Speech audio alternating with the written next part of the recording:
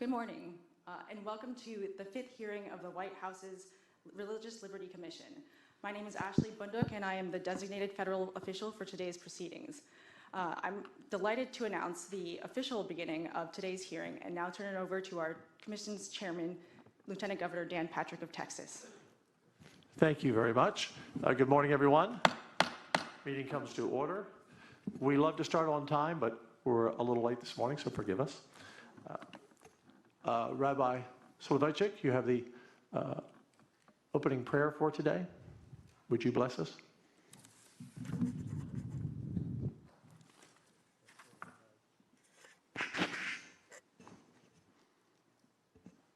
Please join me in prayer. Ribono shel olam, Almighty God, your servant David sang in his Psalms, Hine ma tov u'ma na'im, shevet achim gam yachad. Behold, how pleasant and goodly it is when brethren dwell together in unity. We thank you, O God, for the privilege of gathering together, representing faith, difference in unity, thanking you for America and for the blessing of religious freedom that it has bestowed upon all of us. We thank you as well for the privilege and the obligation of gathering together, charged by the President of the United States to protect faith and to protect the vulnerable and the minority religious communities in our society. Help us as brethren to be successful in this quest, so that the words with which David concluded his psalm in Jerusalem so many years ago will be applied to us as well. Kisham tziva Hashem et habracha, chayim ad olam. For there God has placed his blessing, a source of life everlasting. Amen. Amen. Thank you.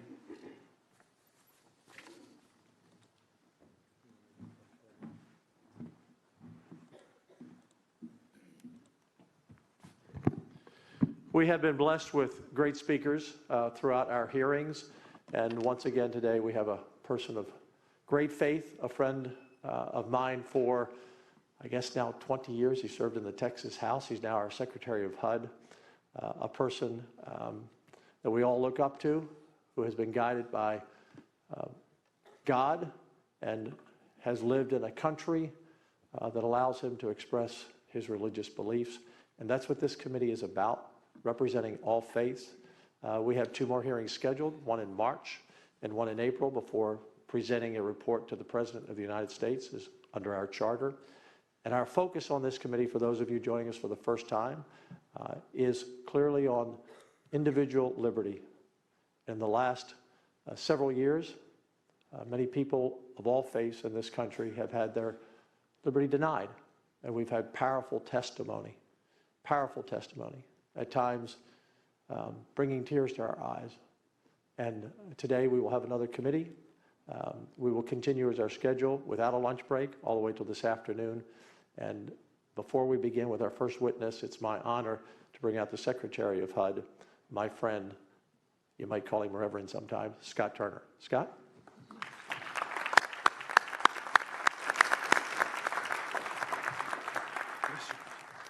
Well, good morning.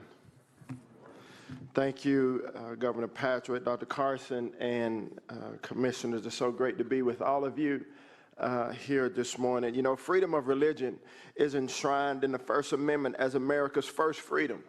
It is not an afterthought, but it was a declaration of priority. It's the foundation on which all other freedoms depend on. And Governor Patrick, you spoke of this in your remarks in Davos. The liberty to worship God is grounded in our freedom to assemble. As a deeply personal and inherent right, a government that tramples such vital rights will treat nothing as sacred. President Ronald Reagan once declared, freedom is never more than one generation away from extinction. We have witnessed firsthand the onslaught of what just 4 years of the Biden regime could accomplish. And the enemies of faith have no intent to stop with their systematic dismantling of our Constitution and the freedom of our forefathers that they fought for. That's why President Trump has made the protection of America's foundational freedom a clear and unapologetic priority, and I thank him. Today marks exactly 1 year and 3 days that the President signed the Eradicating Anti-Christian Bias Executive Order, which reverses the Biden administration's hostility towards believers. No longer will we turn a blind eye. At HUD, our Center of Faith has been integral to carrying out this executive order. To eradicate literally means to pull up by the roots. Eradicate means to pull up by the roots, and that's exactly what we've done in anti-Christian bias at HUD. Through this work, we've invited faith-based organizations back to the table. Many years, faith-based organizations were not allowed to come to the table.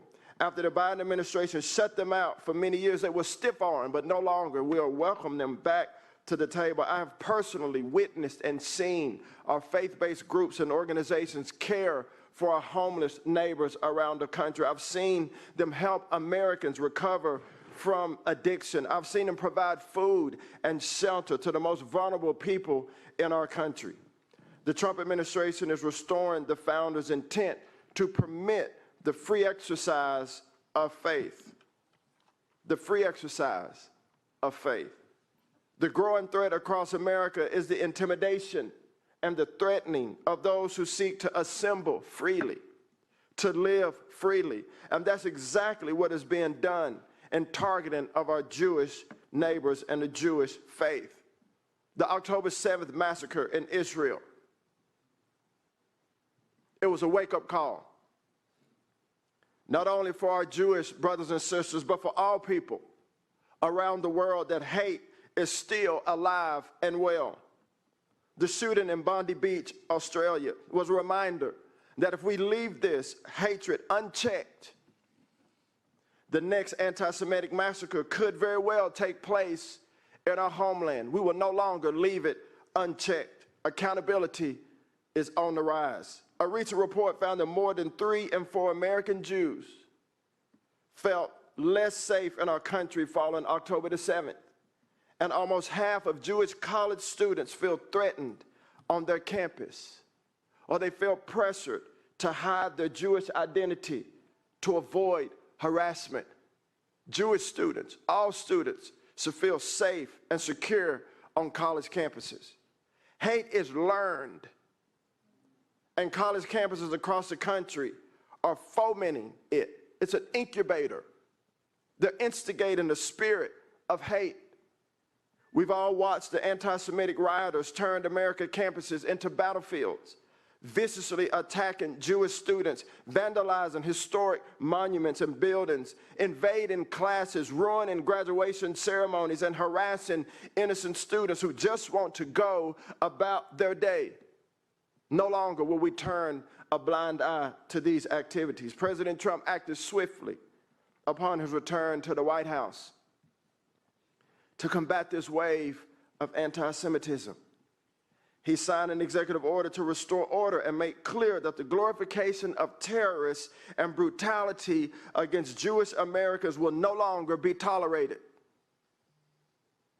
The Task Force to Combat Anti-Semitism, which the DOJ has played a central part, has been crucial in fighting this battle, and I want to thank everyone who is part of this fight. It's a battle that President Trump will continue to wage for Jewish Americans, for Christians, and for all Americans of all faith whose First Amendment freedoms are under attack. You know, it's fitting that we're here at the Museum of the Bible. The Word of God is powerful. Amen? Amen. And it's a powerful reminder of the importance of the First Amendment. For centuries, believers have been imprisoned, persecuted, and killed for simply reading the Bible or sharing God's Word. Friends, let us never take for granted the freedom that we enjoy in our beautiful country. Let us never take that for granted. Look where we are. We're in Washington, D.C., at the Museum of the Bible, freely assembled together. Let us never take these freedoms for granted. I'm grateful to the President and to this entire administration who embraced this responsibility and are committed to protecting Americans' freedom of religion. God bless you. Thank you for your time, and I'm praying for you daily. Have a great day.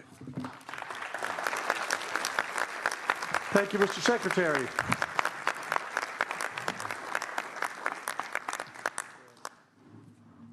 I told you he had a little bit of preaching in him. Before we bring out our first witness, and I believe we're going to make a change out from the podium to the tables, so I can put in the record here, because this record will be memorialized, our great leader, Mary Margaret Bush, who has been our right-hand person running our committee and doing so much work, had a baby last week. And little baby Grace, Sienna Grace Bush. So, Mary, I know that you're watching, and so we wish you well. We look forward to having you come back after you get some sleep, because you're not going to get much sleep from here on out. Little Sienna Grace Bush.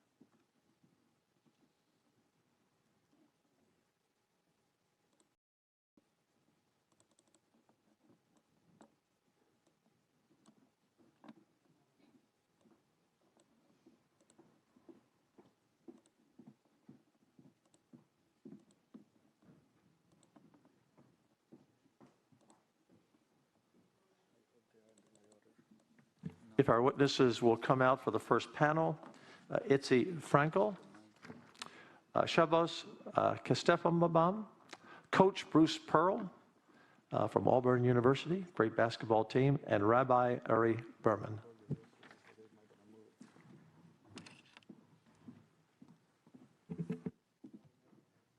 Good morning, gentlemen. Itzi, you are first up to give your testimony. Welcome. Thank you, Chair Patrick, Dr. Carson, members of the White House Religious Liberty Commission, for inviting me to speak today. My name is Yitzi Frankel. I'm a father of 4 adorable children, 8 and under, a recent graduate of UCLA Law School, and, unfortunately, a first-hand witness to the erosion of religious freedom on American college campuses. As an Orthodox Jew and descendant of Holocaust survivors, my faith isn't just a part of my life. It's the core of who I am. I wear a kippah, keep kosher, observe Shabbos, and pray daily.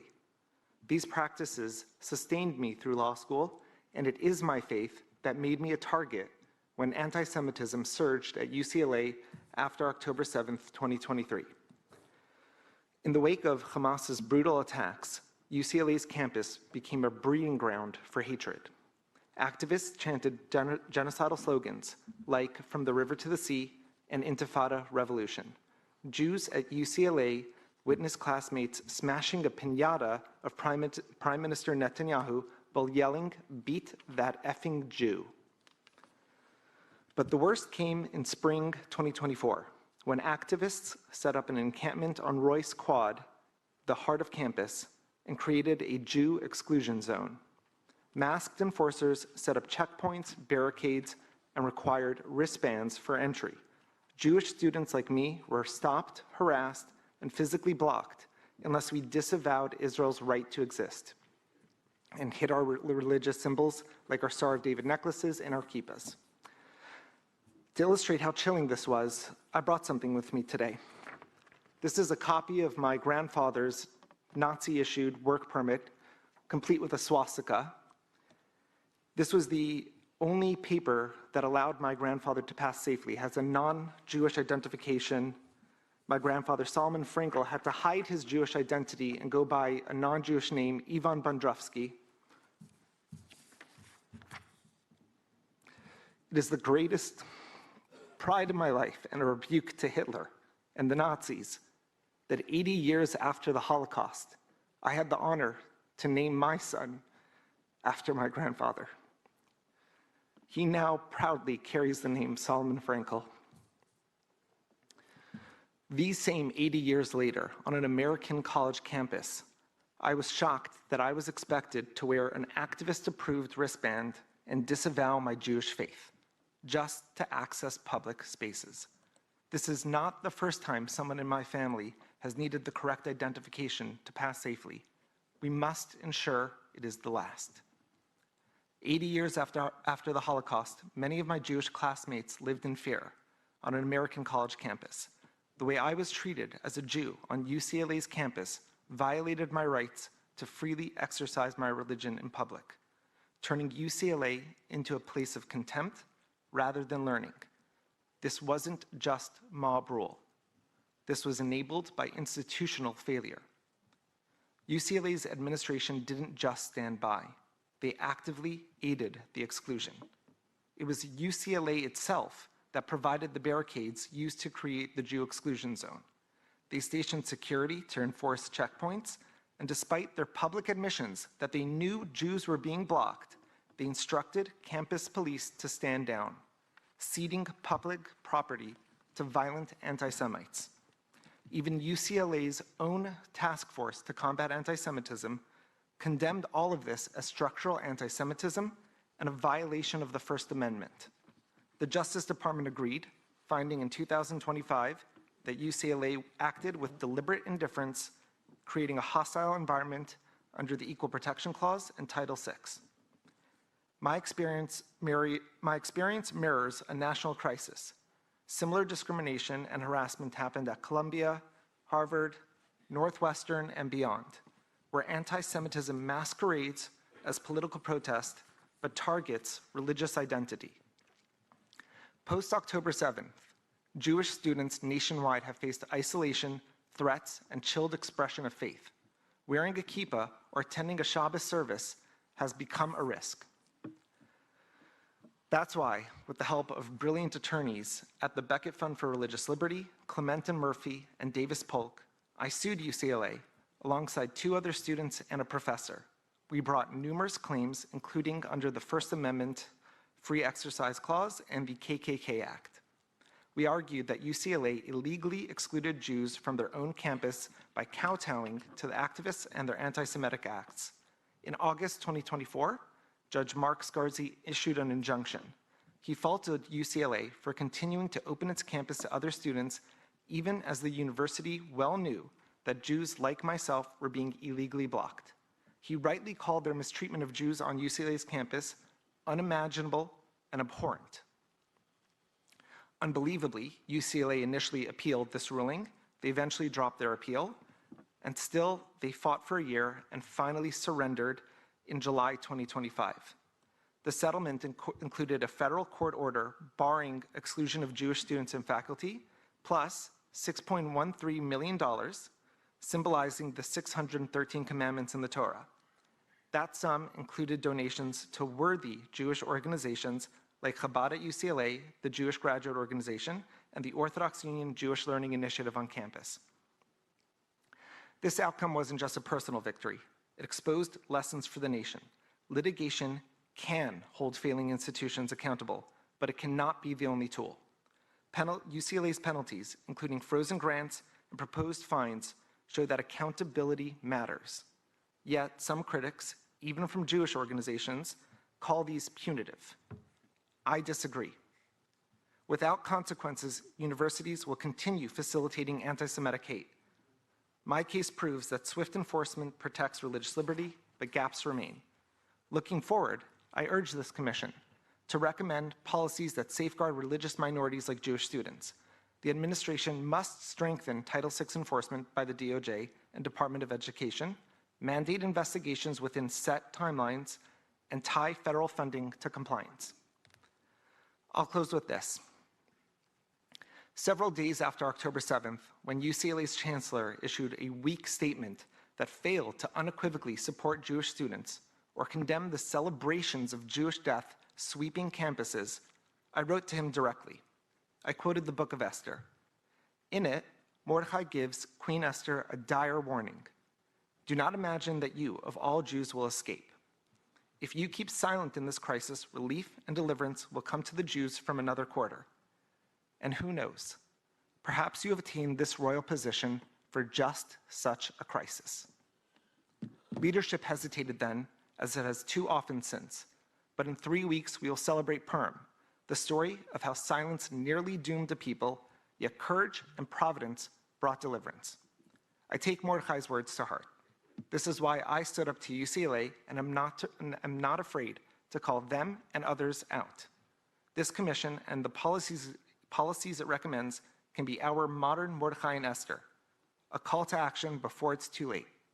Let us ensure that no Jewish student or any believer must ever again hide their faith to access education, public spaces, or safety in America. Relief and deliverance must come from here, now, through bold protection of religious liberty for all. Thank you, and I look forward to your questions. Thank you.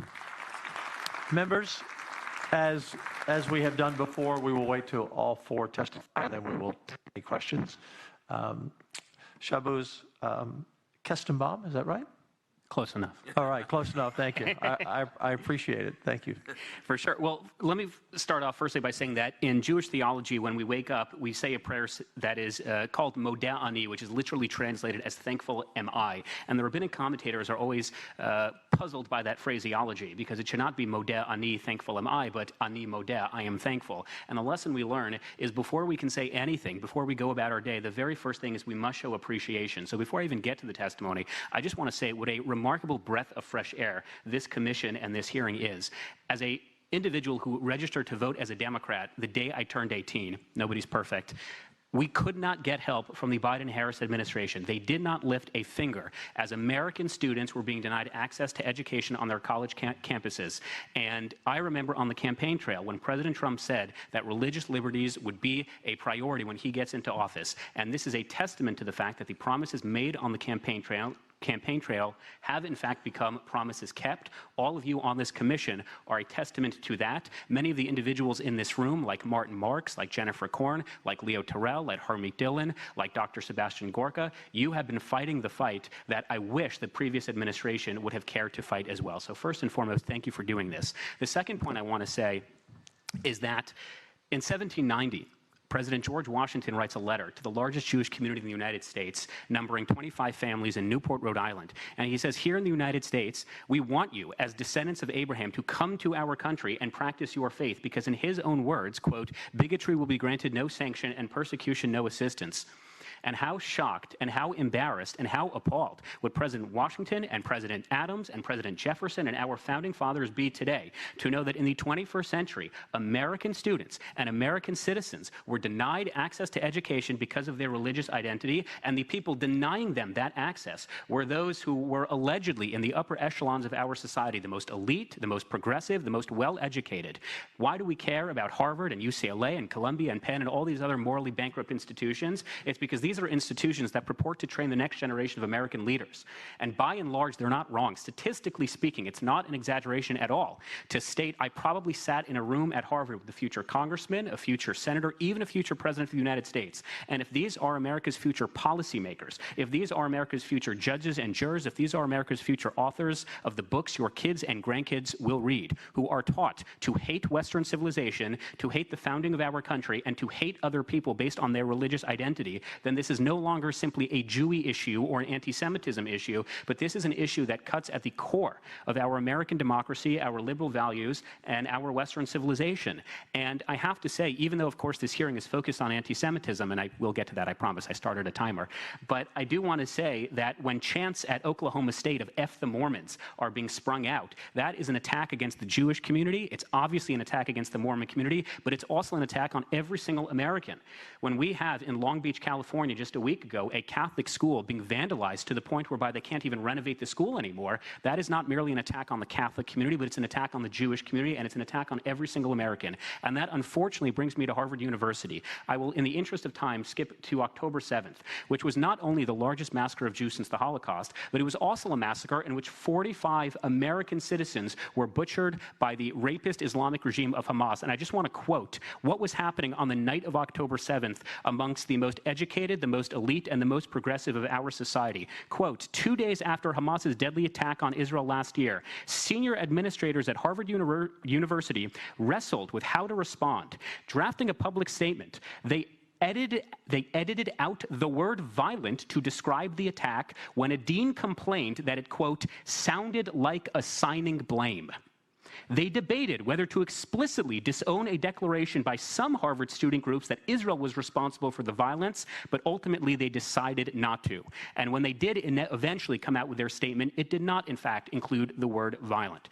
The largest demonstration I saw at Harvard University was a few days after October 7th, where a masked student gets up in front of 1,000 students and professors, and he says Hamas, which is the only time Hamas was mentioned, is not a terrorist group. We will look upon them as freedom fighters. Who are we to condemn the resistance? And note the immediate reaction is of the 1,000 students and professors, thunderous applause, not one thing to challenge, to condemn, to walk out of that statement. It is no coincidence, therefore, that 2 weeks after that statement, a Jewish Israeli student was physically assaulted on Harvard Business School. You can watch the footage. It's free on YouTube. The assailants of that attack, one of them was awarded a $65,000 fellowship by Harvard Law School to intern at the Council on American Islamic Relations, which has noted ties to Hamas and the Muslim Brotherhood. And the other assailant was given the honor of being class marshal at Harvard's graduation. It's no coincidence that 3 weeks after that, an Israeli student at Harvard was told by her professor to leave the classroom because her nationality made other students uncomfortable. It's no coincidence that a month after that, a Jewish American citizen at Harvard was spat on for wearing a yarmulke. It is no coincidence that 3 weeks after that, a Harvard employee vandalized all of our hostage posters, writing on Kfir Bibas, a 9-month-old baby who was kidnapped, quote, his head is still on, where is the evidence? Who then wrote on Noah Argamani, another kidnapped Jewish victim, that Jews are best friends with Jeffrey Epstein, who then challenged me to debate him in a secluded underpass as to whether Jews orchestrated 9/11, and then posted a video of him waving a machete with a picture of my face, saying he wants to fight, he's coming after more than blood, and he's coming after the Zionist mafia. And perhaps the icing on the cake is of the dozens of phone calls and emails we sent to Harvard University simply inquiring about his employment status. To this day, they have not once responded to us. It is inconceivable that any other minority group would be treated with the disdain, the disregard, and the contempt that Harvard has historically, routinely, and consistently treated its Jewish student population. But to me, I can forgive and forget. There is one thing I will not forgive and I will not forget, and that was the encampments. Forget about the fact that the students chanted for a globalized intifada at all hours of the day. Forget about the fact that they violated all time, place, and manner restrictions. Forget about the fact that some American Jewish students were actually living on Airbnbs off campus because they didn't want to be confronted each day. Every single time I went to class, I cut through my own campus. Every time I did that, masked students who decided to name themselves safety marshals, when they would see me and other visibly Jewish students approaching, they would take out their phones and they would start following us on our way to class, and they would start recording us. And we would ask them to stop, but they would never respond. And we told the president of the university and the president of the United States, but again, his mental acuity was questionable at the time. We told him that American students were being followed on their way to class as a result of their religious identity. And not only did the president of the university, Alan Garber, who is still the president of the university today, not only did he never respond to our concerns, he actually told the encampment leaders, if you agree to pack up your tents, we will allow you to meet with the Harvard Management Corporation, which oversees Harvard's $59 billion endowment, to discuss divestment from Israel. If you agree to pack up your tents, we will allow you to meet with senior Harvard faculty to discuss the establishment of a Palestinian Studies Center. And of the hundreds of students who took part in the encampments, who violated internal Harvard policy and followed American students on their way to class, 0 were expelled, 0 were suspended, or 0 were disciplined in any measurable way. The message that Alan Garber told American students was, if you call for an intifada loud enough, and if you follow American Jewish students long enough, and if you vandalize enough private property, at one point, the encampment students at Harvard University tried using bolt cutters to try to break open the locks on Harvard's gates. Says President Alan Garber, if you do all of those things, we will grant you a seat at the table, which is why we filed a civil rights lawsuit against the university. We are the first lawsuit of its kind pertaining to the civil rights violations of Jewish students on a college campus to be allowed to go to trial. I'm very proud of the fact that there are currently 7 lawsuits brought by Jewish students across this country that have cited Kestenbaum v. Harvard as legal precedent. And as it pertains to recommendations, because I know I'm out of time, any institution of higher learning that violates the civil rights of any group based on gender, based on religion, based on ethnicity, it does not entitle itself to American taxpayer funding. If you truly want to help, and I know all of you do, especially our president, you would continue to do what you currently are doing, which is ensuring that Harvard University does not receive a penny of American taxpayer money in perpetuity, ever again. You would ensure that any institution that violates the rights of Christians or Jews, any religious group, does not afford themselves the right to American taxpayer money. It is that simple. We would ensure that students who come to this country who are not American citizens, who do not believe in the values of the West, who, like Mahmoud Khalil, call for the eradication of Western civilization, are not allowed within 50 feet of this country. They are not Americans. They do not stand by American ideals, and we have no obligation to bring them into our country. And I will end by how I opened, which is an attack on one Christian is an attack on one Jew, and an attack on one Jew is an attack on one Christian. We are in this together. And post Charlie Kirk, who is a remarkable role model, not just for me, but for millions of young men and women across this country, there has been a dearth of role models, of people who tell young people the value, the importance, the meaningfulness of having religion in their lives. And I would encourage as well that this commission seriously look into the ways that we can encourage Gen Z men in particular to be better as it pertains to their religious affiliation. America was founded predominantly by Christians, by a shared Hebraic tradition and Judeo-Christian values. And I know, as an Orthodox Jew, America would be a much stronger and better country if more young Christian men went to church, if more young Christian men studied and learned the New Testament and the Old Testament, and if young Christian men believed and learned the values of and teachings of Jesus. So I want to thank all of you for doing what the previous administration did not do and recognizing the fundamental importance of religious liberties in our country. Thank you. Our next witness, Coach Bruce Pearl from Auburn, and I must confess, my brother and sister-in-law live in Auburn, and they're big fans and never miss a game. And you finally convinced them to watch a committee on religious liberty, so thank you. You are the founder of the Jewish Coaches Association. Coach, you're up. Well, thank you for inviting me to speak today, and thank you all very much for your work. What in the world did you think a college basketball coach could do here today? Can you? It doesn't feel like you necessarily belong here, but I'm honored to be here. I've been outspoken about the dangers of the rise of anti-Semitism as a dad, as a former college coach, and as a current basketball analyst for Turner and CBS Sports. I grew up as an athlete. I grew up Jewish and in Boston. I was a minority, and early on, I recognized that there were obstacles. But I did not look at them as roadblocks, and as a result, I have lived the American dream.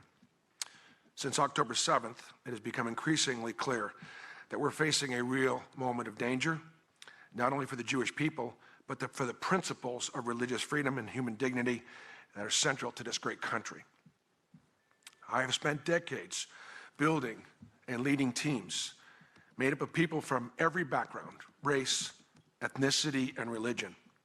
I know firsthand that when people judge each other by anything other than the content of their character, their work ethic, and what they contribute, then the entire team suffers. That truth extends beyond sports.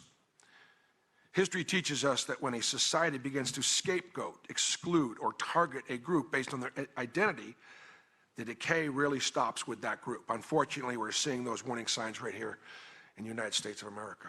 The poison is coming from across the political spectrum.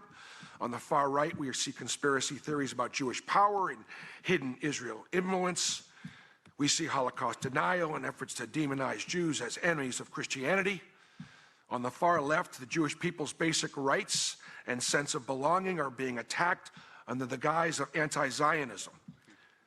From Islamist extremists, including terrorist groups like Hamas, Hezbollah, the Houthis, and their sponsor, the Iranian regime, we face openly genocidal threats.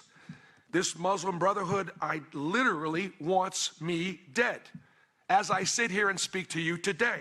Why? Because I am Jewish, or I support the state of Israel, or I am a Zionist. While many different aspects of the Jewish religion, the ethnic identity are being attacked, it's important, it's vital to recognize the specific role that Israel and Zionism plays in our faith. According to Pew, the vast majority of Jews believe that caring about Israel is essential, an important part of what it means to be Jewish. Similarly, polls show that the vast majority of Jewish people consider denying Israel's right to exist and chants from the river to the sea to be anti-Semitic. This has nothing to do with criticizing the Israeli government, which Israelis and Jews do all the time. It reflects the fact that Zionism is central to Jewish religious ethnic identity and is rooted in thousands of years of history, language, culture, faith, geography. Jewish prayer, scripture, and ritual are filled with references to Zion. Jews have prayed towards Jerusalem for millennia. Our holidays end with the words, "Next year in Jerusalem." Half of the world's Jews live in Israel today, creating an unbroken connection between the Jewish people and our ancestral homeland, Israel. Bad faith actors will twist these facts and use them to claim that Jews are disloyal to this country. But the truth is, we're like countless other groups that have immigrated here. We're proud of our unique heritage, and we're also proud Americans who have helped make our country great. As I said, I grew up in Boston, a town with great ethnic neighborhoods, which sometimes led to a lack of integration, which sometimes led to some mistrust and tension. But the Italians of the North End, the Irish of South Boston, the African Americans of Roxbury, or the Jews of Dorchester, Mattapan weren't any less American because they loved their ethnic backgrounds or their culture or their history. Because many people don't fully understand who Jews are, they also can't recognize a lot of the bigotry we experience today.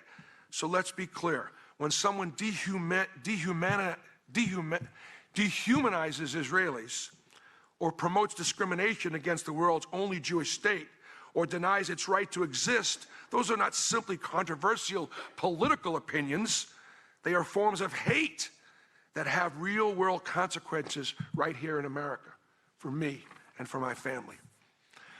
Much of the hostility spreads in ways that are not easy to see, and in too many university classrooms, the notion that Israel is a settler colonial state is a taken, it's given, even though it's a lie that erases 3,000 years of Jewish history and connection to the Jewish homeland. Some students are so poisoned by such lies that they vandalize property or tear down posters with faces of Israeli children and mothers and hostages being held in Gaza. Organizations such as Students for the Justice of Palestine or CARE try hard to intimidate Jewish peers on their campuses. Just last month, a young athlete burned down the historic Beth Israel Synagogue in Mississippi and later told police that it was the synagogue of Satan. That phrase has recently become popular again because far-right podcasters are spreading it to millions of people online, seeking to turn our Christian brothers against their Jewish neighbors. This return to religious intolerance builds on years of some Americans just blaming the Jews for every problem in their lives. Replacement theology takes the Old Testament and Jesus' life on this earth as a Jew out, and it replaces it with the church only, with America only, and without and with white only. This can be a powerful attraction to many young white Christians experience a delay in trying to live the American dream. The end result of all the disinformation and radicalization is deadly violence. Last year, a far-left terrorist murdered a young couple, Yaron Lashinsky and Sarah Milgram, outside the Capitol Jewish Museum, just a few blocks away. I was in D.C. that morning, speaking to members of Congress in the Capitol. We were celebrating Jewish Heritage Month with the Combating Anti-Semitism movement. That could have easily been me. And with the entire life in front of Yaron and Sarah, if given the option, I wish it was me. I will leave here today with my head on a swivel. I recognize that I'm a target. You think I'm exaggerating? In Boulder, Colorado, an Islamist terrorist hurled Molotov cocktails at participants who were part of a weekly solidarity walk, just calling for the release of hostages, many of them Americans. The terrorists ended up murdering 82-year-old Karen Diamond, a Holocaust survivor who came to this country for a better life and was murdered by the same hate that fueled Nazi Germany. In 2018 and 19, white supremacist terrorists targeted synagogues in Pittsburgh and Poway, murdering 12 Jewish worshipers. This is not who we are, but it is who we will become if we don't take dramatic and urgent actions to fight anti-Semitism now. This commission and our federal government and American Jewry have an essential role to play in that fight right here and right now. First, civil rights laws must be fully enforced and applied consistently and even-handedly for the protection of all groups, including Jewish Americans. Second, institutions, including our own Congress, should be encouraged to adopt and use a clear, widely accepted working definition of anti-Semitism, the IHRA definition of a non-binding tool. The clarity of this definition helps protect the civil rights while fully respecting First Amendment freedoms. And third, Jews in America must do more than report anti-Semitic incidents. The Jewish community is wrong in assuming that anti-Semitism comes from ignorance, and that if we document it and shame it loudly enough, it'll just stop. American Jewry needs to build a stronger Jewish identity and stop apologizing for it. Our success is an example of the American dream. Our thriving, our educating, our contributing has and will continue to make America great. We need Jews to participate in Jewish life, to support day schools and camps,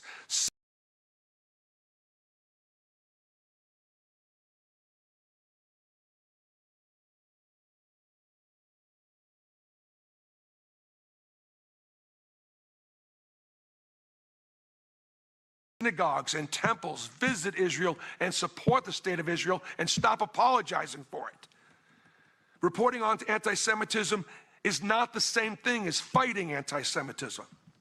And we do need our institutions to impose consequences on those who enable or excuse hatred. And finally, education is crucial. Academic and civil institutions must teach what anti-Semitism looks like today in all its contemporary forms.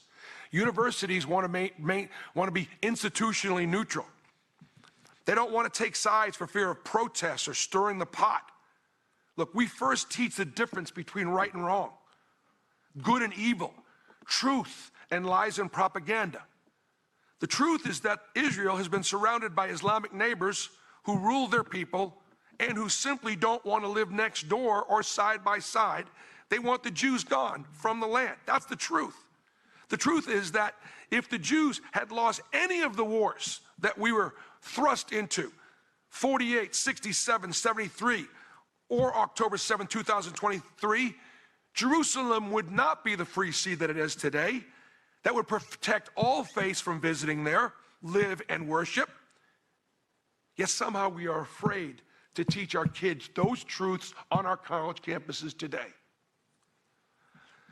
I love the United States of America.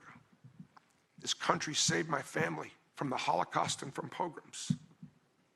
Jewish Americans should be our greatest patriots, should be the most grateful citizens in this country. Because of its promise of liberty, my family was able to build a life here. But we all know that freedom must be protected. It does not preserve itself. And today that responsibility is more urgent than ever. The Jewish people are running out of places to live. Where else are we supposed to go? Some say go back to Israel. And some say that Israel is not ours to go back to. So do you see the problem? We have a choice. We can hope that this moment passes, or we can stand up and say clearly, this is not who we are. In 2025, the Auburn basketball team won the SEC championship. We got to our second Final Four. And publicly and proudly, we call God, and we thank God for the blessing. Last year, there were 3 Jewish coaches that participated in the Final Four. 3 out of 4 teams. Don't tell me this isn't the greatest country in the world. And this is an opportunity for everybody. Thank you for allowing me to participate today. And thank you for your commitment to defending religious freedom for all Americans. God bless America, and I'm Yisrael Khan.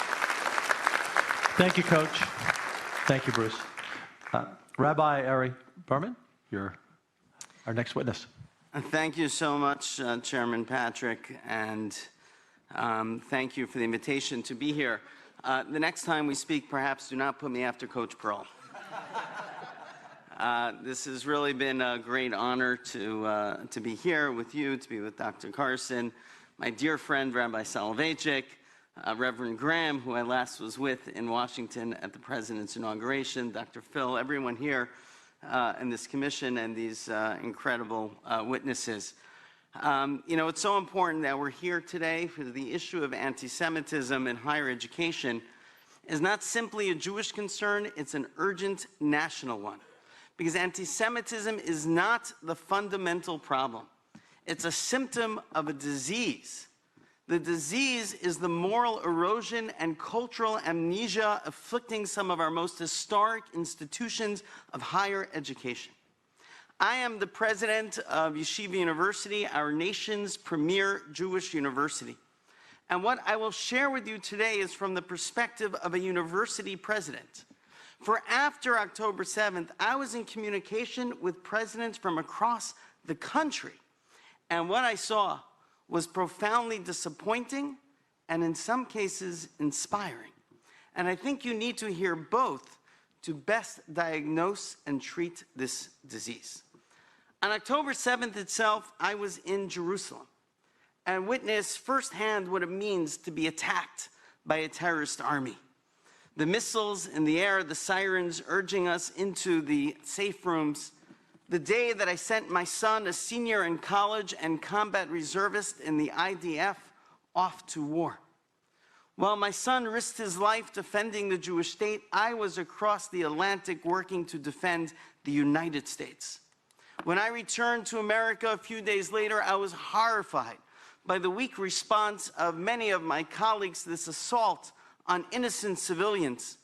I drafted a statement condemning the rape, beheading of children, and taking of hostages, affirming our support for Israel, for the Palestinian people who suffer under the cruel rule of Hamas, and with all people of moral conscience. And then I devoted the following weeks to enlisting support from other universities to create a coalition of universities united against terrorism. From these calls, two conclusions became clear. First, we have partners in this fight, and we need to rally the angels. One of the first calls that I made was to Rochelle Ford, president of Dillard University, a historically black college and university. She said, Ari, the Jewish people prevail when Moses holds his hands up, referencing the biblical story. But who holds Moses' hands? It is Aaron and Hur. Let us be your Aaron and Hur. You can lean on us. My next call was to Shirley Hoekstra, president of the Council for Christian Colleges and Universities. And her office said to me, Ari, I will sign whatever you write. You don't even need to show it to me. We stand with you. One by one, presidents for major public and private universities, HBCUs, and faith-based universities joined us. More than 100 universities signed on, culminating in a full-page Wall Street Journal ad that declared that moral clarity actually can exist in higher education in America. That was my first conclusion, that we need to rally the angels. But secondly, I saw the depth of the crisis. Many presidents privately acknowledged Hamas as the villain, but they were too afraid of campus backlash to speak publicly. Fear had replaced leadership. Now, it was no coincidence that institutions unable to speak with moral clarity after October 7th often stood by while Jewish students' rights like Shabbos and Yitzi were violated, because that same loss of purpose was at work. And this is the crux of the story. Historically, admissions to a university meant entry into an intergenerational moral and intellectual community. Students did not attend college to merely acquire credentials. They joined a conversation of core texts and values stretching from antiquity into the future. In the late 20th century, however, universities embraced a moral and cultural relativism, abandoning their roles as custodians of inherited wisdom. Liberal arts fractured into narrow specializations. Students graduated without a shared foundation, without the tools to distinguish truth from falsehood, justice from cruelty, or courage from convenience. Into this vacuum stepped ideological extremism, dividing the world not by values, but by power. The oppressor and oppressed, the colonizer and colonized. Vast sums of unreported foreign money fueled its spread. Dissent was punished through cancel culture.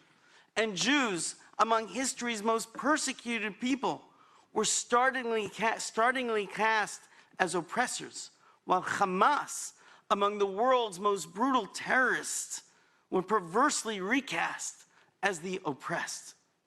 Most students on college campuses know little about Israel or Jewish history. They follow cues from peers, professors, and institutions that reward conformity rather than understanding. Now, this context matters for the Commission's work, for this is not only a battle for Jewish students' safety, it's a battle for the future of the soul of our nation. America is called to greatness, to be a beacon of light and a mover of history. And what makes America great is our foundational story of freedom and our foundational biblical values, moral responsibility, civic virtue, human dignity, and the pursuit of truth. If we fail to propagate these values in education, we fail all of our children. To be clear, I'm not calling for a return to some imagined golden age. Ours is a nation conceived and promised not perfection, but that promise advances only when we stand on the values that made it possible and carry them forward with clarity and courage. For since the failure is cultural amnesia, the solution is not censorship, but memory, recovering the values we hold dear. And here's the good news. Across the country, students are signaling that they want grounding, context, and moral seriousness.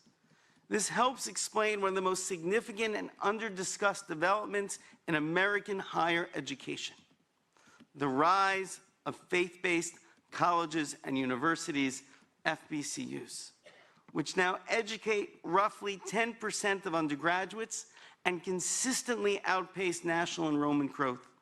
My own university, Yeshiva University, has recently doubled in size, and my colleagues report similar skyrocketing growth. In the moral and intellectual vacuums left by many elite institutions, these universities demonstrate that rigorous scholarship and moral formation are mutually reinforcing. Their growth reflects a renewed hunger for education that connects intellect to meaning and pairs progress with purpose. And this is our moment of opportunity. As I mentioned during my benediction at the President's inauguration, Americans are searching for meaning.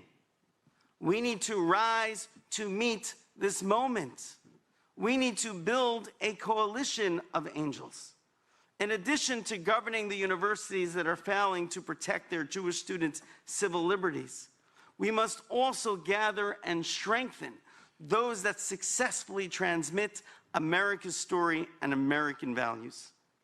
A government initiative to fund faith-based colleges and universities, especially for research engaging questions of faith, would be one way to support this effort. In summary, anti-Semitism on campus will not be defeated by defensive policies alone. It will be defeated when universities understand themselves as moral actors, shaping judgment, character, and civic conscience. when institutions recover the courage to speak clearly about right and wrong, truth and falsehood, dignity and hatred, then Jewish students and all students will flourish. Outside my office door hangs a letter from Thomas Jefferson to Mordecai Noah addressing anti-Semitism.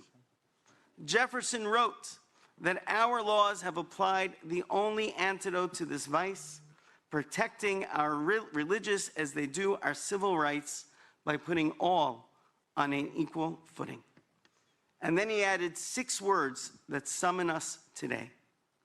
But more remains to be done. That unfinished work is now ours. To ensure universities renew America's moral inheritance, to see that freedom is not emptied of meaning nor equality stripped of conscience, to fulfill America's promise, not only by laws, but by the values we teach, the courage we model, and the future we choose to form. Thank you, Rabbi. Members, we'll open up for questions. Kelly, your light's on. First, thank you for your testimony. It was really powerful, every one of you. And, you know, I just hate what you had to describe. It should not be happening in our country. And I'm amazed because I've been doing religious liberty work for 37 years. And I saw this start to get worse. We have synagogue cases all over the country. They just want to build a synagogue. They just want to have their synagogue. And the attacks are just unbelievable. But I've seen more. It started before October 7th. So this was building before that as well. But I just want to thank you for coming and giving testimony. And Coach Pearl, I also want to say something. There was an incident at Auburn. There was a large, at night, after work hours, a large event at one of the auditoriums led by the students, and a few of the coaches were attacked, Coach Freeze and Coach Pearl, by the Freedom from Religion Foundation, saying that they shouldn't allow that. It's like, people can go to whatever religious service they want to at night, but I just want to thank you because when you first called me, when Coach Freeze first called me for legal help and making sure there was no problem, the first thing you both said is, I'm not going to back down from my faith, no matter what I'm told, no matter what the consequences. And I thank you for that stance. That's what we need to keep religious freedom. And I want to thank you for your example, your leadership, and standing for religion. I think that was a big Christian gathering, and you stood with all those people in that gathering. And then the last thing I'll say, just if anybody has any ideas, I've been trying to write down any recommendations, and I know there's a mention of enforcing civil rights. If there's any new particular policy law that is not already covered that you have to mind, let us know about that. Anybody on the panel as well. Thank you. Bruce Pearl.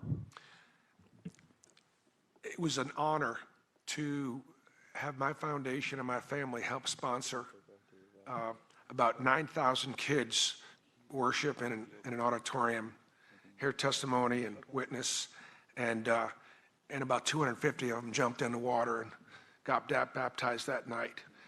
I got criticized from some in the Jewish community for proselytizing. I'm a basketball coach.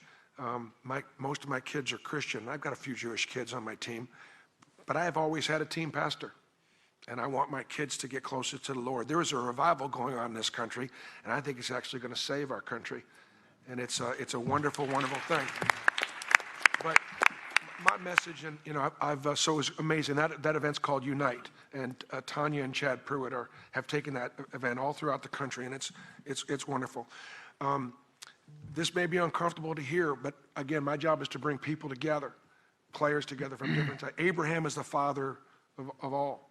You know, for me, being in a Christian world, I'm always talking to my Christian friends.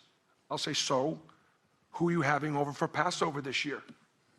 And they'll say, Coach, you know, we're not Jewish. I said, you're always telling me you want to be more like Jesus. All the time, you want to be more like Jesus. Jesus celebrated Passover every year of his life, right? He held the door open for Elijah. Why aren't you celebrating Passover? And again, it's a way of obviously, you know, connecting us. I tell people all the time, do you know the two most popular Jews in Alabama are? Me and Jesus. These things connect us. They connect us. I believe that we should embrace them. I think it just brings us closer together. And I do remind people that 12 Jewish men died horrific deaths bringing Christianity to the world. Those are facts. Read your Bible. Again, these are things that should unite us. And you're right, guys, we have allies. We have friends. But for such a time as this commission and this country has got work to do. Can I quickly add to that policy? Sure, Bruce. Yeah, so the answer is kind of yes and no as it pertains to policies that already exist and the new policies. So the laws on the books are actually pretty good. The problem was, especially with the last administration, they were just objectively never enforced. So when the Department of Education, the Department of Justice, the civil rights offices refuse to enforce the laws, then it's irrelevant how strong the laws are if they're not being enforced. So for example, President Eisenhower, after Brown v. Board of Education, told racist schools in the South, if you do not integrate your schools, we will cut off all federal funding to those schools. And interestingly enough, the segregationists use the argument that Harvard University is using now, which is that is going to affect innocent white students who did nothing wrong. And President Eisenhower's response was, that's too damn bad. Make sure you have black kids in your class on Monday. And lo and behold, that's exactly what they did, and they did not get a single penny in federal funds being cut. President Obama and then Vice President Joe Biden did the exact same thing with college campuses. They said in 2014 that 1 in 3 women would experience some form of sexual harassment on campuses. Therefore, they had a whole college tour, and they told these colleges, if you do not eradicate the systemic and pervasive nature of sexual harassment, we will cut off all federal funding. And lo and behold, all of the colleges reported plans to the federal government as to what they would do to combat sexual harassment. President Trump has done the exact same thing, but for whatever reason, he's wrong to do it now, even though there's strong precedent of American presidents doing that thing. The expenditure of federal dollars is also a manifestation of our values. We value religious liberties, we value religious freedoms, so much so that we are not going to fund institutions if they violate those things. So in terms of the policies on the books, I think a lot of them are pretty good. The things that can be improved is we have a great Secretary of Education. Hopefully she'll be the last Secretary of Education for the Department of Education. That's a conversation for another time.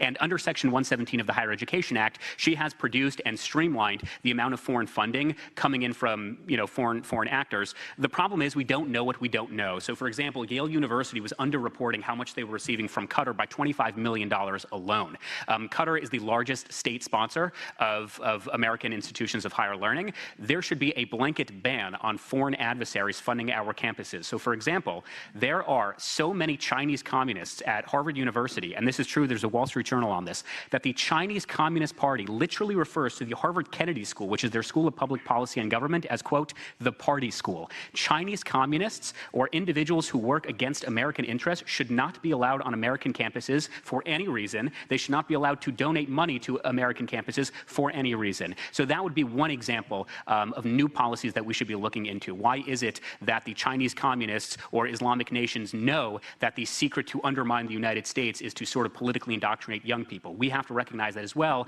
and get those who do not believe in American values off our campuses and out of our country as fast as possible. Okay. I'll just quickly add, no one threatened me with a sword, and maybe we'll get fencing Shabbos lessons.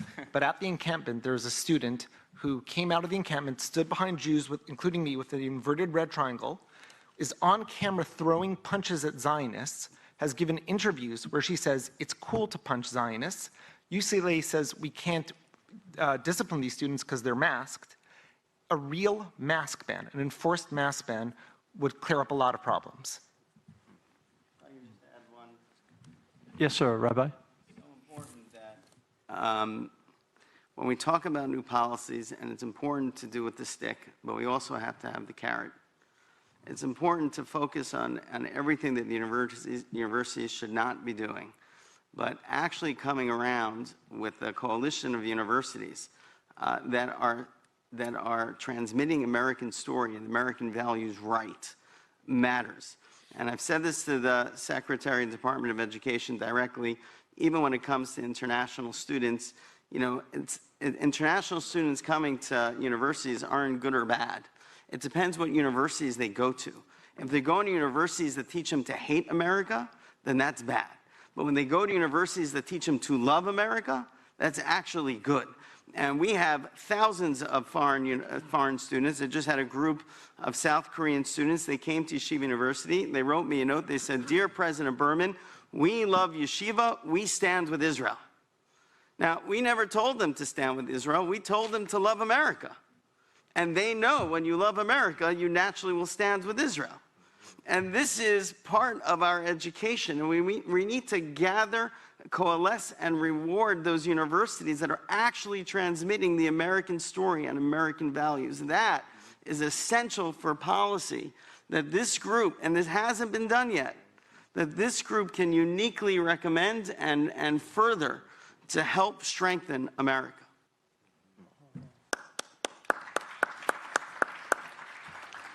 Dealing with the question or the issue of finance, I can tell you as the president of the Senate in Texas, who oversees a $180 billion budget, if I want to get the presidents and the chancellors to Austin immediately on their jets, all I have to do is say, your funding is going to be cut.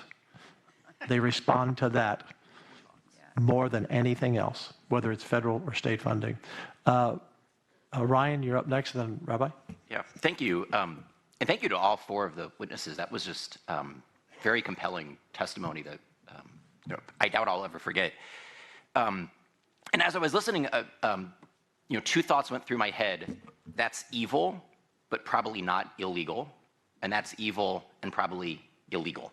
In terms of what you were describing as what you experienced on campus. And then, of course, the stuff that was evil and illegal, you didn't have anybody, either campus leadership or in the Biden administration, that would actually enforce the law.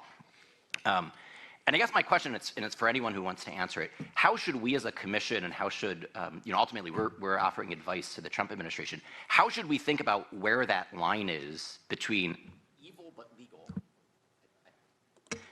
evil but legal versus evil but illegal? And the reason I ask the question is, you had helpfully said that an attack on Mormons is an attack on Jews, is an attack on Christians. Religious liberty needs to also extend to people whose theology we disagree with, including their theology about the Jews or their theology about Israel. We may disagree with that theology. The Religious Liberty Commission still has to defend their liberty to hold it. Likewise, what came to my mind when you described an attack on a Jew as an attack on a Christian, as an attack on a LDS. Also, the First Amendment hangs or falls together. Religious liberty and freedom of speech and freedom of assembly. And it's obvious to me that some of the stuff that went on at UCLA and Harvard is just clearly illegal. But other of the stuff, look, stupid people get to exercise their free speech rights too. But as you mentioned, there are time, place, and manner restrictions, there are fighting words, there's incitement to violence, there's harassment. Help us think through what's on what side of the line. Okay, this is actually my favorite question. I really like talking about it. This is like Christmas morning for me. Okay, there are two ways. Sorry, Hanukkah morning for me. There are two ways. Totally confused there for just a moment. Sorry. Don't tell my rabbi I said that. There are two ways of answering the question. I want to first focus on Harvard University and then broadly apply that to the American legal system. So I find it really remarkable that the attacks on American Jews, myself and Itzi in particular, have been that we're trying to silence free speech. I find that remarkable because on our college campuses, the only people who have ever silenced our classrooms, who've disrupted our learning, were those calling for an intifada. I cannot point to a single Jewish student on a single American campus who drew swastikas at the Muslim Student Association, who threw rocks through dorm buildings, who pitched encampments in the middle of the quad and disrupted lectures. I can't point to a single one. Unfortunately, I could point to almost every single anti-Israel group on a college campus. The second point, as it pertains to Harvard University, is there was a study done by the Foundation for Individual Rights and Expressions 4 years ago, FIRE. And FIRE ranked 248 American universities as to how well they committed themselves to free speech and the First Amendment. Out of 248 American universities, Harvard was ranked 248th. They were ranked dead last. This is an institution that when you enroll as a freshman, you have mandatory training where you are told that fat phobia, that sizeism, and that ableism are grounds for discipline. You are told that words are violent, and in fact, the former president of Harvard University, Claudine Gay, was instrumental in demoting an African-American professor for coming out against Black Lives Matter. They fired another professor from fulfilling his legal obligations and representing an objectionable client. They disinvited a controversial speaker who was deemed transphobic. They unenrolled 12 admitted students who had posted a sexist meme on a private WhatsApp group, which is really remarkable because Harvard has zero track record or history of protecting or even trying to pretend to promote free speech. The only time they suddenly had an interest was when Claudine Gay randomly said that she wished she could protect American Jewish students, but she has this newfound commitment to free speech in the First Amendment, which is objectively not true when you look at the history of Harvard University. Having said that, though, and I want to be absolutely clear because I get attacked for things that I have not said, you have a right to say things that are hateful. There is no legal distinction between free speech and hate speech. Hate speech is absolutely free speech, and students should be allowed to call for an intifada. Students should be allowed to call for the freeing of Palestine from the river. They should be allowed to do those things. The problem is the double standard. So Harvard University will tell students from day one, there are certain things you can't say. So you cannot engage in sizeism, whatever that is. You cannot engage in ableism. You cannot engage in fat phobia. But the only exception they make is anti-Semitism. So all we are asking for is a standard that is applied equally. If you want to say that all speech is fine, then great. I would be in favor of that. Students should be allowed to call for an intifada. But if you want to make the distinction that we will unenroll you if you are a sexist, but we will promote you if you are an anti-Semite, what we are calling out is not the speech. What we are calling out is the hypocrisy. You have a right in America to hate Jews. I don't recommend it, but you can do it. You should be able to exercise that right. And this goes into a broader theological problem that I think our country is facing, which is if young people in particular, which Coach, you brought this up, if they truly believe that I will never get ahead in life, I will never have a successful relationship, I will never get a good paying job or find a wife because something the Jews, then they will tap out of society. They will give up their role in building a better life for themselves and for their community. That's why I care so much about anti-Semitism. Not because it's mean words to me. I mean, I don't like the death threats, but it's more so because I recognize that this is fundamentally a cancer for Gen Z and Gen Z men in particular. If they truly believe that there is a cabal of Jews who control their lives, then it is no wonder they have higher rates of depression, higher rates of anxiety, and engage, whether it's in the far left or in the far right, in actual violence. That's why it is so problematic. It's not merely a Jewish problem. It is a profoundly and uniquely American problem as well. Let me go to some more questions. I'm going to try to, we started late. I'm going to try to keep us on time, but we have more questions. But go ahead, please. Yes, we'll just shorten our answers a little bit. Really quickly, I'm not a judicial scholar. The only way I'll ever make a bench is if Coach Pearl puts me on the team. But when deciding between my free rights to cross campus and their free rights to call for intifada and block me, UCLA turned off the sprinklers. Let's go to Rabbi. Did you still have your light on? And then I'm going to come to you, Dr. Phil, and then Dr. Carson. First, I want to express my gratitude to all the witnesses, and I want to thank the chair for his leadership. As we prepare to do our duty, which is to advise the president and the administration, it struck me, especially as Roy Berman was speaking, that part and parcel of addressing the endangerment of religious liberty in America when it comes to Jews in America or when it comes to all sorts of faith communities in America, part and parcel of that is addressing education in America. And while an essential aspect of the way the administration has to address this is focusing on what happens and what are the penalties that are applied to a university when the civil rights of any group within the student body is violated. We also have to think, as Ray Berman said, and this is really at the heart of all of your testimony, how do we nurture a teaching and a love of the heritage of the West in general and of the United States in particular, and thereby help foster the future leadership of this country. And so it seems to me, you do see this at the state level. States are thinking about this. How are we educating, and how are state universities educating when it comes to American history? And again, within the limits of the First Amendment, as Ryan described, how can the government support civic education at the highest level? Love of America, celebration of America. I know that President Trump's chair of the National Endowment for the Humanities has done wonderful work on this. And it seems to me, and it's just struck me for the first time sitting here, that recommendations in that regard, the positive along with the punitive, might be part and parcel of the recommendations that we make as to how to foster the future of religious freedom in America. And I'd love for reflections from any of you. Thank you. Any reflections? If they are short, but go ahead, Rabbi. I couldn't agree more, and this is essential for the future of our country. If we don't think about what's positive and how to gather universities who are doing it right, we are missing this opportunity because students are looking for it. And I just want to say, and it touches on Ryan's point, and also Rabbi Soloveitchik in terms of the rights, it's not just about the rights, it's also about the purpose. And I tell presidents of universities all the time, there is no conflict between institutional neutrality and moral clarity. It is okay for a president to be able to say, I am institutionally neutral, but raping women and beheading children is morally wrong. And if they're not willing to say that, what does that tell you about the education that they're giving over to the students or the purpose of their education? And that's why to rally the universities that see as part of their responsibility is civic and moral ethics as part of what they're doing, which is so essential in the formative times of their lives, right? That is who we need to promote and to support. And the government playing a role in that is essential today to move this story forward. Dr. Phil, and then Reverend, I'll come to you next, then Carrie, and then Dr. Ben. Thank you, Mr. Chairman. I'm not sure, given our schedule, that I have adequate time to say what I want to say here. Take all the time you need. You know, we're preparing a report for the President of the United States about religious liberty, and I think you have to follow the money.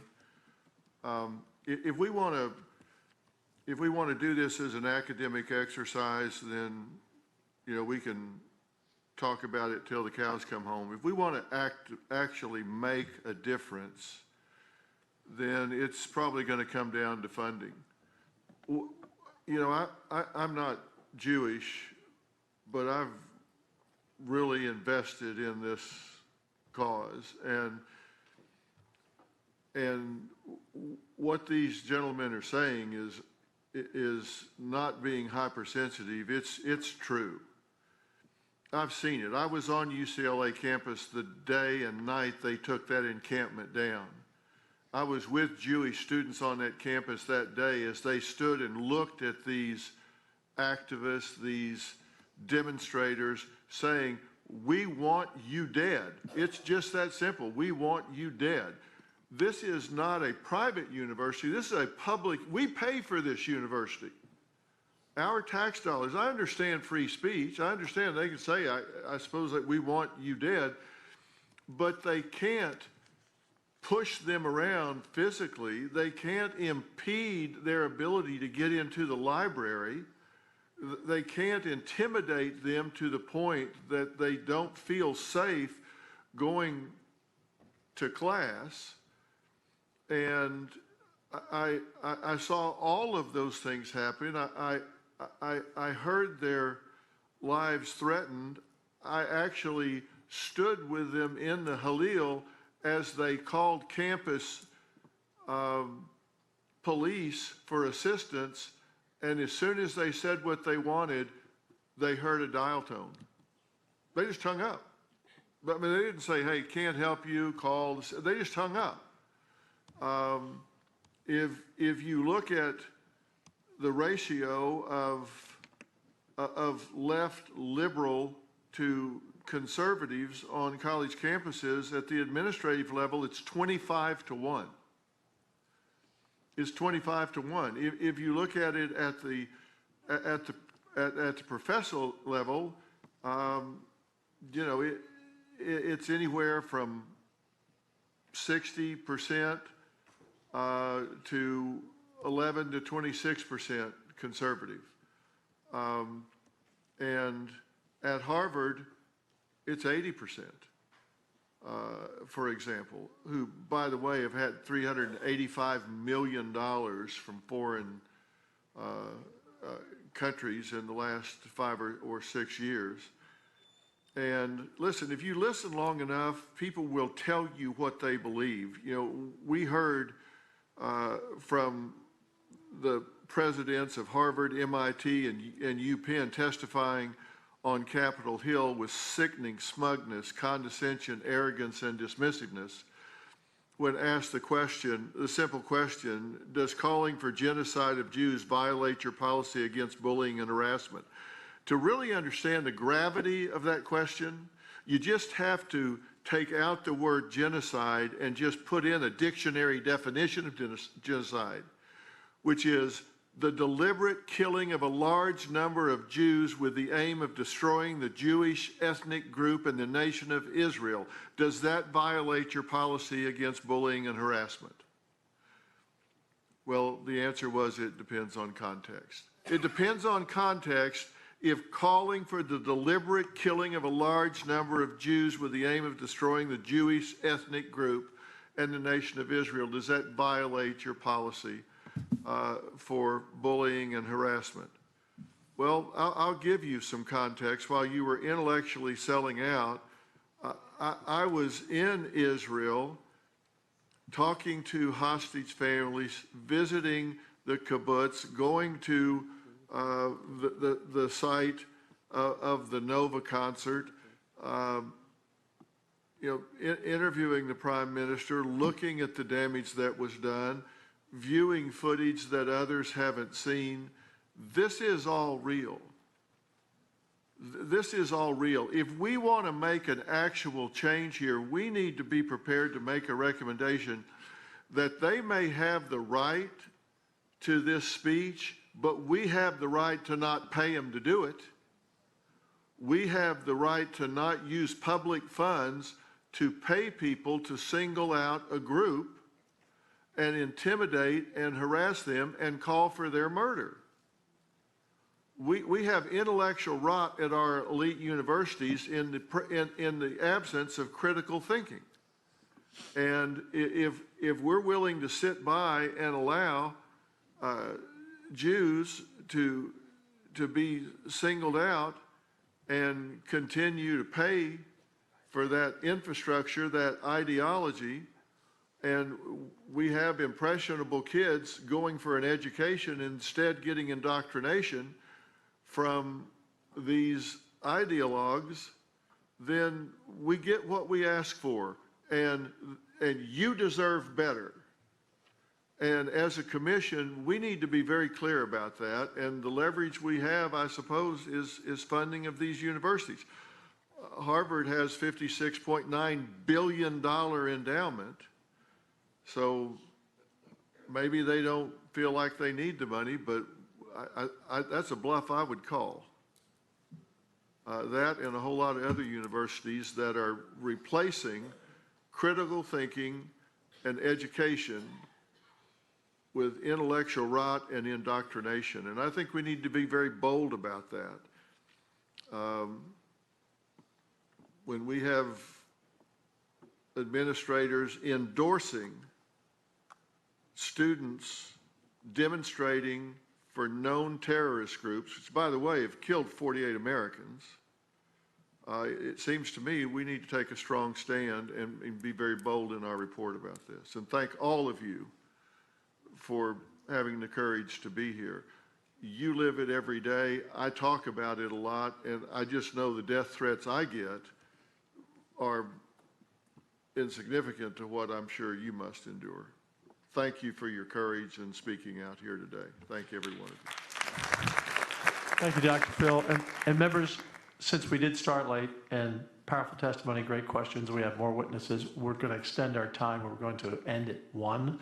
We'll go to 1:30 or 1:40. So if anyone has a flight they need to change, you can change that, or if you had to leave at 1, I sure respect that. Reverend Franklin. Thank you, Mr. Chairman. I've got just a simple question. Where in the last 20 years as anti-Semitism come from? Who's behind it?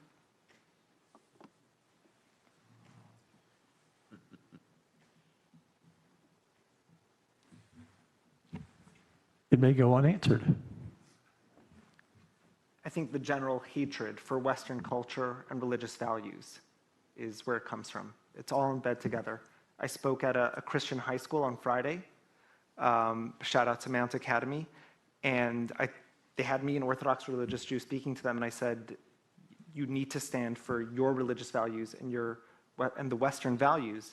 And when we let that slide, when we let communists take over the country through Qatar and Iranian funding, this is the result.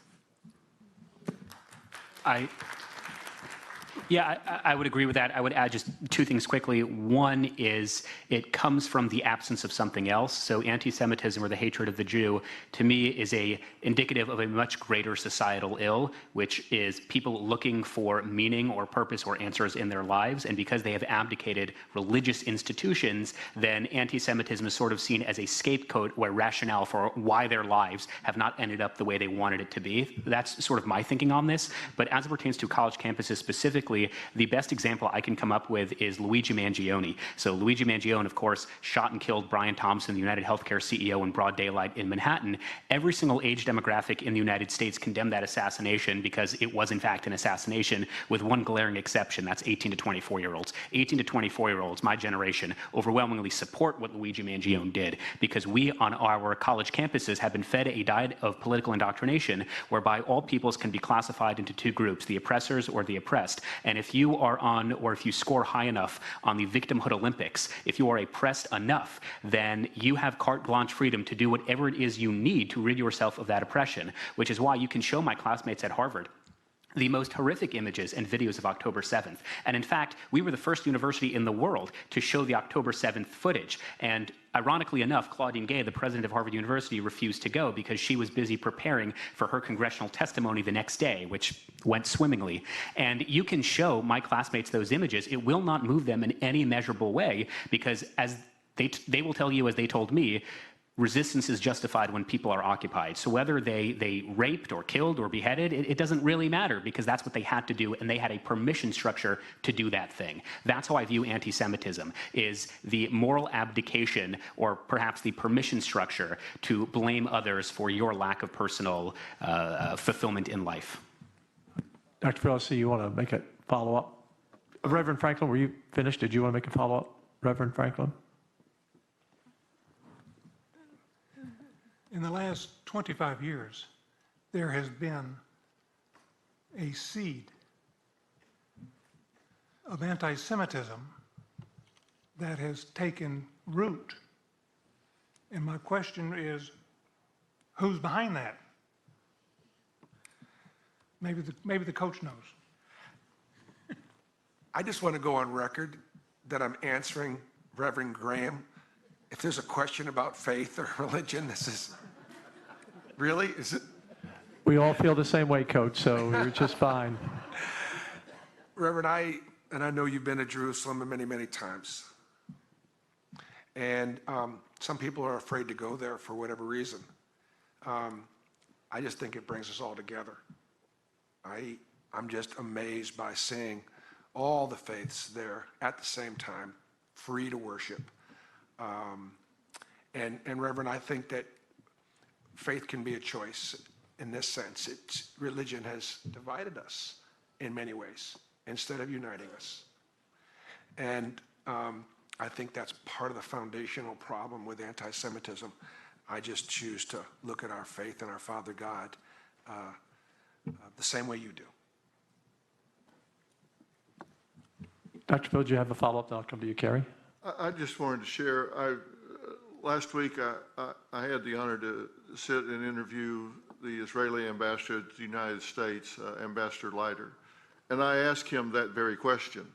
I said, where does this come from? I think of late it is the oppressed oppressor sort of dichotomy, and he said by the way, his son, a medical student, was killed in this conflict, and wonderful young man. But he said after much study that he does believe that there is this conspiracy theory that is bandied about that the Jews are in control of all the financial markets, they're in control of everything that's going on that dominates economy and society, and that they're manipulating that, and it gives people someone to blame, someone that they can push off their woes onto. And he also said that he really believes that it is fear of the unknown, that there's a difference, that the Jews have different practices, that they sometimes look different, and it's that fear of the unknown and difference that it's easy to hate what you don't understand. And that those two things that he believes has driven this for centuries, and he still sees it and hears it today in Israel and around the world. He said you even see it in the United Nations in talking with people. So he thinks that it is this conspiracy that Jews control the world economic markets and that they fear what they don't understand. Carrie? Thank you. Mr. Frankel, this is for you. You described very painful experiences at UCLA, and I take that very serious. At the same time, many of the students who I've spoken to personally who created those encampments say that they were protesting the killing of tens of thousands of Palestinian civilians in Gaza and their university's financial ties to that war. So I need to ask you, in a country built on religious liberty in the First Amendment, do you believe someone can stand firmly against anti-Semitism, including what you experienced, and at the same time condemn the mass killing of Palestinians in Gaza, or reject political Zionism, or not support the political state of Israel?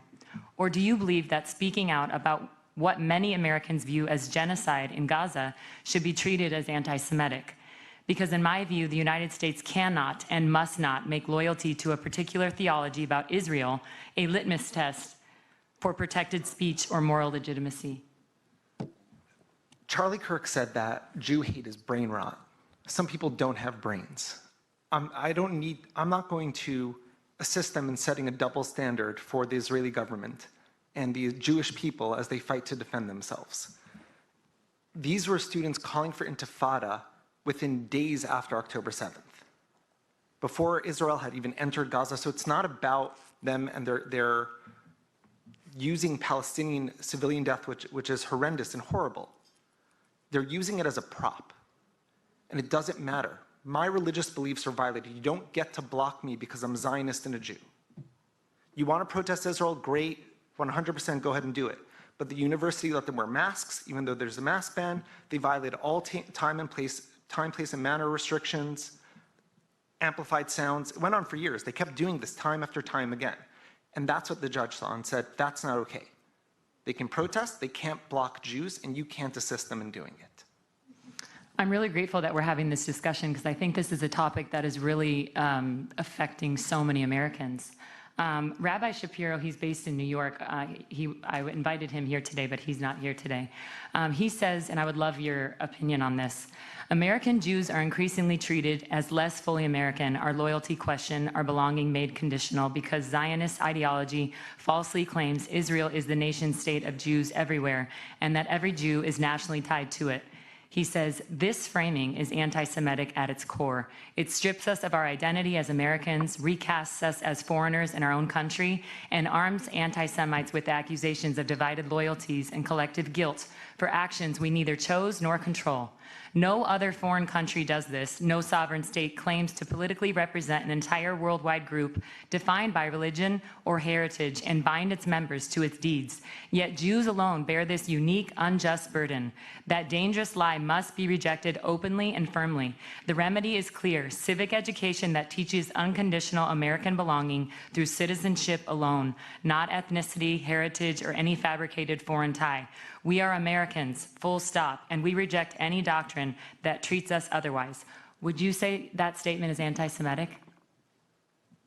What I'll say is that Natan Sharansky says there's three things that you shouldn't do with Israel. You shouldn't delegitimize it, you shouldn't demonize it, and you shouldn't apply a double standard.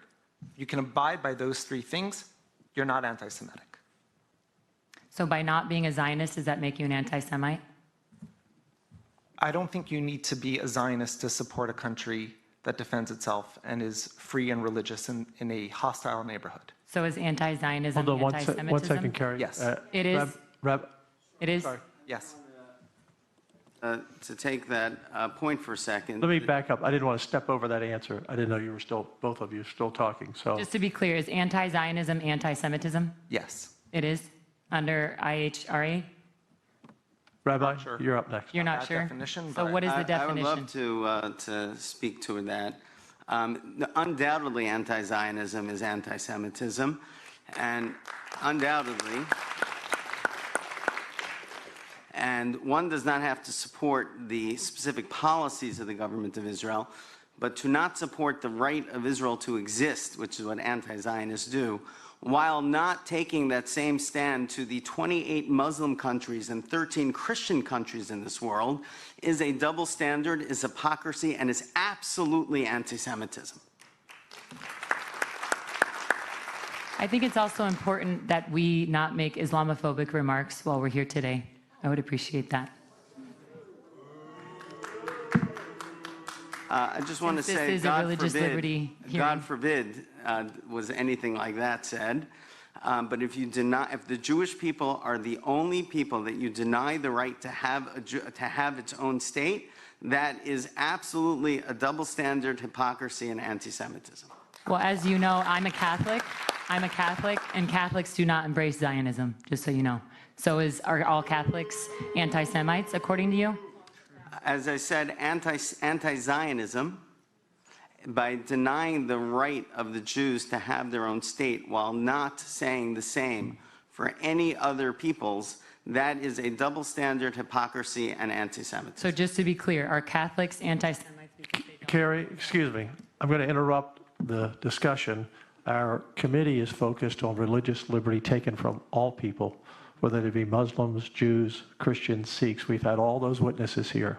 This is not a commission on defining religions or calling out any theology, or this is not the commission for that. Right, but we're talking about a foreign nation, so I want to be clear on what the definition of anti-Semitism is. If I don't support the political state of Israel, am I an anti-Semite?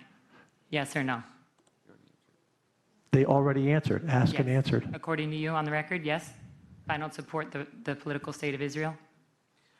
I don't personally label people, but what I'm saying is, if somebody states if somebody says they're an anti-Zionist, they are saying about themselves that they have a double standard and hypocrisy, and they're taking anti-Semitic positions. Okay. Carrie, do you feel like you have your questions in?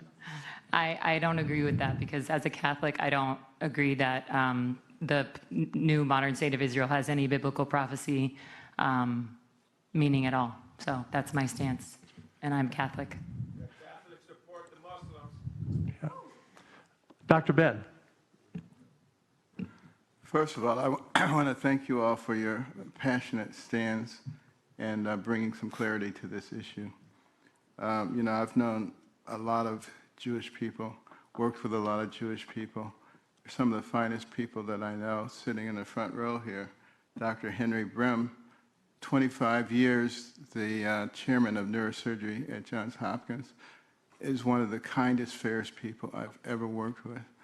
And, you know, I wonder why, do people really think that Jews are a separate entity in the United States of America? Jews have been here since the very beginning. They, too, were interested in a place where they could practice their religion freely. You know, when George Washington's army was about out of cash, it was Ham Salomon, a Jew, very rich Jew, who gave up virtually all of his money and encouraged other people to give, which saved the Union. I don't know that we would have ever become a country without the input of Jews. So that's something we need to remember. We need to remember that during the Civil Rights Movement, who was standing right there with the rest of us who were interested in freedom for everybody in our society? it was the Jews. Many of them died for the cause of civil rights. And I just want to make that point, that they are not a separate entity from Americans. They're a very important part. And how do we get people to recognize that and not think of Jews as something separate?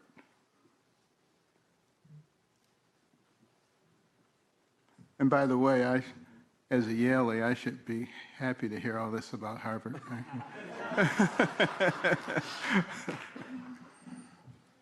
Okay, any other members have any other questions? Allison. First of all, thank you to all of you, not just for being here today, but for your courage in standing up. Because we know that when attacks come, it's not just against the person. You're being attacked to send a message to others. And so thank you so much for your courage in standing up. Before I went to law school, I had the great privilege of teaching at a Christian liberal arts college. And I remember having a discussion with a former colleague in graduate school. He said, well, don't you feel restricted? Don't you feel limited? And I said, I have more freedom as an intellectual, as an academic at my Christian liberal arts school than I would have on any other campus, certainly not on an elite campus. And I just want to underscore what Dr. Phil said. When the college presidents were asked, they weren't asked, does this view violate the First Amendment? They were asked, does this violate your rules, your own rules on bullying? And couldn't answer that question. It is the hypocrisy.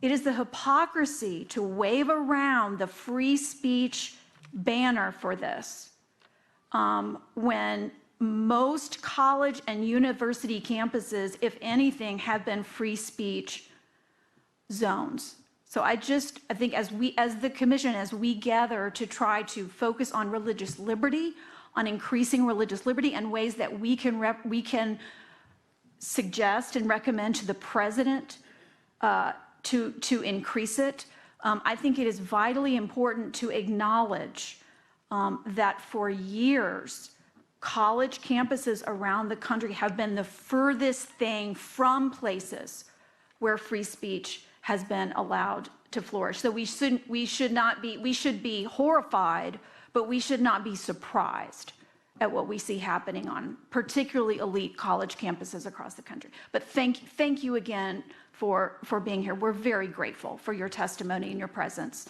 and your courage. Carrie, do you have a follow-up? Your light was on. Yeah, I just want to confirm, because you didn't really answer my question about the rabbi. Were his statements anti-Semitic? If he's applying the double standard, then yes. Can I answer the question? Yeah, please, thank you. Are you referring to Rabbi Shapiro of the empty wagon? Yaakov Shapiro. Yeah, so he's an incredibly discredited rabbi. I think he lives in Lakewood. He wrote this book called The Empty Wagon, where he deliberately mistranslated works from rabbinic sages like Elchanan Wasserman, for example. That's why he doesn't have a community of his own, his own synagogue, because I encourage everyone, learn Hebrew. He deliberately mistranslates the texts. Whether it's anti-Semitic or not, I mean, who really cares? That's kind of the point we were discussing earlier. You can hate Jews or not hate Jews. I don't really mind. What I do mind is when people violate the law, and that's why this commission is so important. So hate Jews, think they control the banks, think they have horns, I mean, go for it. I don't mean you, but one can go for it. But what matters is when they're violating the law, and that's what the purpose of this commission is. Whether they're violating the law against Jewish students or Muslim students or Christian students, that is when it becomes a federal issue. So as it pertains to foreign countries, look, in Saudi Arabia, it is literally illegal to practice Christianity, but interestingly, that was not asked. So if we want to apply the same standard against all foreign countries, then absolutely any country that discriminates against people based on their religion should probably not be considered an American ally. But I find the fixation on Israel exclusively, when that is the only country in the Middle East that guarantees free access to Jews, Christians, and Muslims. I encourage all of you, next time you're in Israel, go to the Church of the Holy Sepulchre. You know, go where Jesus was baptized. Go to Capernaum. Go to Nazareth. Go to the Galilee. Those are really good places to go to. And thankfully, it is under democratic control. I unfortunately can't say the same thing about Jewish sites that are under Muslim control in the Middle East. So, for example, As a Jew, I'm literally not allowed to enter the Jewish holy sites that are controlled by predominantly Muslim countries in the Middle East, which is a big problem, and I'm happy to discuss that more. But I would imagine for the relevancy of this commission, we care about American students, we care about American citizens, and any American citizen who's being attacked, Jew, Christian, Muslim, that should be an issue of concern for this commission and for President Trump. Thank you. Yeah, just a follow-up.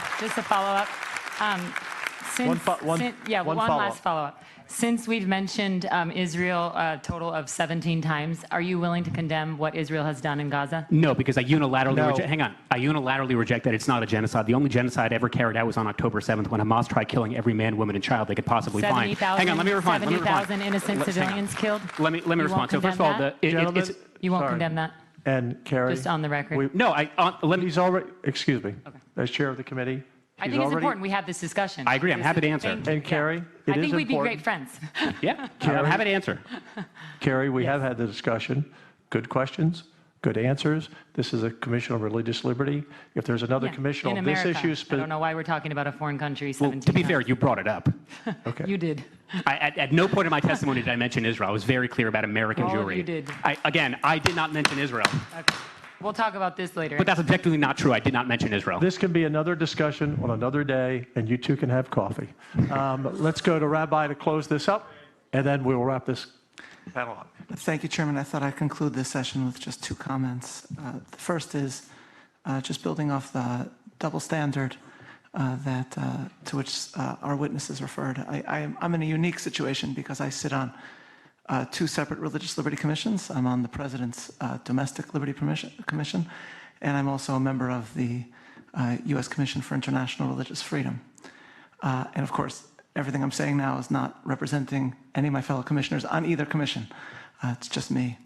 But what's so striking to me, especially as the past year and the bid has gone on, is that if you're on the USCIF, U.S. Commission for International Religious Freedom, you are constantly seeing reports of genuine persecution and massacres around the world of religious groups. And you see, by and large, in the world, and certainly in the university quad, total silence. You see what's been described by the State Department as a genuine genocide by China of the Muslim Uyghurs, and not a single mention, in contrast to libellous descriptions of a situation in Gaza where, as described by the World Health Organization today or yesterday, the number of child vaccinations in Gaza and the number, therefore, of children in Gaza has actually gone up since October 7th, 2023, thereby reflecting how terms such as genocide applied to that conflict is utilized to describe what has occurred in Gaza is either ignorant or pernicious, and often both. My second comment is that one of the great privileges I've had is to travel around this country and to speak to different religious communities and religious institutions. Before October 7th and after October 7th, I've spoken at Catholic universities, I've spoken at Latter-day Saint universities, I've spoken to evangelical Christians in gatherings in Dallas and Little Rock in North Carolina. This is an incredibly diverse country. And the one thing we should be careful about is speaking on behalf of all members of a religious community, even if one is a member of that religious community. I certainly wouldn't claim to speak for all Jews on all subjects. We're not known for agreeing on everything. And that certainly should be said for speaking about Catholics in America, by whose friendship I've been blessed. And so I thought maybe I'll just close our session by just citing the words of our incredible Secretary of State, who also happens to be a very devout Catholic, Marco Rubio, who said the following. He was speaking in Israel, but he was reflecting on the larger state of the Jewish people and the persecution it suffered throughout the centuries.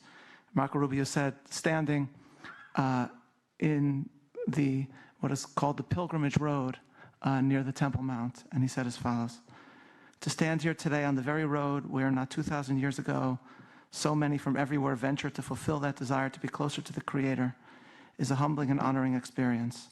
As you go through the layers of history, this is Secretary Rubio, you realize that all the civilizations that conquered this city, all the ones who tore it down and built on top, are all gone. The Roman Empire is no more, nor any of the others that sought to conquer and rule this land. But one people remain. They have returned. For God's promise is eternal and it is perfect, and His word is always true. That's the Secretary. Thanks very much. Members, we've had a little different question and answering here, but I think it's been healthy. You wanted to bring up several points, Carrie. I hope you feel you've had that opportunity. And other members, I want to thank the witnesses. One closing comment here about education. So Texas, because of President Trump, helped us get the largest school choice program across the line last year for 100,000 students, $1 billion. In the first 3 days, over 60,000 families signed up. And most of the schools that they are going to are different schools of faith. So I believe there is this hunger, not just by, I lose track of the generation, is it Z, X, Y, but of the latest generation. What am I on, Shabbos? I mean, you messed up Christmas, so I can mess up my alphabet here.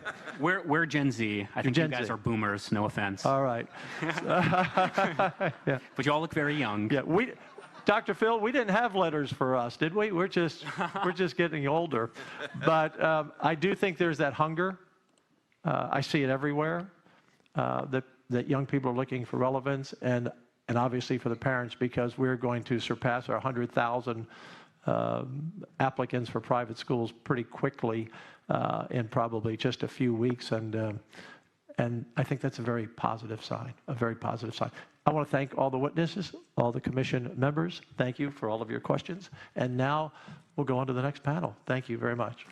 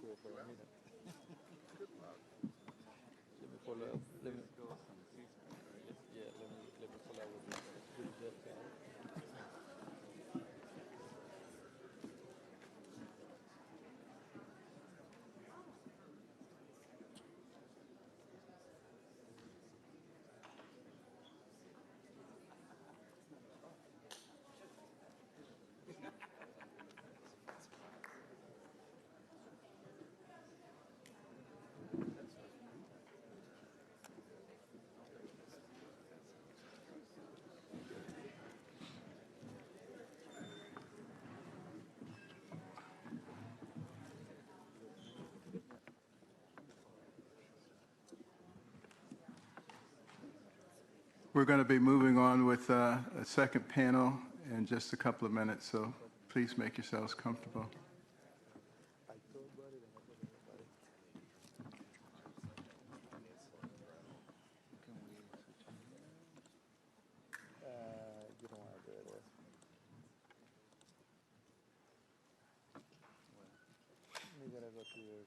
We've lost the left half of our panel.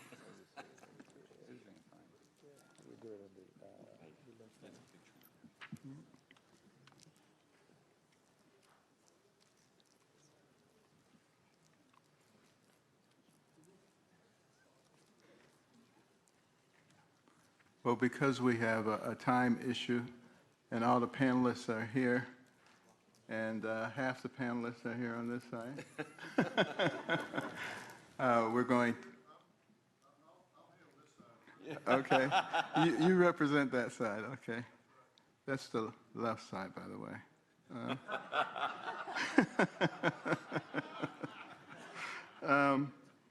We have with us today for this panel about anti-Semitism in our communities where we live and work. Leah Cohen Reese, it's pretty good, and Pastor J.C. Cooper, Dr. Moshe Glick, and Jonathan Gross. We are delighted that you all are with us. We know you have some dynamic testimony, and we'll start with Ms. Reese.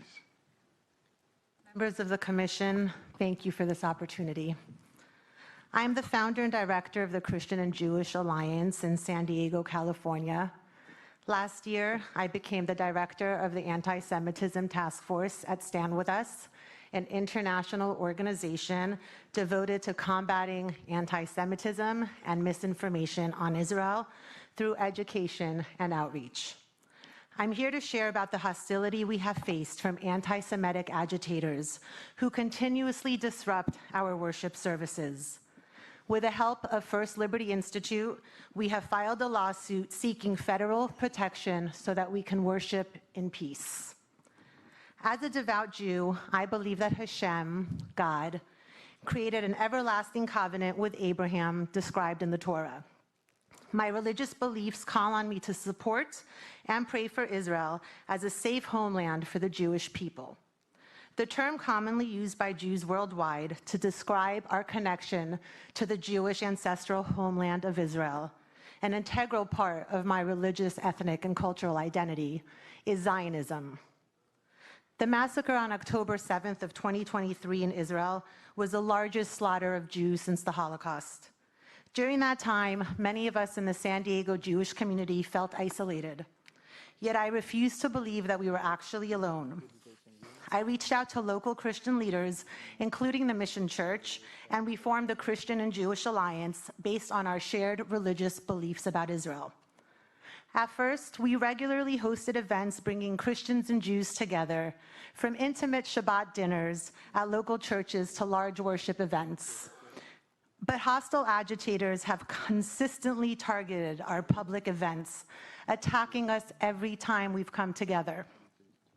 Our first event was an outdoor worship service in October of 2024 at a Jewish community center. A group of individuals tried to drown out our message with sirens and bullhorns. Because we were in a gated area within a large field, they had to stay at a distance. But the agitators, along with Code Pink San Diego, posted on social media saying, "We need to disturb their peace." Little did we know how these harassers would make their threats a terrifying reality in the year ahead. Their campaign of disruption and harassment at our worship services in 2025 has made me feel even more alone than when I founded the Alliance. One of the ultimate goals of anti-Semitism is isolating Jews by attacking anyone who dares to support them. That's why Christians who support us have experienced anti-Semitism too. Pastor J.C. Cooper will share about that next. Thank you very much. Check. Push it. Perfect. Thank you. Thank you very much, members of the Commission. And it is such a joy to be here today for this opportunity to share with each of you the truth of what is happening on the West Coast between Jews and Christians as we seek to unite under the banner of religious freedom. I serve as the assistant pastor at the Mission Church alongside our lead pastor, David Menard, in the beautiful beach city of Carlsbad, California. But I also not only speak to you as a pastor, but also as a husband and as a father to 4 children, in which both my wife and children have been subject to hate and discrimination in our own house of worship. After the October 7th massacre, our church answered the biblical conviction to stand shoulder to shoulder with the Jewish people in their time of need. We are deeply honored and blessed to partner with Liat and the Christian Jewish Alliance. Our interfaith worship service on March 19th was a part of this mission. Inside our sanctuary, we prayed, we worshiped, and we listened to an educational talk from Dr. Einat Wilf, who is an Israeli citizen, a former member of the Israeli Knesset, and an expert on the current conflict in Israel. The sanctuary was packed with more than 450 people. Jews and Christians linked arms and held hands during worship and song. It was a beautiful testimony of unity, the very unity that our nation needs today. But the atmosphere completely changed when a hostile agitator stood up inside the sanctuary and began screaming hateful language about Jews and accusing both Jews and Christians of genocide. That first agitator resisted members of our church-led safety team to escort him out. But soon after, Dr. Wilf began speaking again. A second agitator began screaming and resisting removal, stalling the service yet again and frightening worshipers. This systematically occurred 7 different times from agitators who pretended to be guests, strategically placed themselves in our sanctuary, and timed their hostile rants to be as disruptive as possible. Each new agitator shouted in hate, and the terror and distraction became palpable in a room full of Christians and Jewish adults and children, including my own. One agitator screamed to free Palestine from the river to the sea, calling for the elimination of the Jewish homeland inside our church. They screamed epithets at and in front of my children, including F you, over and over again.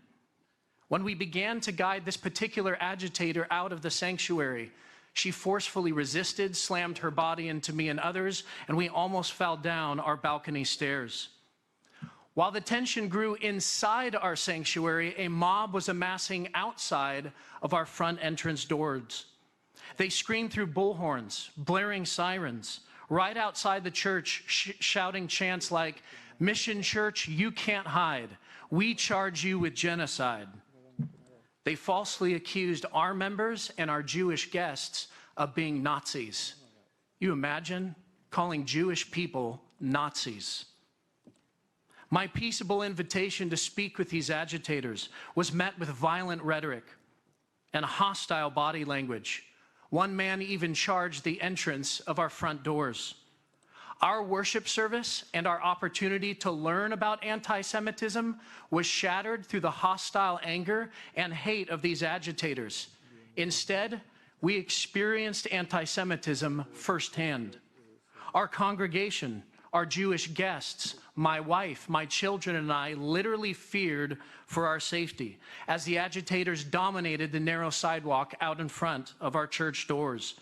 They blocked the exit with their bodies, signs, flags, carts, and blaring bullhorns. The mob completely blocked our path from exiting the church, and as several hundred worshipers attempted to leave, we were literally cornered shielding women and children. Although we had coordinated with the police as a proactive measure, they were hesitant to help because the disruptors were on a public sidewalk and they were afraid to show favoritism to one group over the other. When violence became inevitable, the police, alongside of our church-led safety team, finally cleared a narrow path. Nevertheless, the mob screamed anti-Semitic slurs and hateful rhetoric. Terrified families begged me to be personally escorted to their vehicles due to safety reasons. I have never experienced anything like that mob. Nobody should have to pay that kind of price to worship in their own church or synagogue and to learn about how to stand with our Jewish community against anti-Semitism. But to our shock and horror, these same agitators returned on Easter Sunday to our church, the holiest day of the Christian calendar, to harass members and guests and children, celebrating the resurrection of Jesus Christ. They blared sirens, shouted hostile chants, and held graphic signs with photos of bloody and dismembered children. Once again, the noise and hostility and the visual elements of these agitators was inescapable both outside and inside of our sanctuary. Easter is supposed to be the most joyous occasion for Christians. We had planned children's activities outside in our parking lot, which included a bouncy obstacle course, animal petting zoo, Easter crafts, stories about Jesus. But we had to bring these children inside for their physical and emotional safety. As a matter of fact, hundreds of children were impacted literally to the point of frantic crying because of the hostile noise and the aggression of these agitators. Even inside their Sunday school classrooms, there was no escape from the blaring sirens and deafening chants. Many first-time guests drove away instead of being able to hear the gospel of Jesus Christ proclaimed at our Easter services. Our religious liberty to proclaim Jesus as Lord was hindered and obstructed by these agitators. After we peacefully invited amicable discussion, the agitators threatened to come back on Mother's Day, and then again, prompting us to retain First Liberty Counsel and send a warning letter. Yet again, these same agitators returned to disrupt our next service with the Christian and Jewish Alliance on September 7th. On September 7th, we planned an interfaith worship service bringing multiple synagogues and churches together. We met at the Legacy International Center, a Christian venue that regularly hosts worship services and is also supportive of Israel. I thought it would be a safe space for Jews and Christians to worship there together. We invited rabbis and pastors to pray and speak, and we sang in both Hebrew and English. We did not advertise the event publicly, but invited only our distribution list. Over 480 guests registered. But right before the doors opened, the center staff came to me to say, they're here. I looked up and saw angry disruptors dressed in black, wearing face masks, waving the Palestinian flag on the sidewalk right outside of the event space. They laid down dolls along the driveway so that guests had to drive over the dolls as the agitators screamed baby killers at them through their megaphones. My friends Ruth, Stephanie, and Marka all are devout Jews whose worship experience that day was ruined, and I'd like to share their stories. As Ruth and her husband was driving into the event in their small car, agitators blocked the entrance, blaring sirens and shouting angry chants through bullhorns. Several disruptors were swarming back and forth across the driveway, holding signs with swastikas and blocking cars with their bodies. When Ruth pulled up, a pink-haired woman wearing a full black face mask jumped onto the hood of her car, screaming and banging on her windshield. When my friend Marka tried to drive in, the agitators blocked her car too. On foot, she tried to ask the agitators to get off the private property, and 4 or 5 of them then surrounded her, shoving their bullhorn into her face and aggressively filming her on their phones. She only escaped because our friend Rodney put himself in harm's way to protect her. The police did nothing to stop the harassers. When my friend Stephanie pulled up in her car, she was blocked, and her car was swarmed by agitators. One disruptor announced over a bullhorn, "Next, we have the House of Israel president. She is super racist and super hateful." Another agitator screamed at her to get out of the car and fight, while a third smacked her car window and tried to shove a sign inside of it. The disruptors were so aggressive that many guests drove away altogether. Over 100 guests who registered did not attend. Once the worship service started, the disruptors banged drums and blared sirens the entire time. The sirens were so loud that they almost drowned out our speakers, impeding on our right to free speech. Many guests had ringing in their ears for days after the event. After the event, 2 of the speakers and I were followed by a parked car that was obviously waiting for us.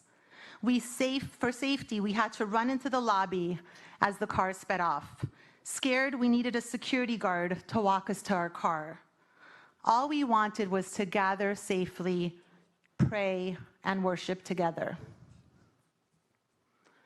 This is what anti-Semitism looks like today.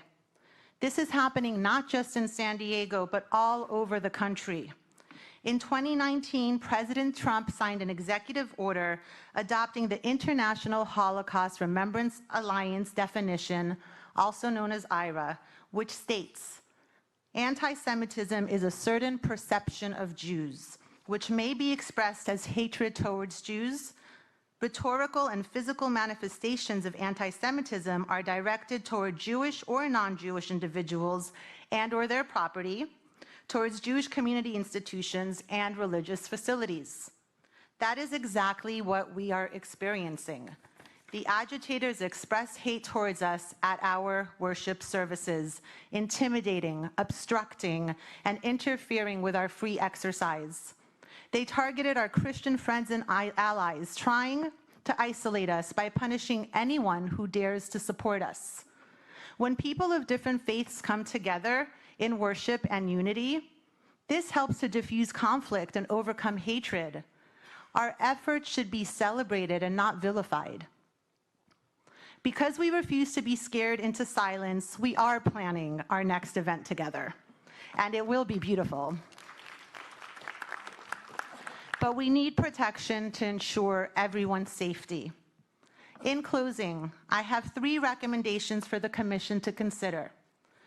First, school boards need to adopt IRA to teach accurate definitions of anti-Semitism and to ensure that school staff and the younger generation understand how it manifests today.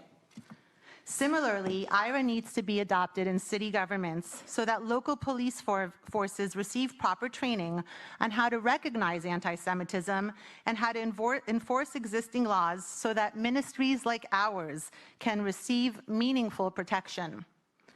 Finally, I suggest that the local police forces receive training on how to address protests that cross the line into harassment, aggression, and violence. Thank you for considering these important issues and for this opportunity to share our stories. Well, thank you. I have one more go, Dr. Carson, if that's okay. Absolutely. I didn't ever think I'd be asking Dr. Carson for permission to keep speaking. I would echo Liat's recommendations and add 2 more. We need consistent enforcement of existing laws. They are there for a reason. But we also need additional laws to protect public places of worship. For example, the FACE Act's provision protecting places of religious worship should be codified separately into federal law. You see, the disruptions have deeply impacted our church, which has taken major safety precautions. Our members literally face this difficult choice: to suppress their voices to support Israel, or to risk their own safety to stand for biblical truth. God's word calls Jesus' church to support Israel and her people. Our conviction comes from both the Old Testament and the New Testament, but specifically Genesis and Deuteronomy, when God makes an everlasting and unconditional covenant with Abraham and the nation of Israel to be his light to the nations, setting his love upon his chosen people. The Bible teaches that God loves when his people are protected by others, even at their own expense when they stand with Israel. The Mission Church takes God's words to Abraham seriously. I will bless those who bless you, and I will curse him who curses you. I would encourage my brothers and sisters in the evangelical Protestant world, if your current theology has somehow taught you not to stand with Israel, read your Bible, rethink your position. Bruce Pearl said it well. Replacement theology is dangerous because it puts the Jews on the outside of what God's promise clearly said. And God is not a man that can lie. He is faithful to his covenant forever and everlasting. To translate these beliefs into application, we as shepherds of the Mission Church faithfully teach our members the whole counsel of the Bible. And we provide opportunities for our congregation to help them understand the modern day problems that are facing Jews, both domestically and abroad. As difficult as the safety concerns are, the deepest harm comes in the form of fear and oppression. Behind the agitators and their volatile chaos is a pointed message. Israel is the real enemy. And if you stand with them, we will silence you and shame you even in the sacred spaces where you worship. The agitators have directly attacked our Christian faith. This harmful ideology has seeped even into our own church, especially among young people.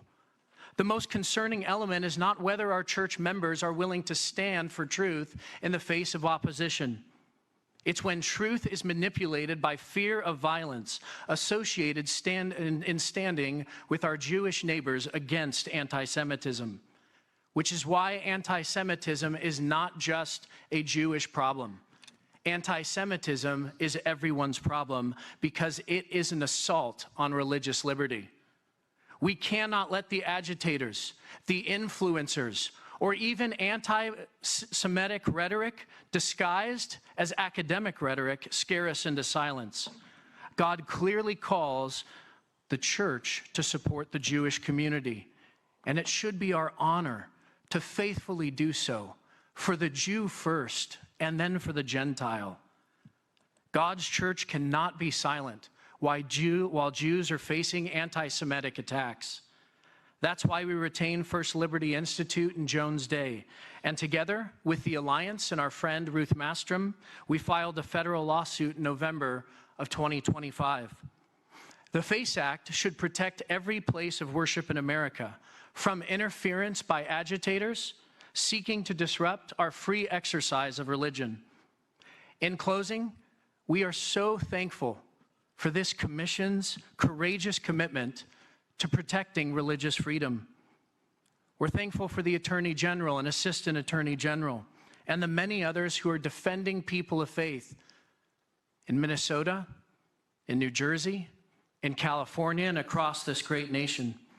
We are hopeful that the United States government will stand with us too, so that our right to worship will be protected and existing laws will be enforced not only at a federal level, but at the state and the local levels where people like us on the West Coast struggle. The freedom to worship without fear of persecution is sacred, especially at a time when Jews and Christians undeniably are under attack. Thank you for listening to our story. May the light shine brighter than the darkness as we stand together against anti-Semitism and commission. May God bless you with all his wisdom and boldness. Thank you.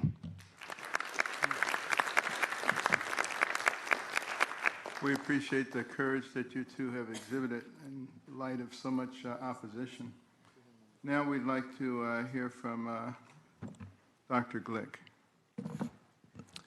Thank you, Chairman, Lieutenant Governor Patrick, and Vice Chair Dr. Carson, and esteemed members of the Religious Liberties Commission. Good morning. My name is Moshe Glick. I'm a father of 3, grandfather of 4, dentist from West Orange, New Jersey, and I'm likely the only panelist here who has been arrested, charged with 4 felonies that could have meant over 10 years in prison. You can't really call yourself a civil rights activist until you felt the cold steel of handcuffs close around your wrists, stood defiantly for the mugshot, and been fingerprinted like a common criminal. My crime? Defending a 64-year-old man from a violent assault during an unauthorized protest that blocked and intimidated worshipers at Congregation Or Torah in West Orange, New Jersey on November 13th, 2024. Pro-Hamas agitators disrupted a peaceful Jewish-Christian gathering, praying for peace in Israel, the safe return of the hostages from Gaza, reciting psalms and biblical verses, and exploring purchasing a home in Israel. One protester, Altaf Sharif, ignored police orders, charged past officers, seized an individual who turned out to be 64-year-old David Silverberg in a life-threatening chokehold, body slammed him to the ground, all captured on video, then provided false verbal and written statements to the police. Mr. Sharif faced no charges. The police didn't even investigate. When my attorney pressed the Essex County Prosecutor's Office in New Jersey, the response was chilling. No one else was investigated because no one else committed a crime, only your client.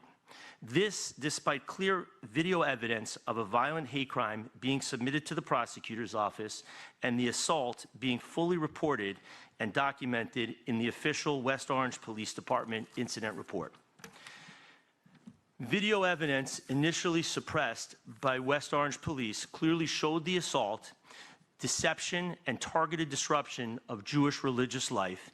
This is the hallmark of a weaponized justice system, one that buries evidence to serve an agenda.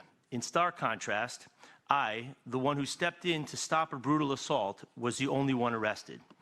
I repeatedly pleaded for the police to help, but they did nothing. As a doctor and volunteer EMT, I recognized late signs of a constricted airway, his legs buckling, a critical indicator of impending loss of consciousness. Only then, after all other attempts fail, did I use the small 6-inch flashlight I was carrying to illuminate the dark area that night to intervene and free him by aiming to tap Mr. Sharif on the back. Rogue local prosecutors selectively targeted me, the Jewish event organizer, while letting the video-recorded aggressor walk free. I faced 4 felony charges, including second-degree bias intimidation, third-degree aggravated assault, and 2 weapons offenses related to the flashlight. I was indicted twice. The first indictment was so procedurally flawed, the prosecutors abandoned it. A law-abiding citizen, volunteer EMT, nonprofit co-founder, and philanthropist with 0 criminal record, suddenly stared into an abyss. Years in prison, the potential loss of my dental license, the separation from my wife, children, and grandchildren, my faith in America's justice system was utterly shattered. I rejected a diversionary program, pretrial intervention, because that would mean a tacit admission that I had done something wrong for defending an individual from a vicious assault. I fought for truth, for justice, for the principle that defending others from hatred must never be criminalized. This battle came at a great cost, financially, mentally, and spiritually, and had a heavy impact on my family. We all paid a huge price. Just over 2 weeks ago, on his final day in office, January 20th, 2026, New Jersey Governor Phil Murphy granted me a full pardon. I was never convicted of a crime, and I am profoundly thankful to Governor Murphy.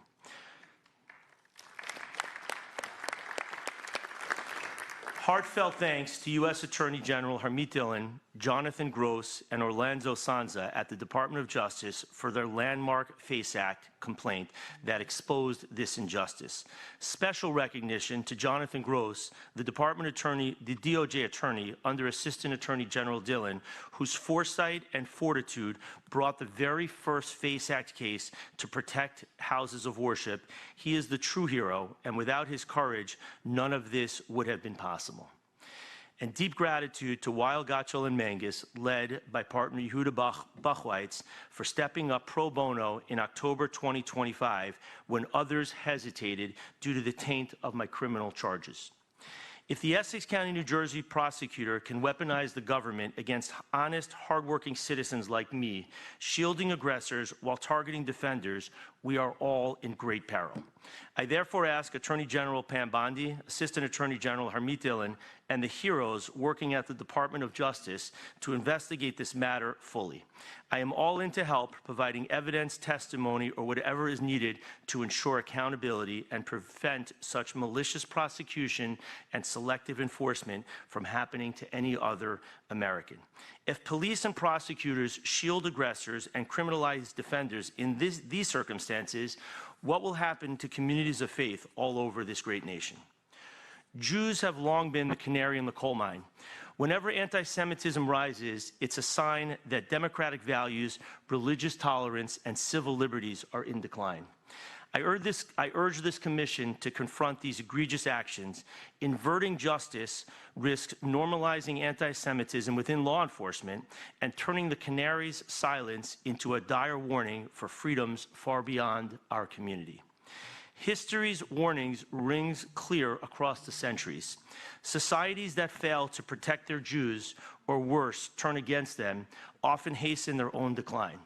When anti-Semitism becomes policy or norm, it signals deeper erosion of democratic values, tolerance, and liberty.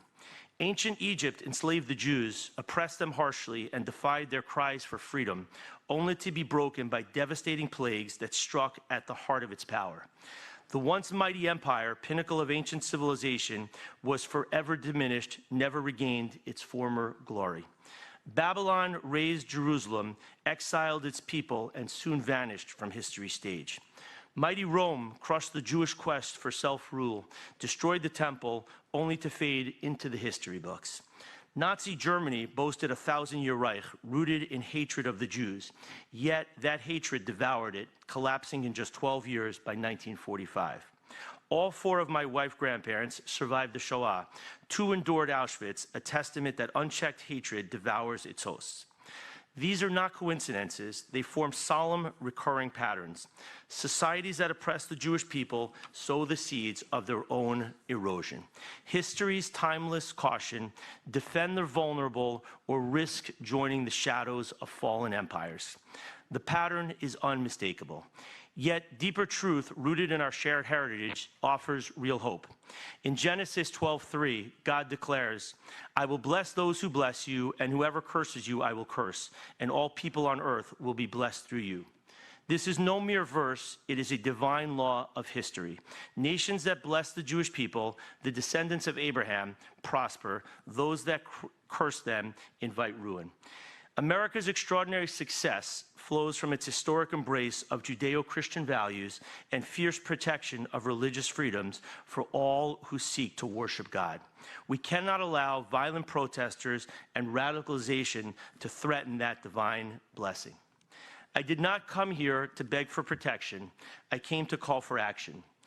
Divine deliverance for the Jewish people will come, as it always has over our 3,500-year history. But America faces a profound choice at this pivotal moment. Our founding fathers built this nation on the bedrock of the Hebrew Bible, drawing timeless principles of liberty, justice, and moral law from Scripture to shape the Declaration of Independence, the Constitution, and the soul of American self-government. They saw in ancient Israel a divine model of equality under God, ideas that ignited the American experiment and invited Almighty God's favor. True patriots must stand united now to defend religious freedom for every American and every faith community, the sacred, God-given right to pray and worship without fear or favor.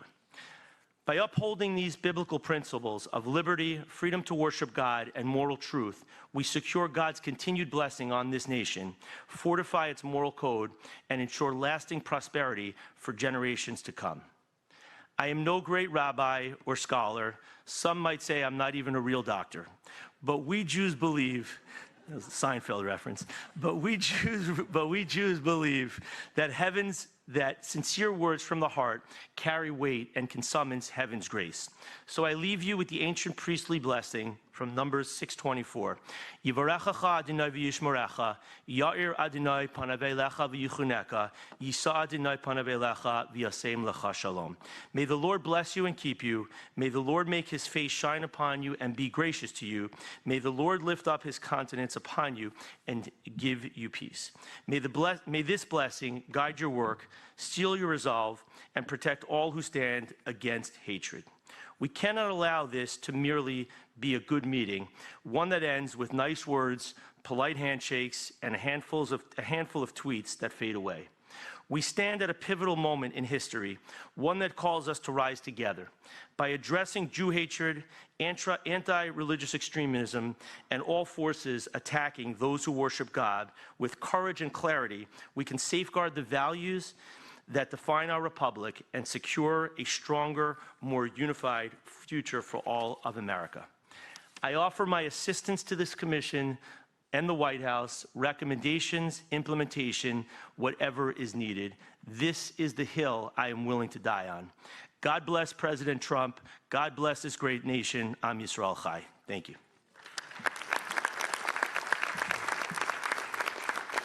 Thank you. I can assure you this is not going to be a commission that just finishes a report and no one ever reads it. The president will see it, and we intend to give him action points that we have learned from this, whether it's an executive order or action from Congress. So we are in this all the way. We didn't come this far to only come this far. Jonathan, you'll be our last witness here, and then we'll open up for questions. Good morning, and thank you. Thank you, Mr. Chairman and Mr. Vice Chairman and the esteemed panelists here today. One thing that is very clear from looking at me is that I am not Harmeet Dillon. She appreciated the invitation and asked Jonathan Gross to take her place. Unfortunately, he was not able to take her place, so I am John Mertens. But I am also part of the Civil Rights Division here at the Department of Justice, and I am personally very delighted to be here. Last year, I was a private attorney in the state of Utah and the outgoing president of our synagogue, the largest conservative and reform synagogue in the state of Utah. I will tell you that Utah is a great place to be Jewish. There is lots of community support from the state and the broader community of the citizens of Utah. And I want to thank them very much for making it such a great place to be Jewish. I also want to thank this administration, which has made anti-Semitism a priority. And the Civil Rights Division, of which I'm a part, will of course carry out the administration's priorities. We do have a number of open investigations into topics like the topics that we've been hearing about this morning. And I was personally inspired to join the department because of these priorities. They've allowed me to serve the Jewish community and the United States as a fighter and an advocate against anti-Semitism and for the spread of civil rights, one of the greatest triumphs of our country. With the support of this commission, with the support of the administration, the Civil Rights Division will continue the fight for religious liberty. And I will add that if you are listening to this and would like a job that's as fun as my job, please look at usajobs.gov because we need more fighters. With that, I was a last-minute addition to this panel, so I do not have further remarks, but I'm very happy to listen to and respond to questions from this panel. Thank you so much. Thank you for being the substitute for the substitute. There you go. Any question, members, for anyone? Kelly? First, thank you, Ms. Cohen-Reese and Pastor Cooper, for continuing to stand. I think most people in the country had no idea there was an invasion of a church before what they saw in Minnesota. So this is a disturbing trend. This is kind of a new approach. And I know you've got a civil suit. I'm hoping the Justice Department will, because FACE, Freedom of Access to Clinic Entrances, protects our houses of worship, both on the criminal side and on the civil side, and it would be up to the government. I guess you haven't heard anything yet as to whether the Department of Justice is going to bring a case. Well, I hope they will. But thank you for standing, for fighting, because the precedent you set in your case is going to help churches and synagogues and houses of worship all over the country. So thank you. Anyone else? Carrie? Yeah, I was just curious, who was the speaker that you had at your congregation, Pastor? It was Dr. Einat Wilf. Okay. Is she a Christian? She is not a Christian. Okay. What religion is she? She is born Jewish, but she is an atheist on her own. Okay. Thank you. You're welcome. May I ask you a question? Sure. In the last panel, you mentioned that as a Catholic, there was Bible prophecy or a lack of Bible prophecy that referred to the support of the Jewish nation. Can you reference where that is in the Catholic scriptures? Oh, well, you do that as an evangelical Christian Zionist. You support the political state of Israel because you believe that is biblical prophecy, and we as Catholics do not. Can you tell me where that is in the Catholic Bible? If we want to have a theological discussion, well, this is a religious liberty hearing, so I don't know why we're talking about theology. Because you brought it up in the last panel. Your theology is different than my theology. I'm just asking. Yeah, so are we going to have a theological discussion right now? I'll leave that up to Lieutenant Governor. You may answer the question if you like. This is not the purpose of the committee, but I want to be sure you have your rights to ask the questions and give your opinions. I will stop it at some point. Thank you. Yeah, so what is the definition? I think that's important that we define what is anti-Semitism to you. Anti-Semitism would be the prejudice and or the oppression of the Jewish people at any level, which includes their extermination or singling them out simply because they are born Jewish. Okay, so as a pastor, are you worried or concerned at all that certain parts of the Bible, particularly the New Testament, would be considered anti-Semitic, specifically to referring the killing and crucifixion of our Lord and Savior Jesus Christ? Why would that be anti-Semitic? That is simply a fact Well, that the Jewish according people... Can to I the finish? May I please IHRA finish when you ask me a question? Yeah, go ahead. When Jesus was crucified, it was most definitely at the hand of the Jews and of the Romans. That would be considered anti-Semitism under IHRA. Are you aware of that? If So we're you're making talking an about- anti-Semitic if we're remark talking right now. about 2,000 years ago, this is biblical history. Yeah, that's under the And yet definition this of is the anti-Semitism. beauty- This is the beauty of God's faithfulness, is he made a covenant with Abraham, and God is not a man that he would lie. And so when he blesses a people, that blessing continues eternally. Well, that's your theological perspective. That's not for 2,000 years the belief of the Catholic Church. And I think you should remain quiet and respect this hearing. No outcry from the audience, please. Carrie, I think Thank we've had this discussion. I did invite it. It's my fault. I apologize. No, I'm glad you did. Thank you. I appreciate it. And I'm from San Diego. I live there. And We should get Sanitas. coffee. I would like that. Yeah. Do you surf? No, I don't. Okay, well, I'll take you surfing then. Okay. Thank you. For the record, just for the record, the Holy See established formal diplomatic relations with Israel in 1993. Agreements between the two explicitly recognize each other's legitimate roles as state and church authorities. For example, the Holy See and Israel jointly affirmed each other's rights to operate and protect their communities and institutions, just for the record. Panel, thank you.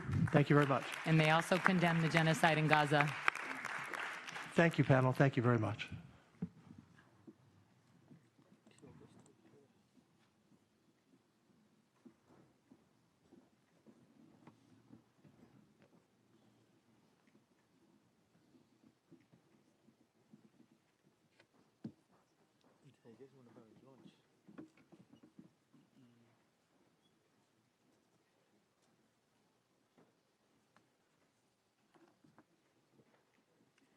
So there's two more commissions, one in March, one in April.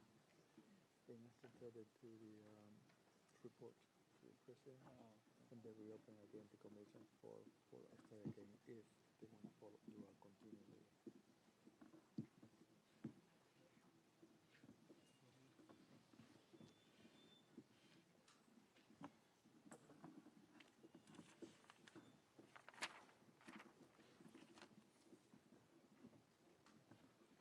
Antenna.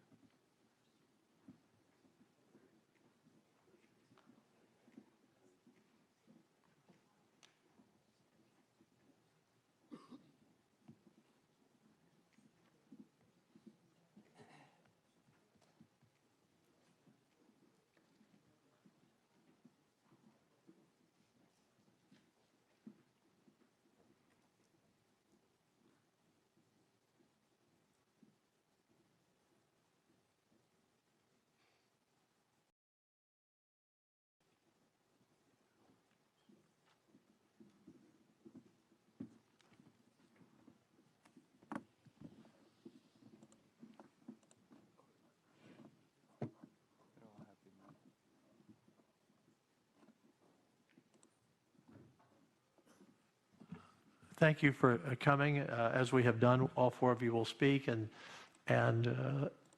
Seth, we expect something humorous today from you. I just want to let you know. So the pressure's on for you, and we'll start with someone I've been on Fox with many times, but we've actually never met in person. So Leo Terrell. Thank you, Chairman, Lieutenant Governor Patrick. And yes, we have been on Fox numerous times. It's a privilege to meet you in person. And thank you, Commission. I've had the privilege to listen to all the panels today and the questions. I think it's very important that you have solutions. And let me tell you right now, the solution is what we do at 30,000 feet, it's a local issue. The issue of anti-Semitism is local. Every example you have heard today is at a school, is in a city, is in a district. That's the problem. And the federal government comes in, but we come in after the event. We're talking about issues that involves school districts, school superintendent when it comes to curriculum. It involves the local prosecutors at a UCLA that does not prosecute. It involves a mayor who doesn't send a message. So you have an unbelievable task. You're required to provide a report to the greatest president in my lifetime on what we can do to fight anti-Semitism. And the problem is on the streets in every city, in every county, in every state. And they have initial jurisdiction. I wanted to bring that to you as my recommendation before I get into my speech, because I listened to everything you said. I listened to all the questions. And when we talk about anti-Semitism, we talk about an issue that involves discriminatory treatment. Let me go back to another fact by just listening to you. We are here because of a unicorn, a president who cares about fighting for religious freedom. And we are tasked with trying to set up guardrails for the next administration, the next administration. President Trump is unique. That's why we're here. That's why we care. How do you put in place people after this commission, after this presidency, who cares just as much, who will follow through just as much? We care. I care. You care. That's the tough task that we have, because the laws are on the book. Oh, there's great federal law, tremendous federal law. It's the execution. It's the commitment to follow through. That is the million-dollar question. Because we will not be in this position, Chairman and Coach, Vice Chairman, forever. But we have a 3-year window, and I am committed by being head of the task force to combat anti-Semitism. It is a commitment that I take with tremendous pride. I think Pastor Paul knows that. 35 years as a civil rights attorney. A commitment to treat everyone fairly under state and federal law. Understanding the commitment of the Jewish community in this country. I've heard all the testimony. I was a history teacher, Chairman, before I became a lawyer. And I know the commitment of the Jewish community to make sure everyone's rights are given on an equal basis, and their commitment to helping others. For example, my history lesson tells me that the Jewish community helped create the NAACP in 1909, helping Black Americans get their rights. My teaching as a history teacher taught me that Jewish Americans walked side by side with Black Americans in the 60s to fight for their civil rights. And may I hark back to an unfortunate tragedy. Mississippi, June 1964. 2 Jewish activists, Warner and Goodman, lost their lives with a Black activist named Cheney, fighting for their civil rights. This is a no-brainer. This is an issue of right versus wrong. And it's wrong to have anti-Semitism in this country. We talk about the unfairness. The right of Jewish Americans, all they want are the same rights that we have. The right to worship at their synagogue, to go to school. Well, you know, being head of the task force to combat anti-Semitism, my phone rings every day. Every day. And one of the things that they bring up is the Jewish tax. What's the Jewish tax?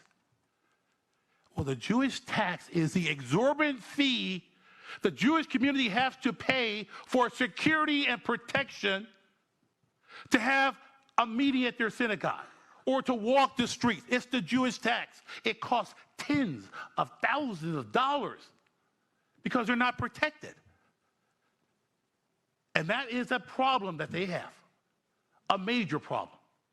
Oh, I've written letters to various mayors, and guess what? Guess how many responses I've gotten? 0.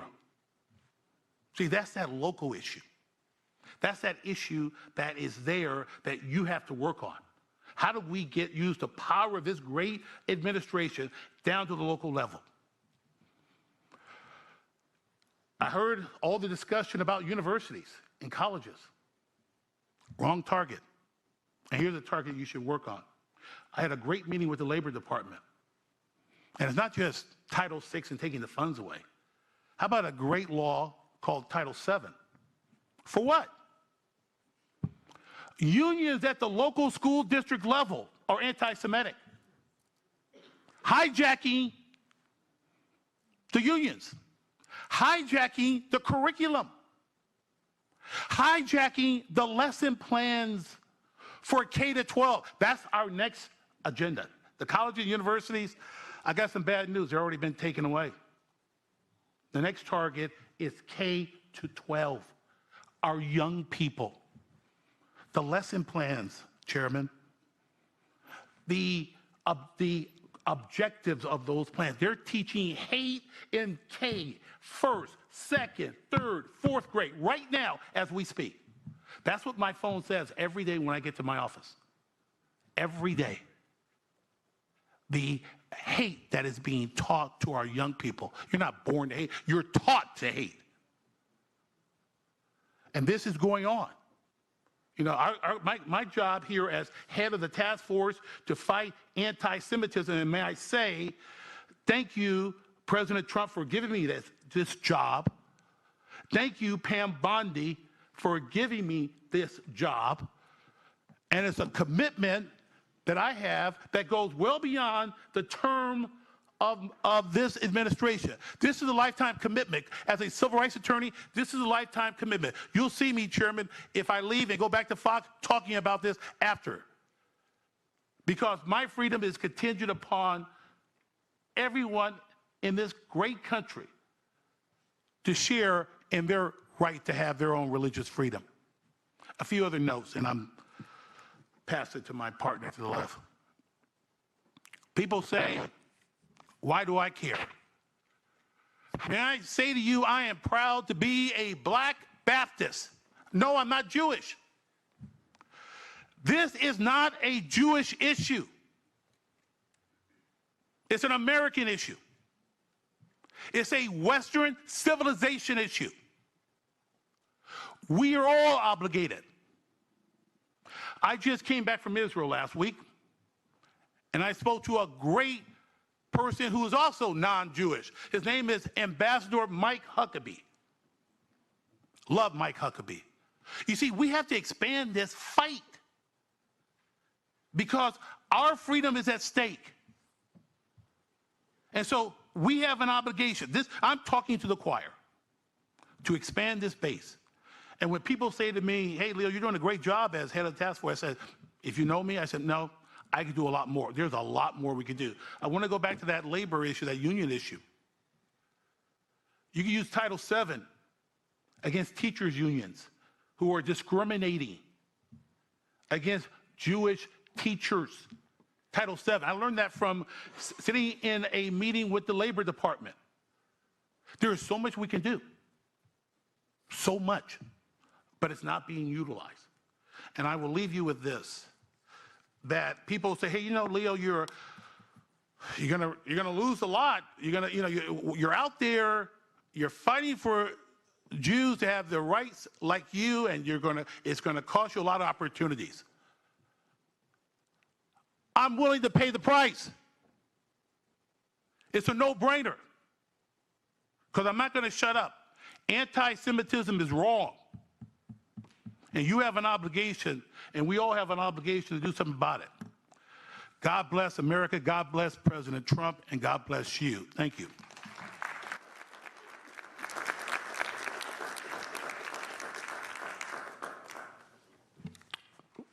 Leo, tell us what you really think here. When you and I go back on Fox, I will. Okay. You are the right man for the job. Thank you. You are the right man Thank for the job. Thank you. And we're all committed, long beyond this committee. We're all committed. I know you are. And all Americans should be committed. Our next witness, please introduce yourself. I'd like to echo everything that Leo Trell just said and also thank the Commission. It's an honor to be here. I'm an academic, so I had a specific purpose that I was invited here for, and that's to help the American audience understand the ideologies or parts thereof of anti-Semitism that negatively affect U.S. politics and, higher education, but there's a trickle-down effect, and undermine our freedoms, including religious liberty. And I say all of this in the context of that the long history of anti-Semitism should be over and in the past, but it is not. So my task first requires defining an often misunderstood term. Ideology is not just an idea or a set of ideas. It is not religious faith. It is not a political, economic, or social point of view. It is not a political party or movement, although either can be or become the vehicle of an ideology. What then is ideology? It is a fixed political worldview that holds within it a plan for fundamental societal change. Ideology is characterized by the belief that man's nature and thus society are malleable and can be remade and restructured repeatedly if necessary. Ideology is based in truth as defined and therefore relativized by itself, rather than permanent truth discovered through the harmony of reason and revelation, for example, as expressed in the American founding.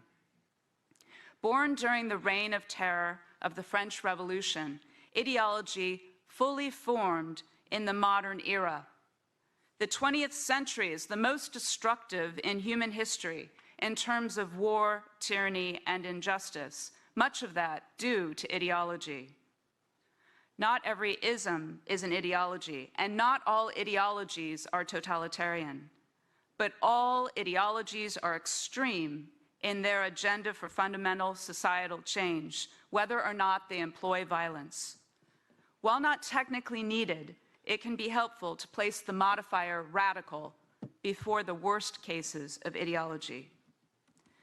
My task next requires explaining anti-Semitic ideologies that have made their way, at least in part, to the United States, influencing almost a century of higher education and politics. Communism and Nazism have exerted the most impact. For these ideologies, think extremist in terms of intent and effect rather than far left or far right. By way of either Karl Marx and his heirs or Adolf Hitler and his adherents, these ideologies reject the God of revelation and are anti-Semitic. Historical, or what we might call conventional, prejudices against Jews on religious, racial, or other grounds may be still present. If so, these prejudices are exacerbated by ideology. So this is a problem on top of another problem in many cases. In U.S. higher education, critical theory and its various offspring from the 1930s to the present benefited from following progressivism. Then through a highly adaptable cultural Marxism, they have entrenched themselves in the humanities, law, and social sciences. In this environment, increased polarization in contemporary America has manifested on campuses in viewpoint discrimination, political, religious, and/or philosophical, wokeism, whatever you want to call it, and other extremism. As an inflection point, October 7th exposed anti-Semitism, pre-existing and new, intellectual as well as activist, especially at elite universities. This academic anti-Semitic ideology deriving from communism is also present in elements of our body politic. Intellectual and activist agendas are sometimes mutually reinforcing. Since the 1960s, a porousness between higher education and politics has spread the effects and effectiveness of anti-Semitic ideology. Intellectually, cultural Marxism has co-opted identity, a word with concrete meaning for Jews. In activism, cultural Marxist ideology serves as justification for, and its tools are used in anti-Semitic demonstrations and attacks. Nazism's effects on US politics and higher education are much less intellectual and more scattered. They reach smaller populations with young, disaffected white men on everyone's minds these days. Such groups view Jews and other minorities as the impediment to their standing, if not supremacy. For visceral, more than academic reasons, young white supremacists have absorbed the identity distortion of cultural Marxism and joined it with prejudice, discontent, insecurity, and loneliness to prove their superiority. While the world is not their stage, they have microphones and mouthpieces and megaphones on social media.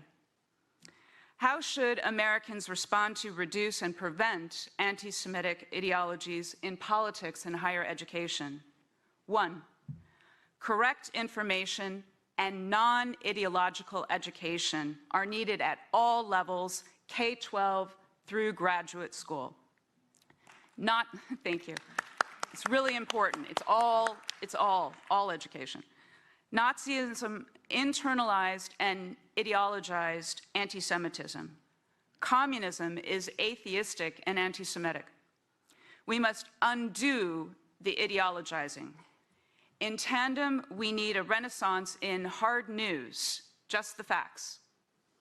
2, a robust defense of religious liberty and respect for faith traditions are necessary. All of us here are involved in this endeavor, including you commissioners.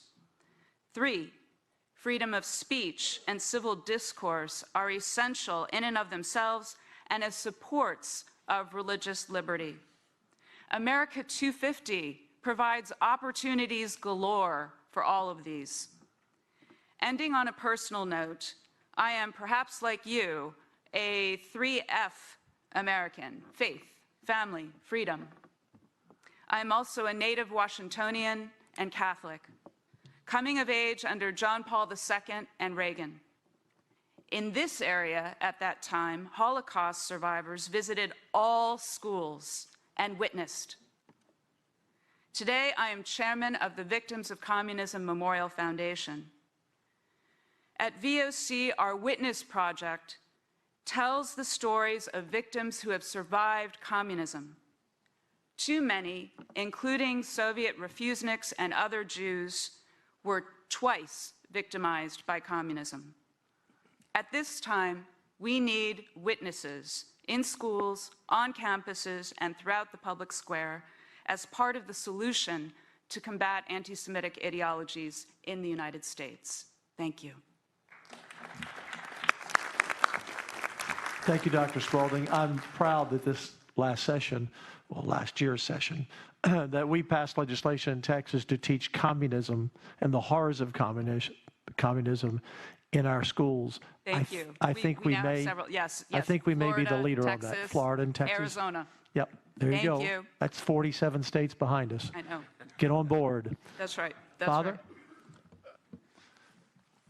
Mr. Chairman and distinguished members of the Commission, my name is Father Tom Ferguson. I'm the pastor of Good Shepherd Catholic Church in Alexandria, Virginia.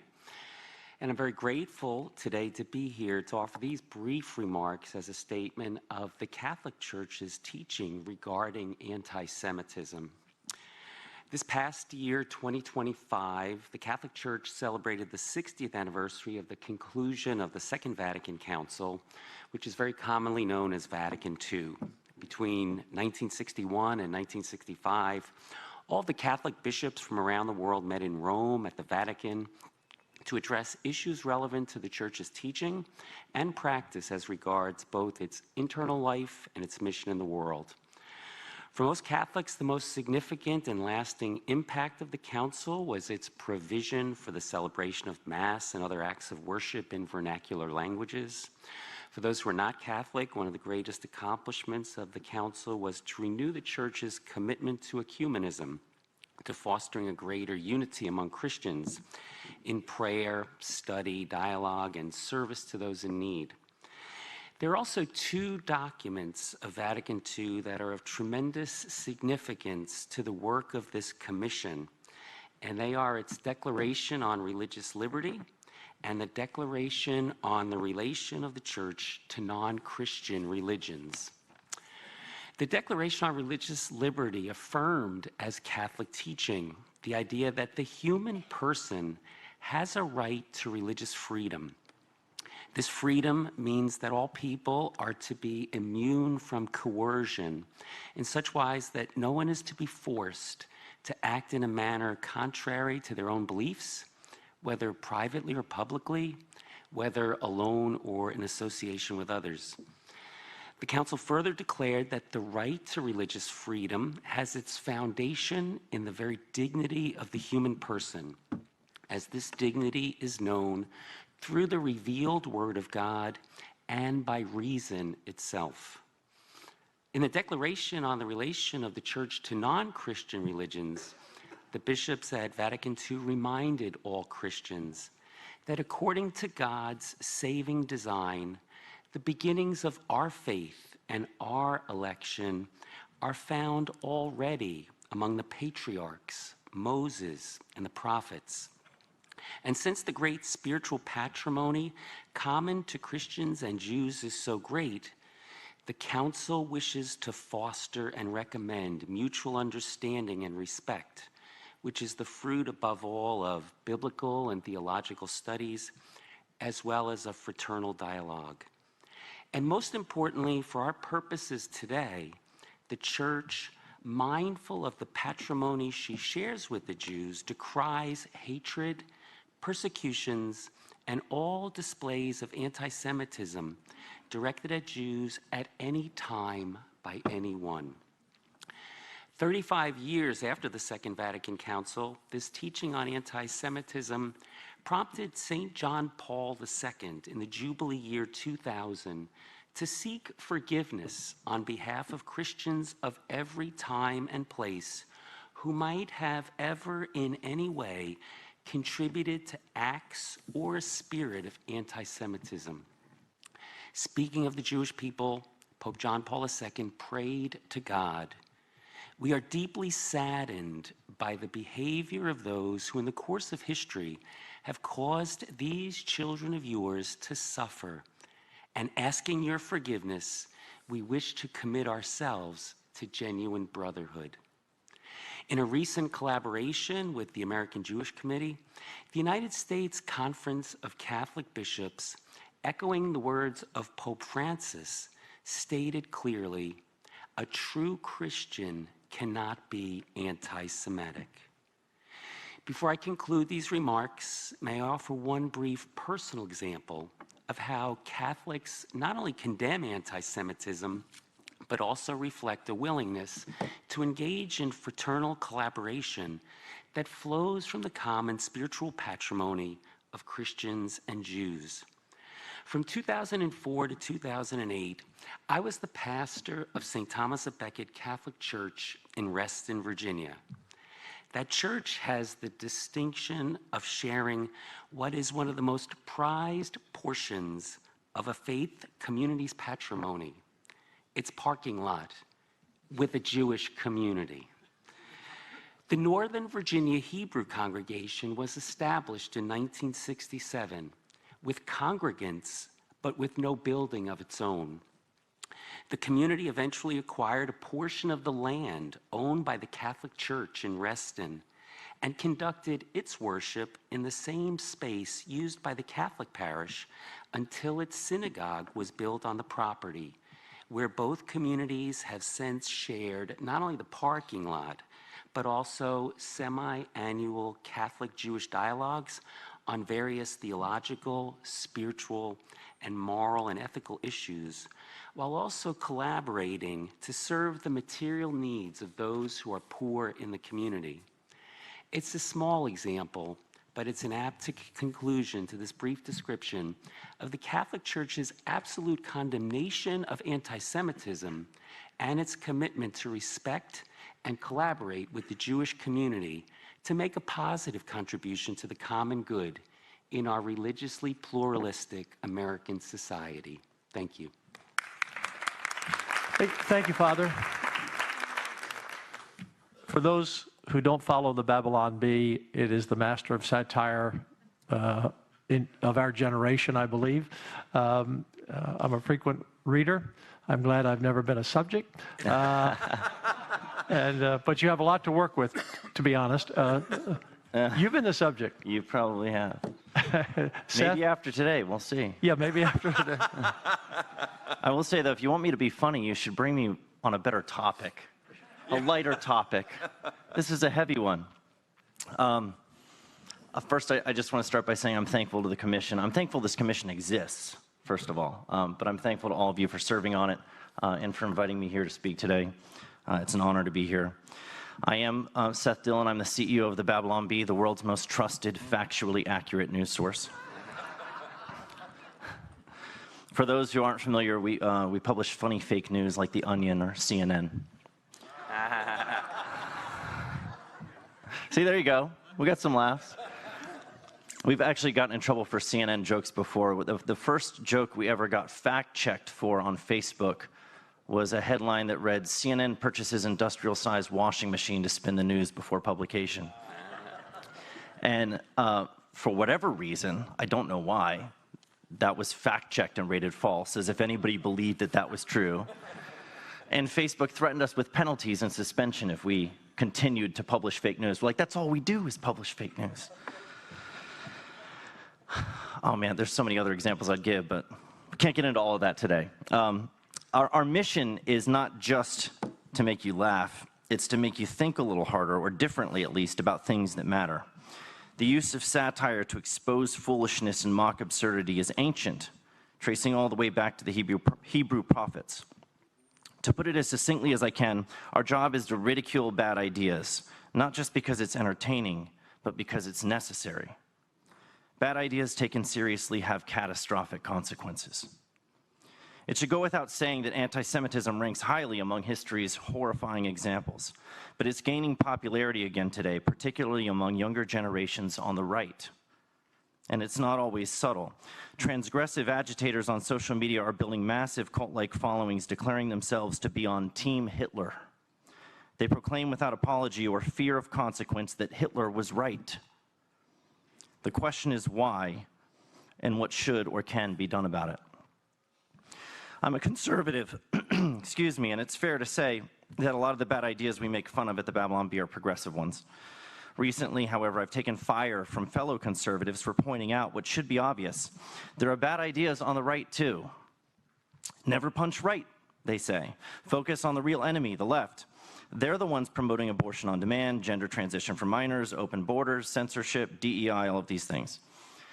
And I've steadfastly opposed these ideas as a conservative. I've spent years and millions of dollars fighting them in both the courts and the culture. But what if those aren't the only bad ideas? If bad ideas spread like cancer, shouldn't we check for them everywhere? I recently visited an imaging center for a diagnostic CT scan, and I'm glad the technician wasn't only interested in scanning the left side of my body. What I've observed on the right is an equal but opposite reaction to the woke worldview that captured our culture and institutions. Instead of rejecting the woke framework, the radical right has embraced and emulated it. We're all familiar with how the woke left divides the world into oppressors and oppressed, the powerful and the marginalized. It's a grievance-based collectivist framework that says all of society's greatest problems are due to hidden power structures designed to prop up the patriarchy and maintain white supremacy. One has to wake up or become woke to see it. Critical race theory, DEI, and radical gender ideology were all aimed at equity rather than equality to correct the alleged power imbalance and topple that system. And many are now forcefully rejecting this warped worldview. But the radical right, or woke right as some have called it, has adopted this framework for itself. They've just swapped out the villain. Where the left sees hidden white supremacy, the so-called J-pilled right sees hidden Jewish power. The structure is identical, the same conspiratorial lens, the same collectivism, revisionism, and scapegoating, the same claim to special knowledge of realities the masses are too cowardly or complicit to accept. Waking up to these hidden realities means seeing Jews rather than white men as the oppressors who scheme and manipulate and subjugate. It means treating Jews as enemies. But why is this corrupt framework becoming popular with young people on the right in particular? And I think the short answer to that is that they were primed for it and then exploited.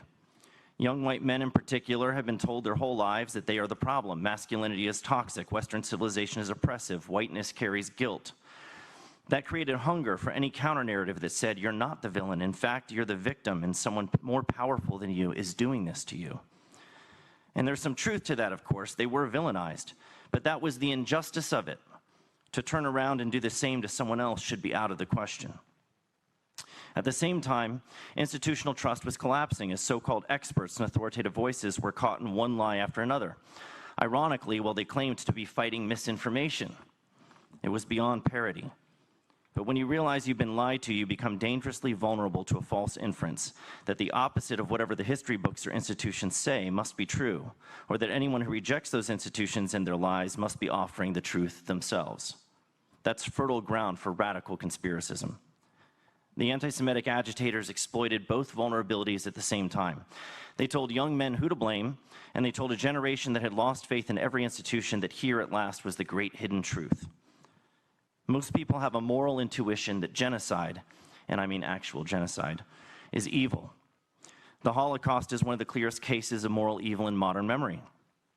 As long as we see that clearly, no one could possibly bring themselves to say Hitler was right. But that's why the revisionist project exists, to take the clarity away, to raise questions about what really happened and why, so that alternative answers seem not just plausible, but palatable. Historical revisionism, it turns out, is the sugar that makes poison taste good. When talking about solutions to this problem, I often hear calls for censorship. We need hate speech laws, I'm told, that would criminalize anti-Semitism. But that is not the answer. It's never the answer. In a free society, people have a right to be wrong. The First Amendment guarantees it. The answer isn't to suppress bad ideas, but to challenge them, to ridicule and refute them. Suppression only makes them more appealing to transgressive youth, and it validates their belief that power is being abused at their expense. But let me highlight what I think is a problem almost as great as the hatred itself, and that's the cowardice that allows the hatred to spread. There's been an effort to mainstream anti-Semitism. Radical voices are not just finding a platform, they're finding friendly platforms. This is disgraceful, and so is the silence of every prominent person who fails to call it out. Platforming is not the issue, promotion is, and we shouldn't be afraid to say it. I should note briefly that there are some theological issues at play here. I can't get into all of them, of course, but people are being drawn to a distorted version of the Christian faith, not because they found Christ, but because they found what they think is a religious sanction for their hatred of Jews. They cherry-pick from Scripture to secure a theological license to hate.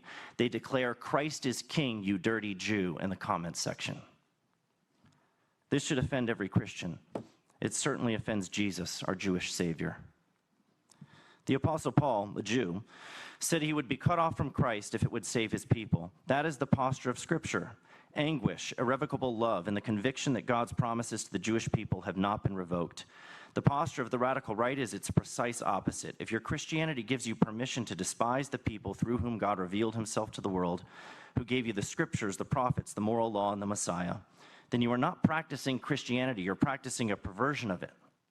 You are attacking the very root into which you've been grafted. There's a temptation to counter anti-Semitism by citing the contributions, the wonderful and remarkable and numerous contributions of the Jewish people to civilization, to law, to science, to philosophy, to the concept of human rights. These contributions are extraordinary, and the debt Western civilization owes to the Jewish moral and intellectual tradition is incalculable. But building the case on that foundation, I think, is a mistake, because it concedes the anti-Semites' premise that dignity is conditional, that it must be earned. Human beings are made in the image of God. That's where our dignity comes from. That is, in fact, the very foundation of religious liberty, the principle that every person, by virtue of bearing God's image, possesses inherent worth that no government, no mob, and no ideology can revoke. C.S. Lewis said that good philosophy must exist, if for no other reason than because bad philosophy needs to be answered. The antidote to anti-Semitism is not to ignore it or to outlaw it, but to confront it with courage and conviction. And that means not just calling out the anti-Semites, but the cowards who can't bring themselves to join us. Thank you.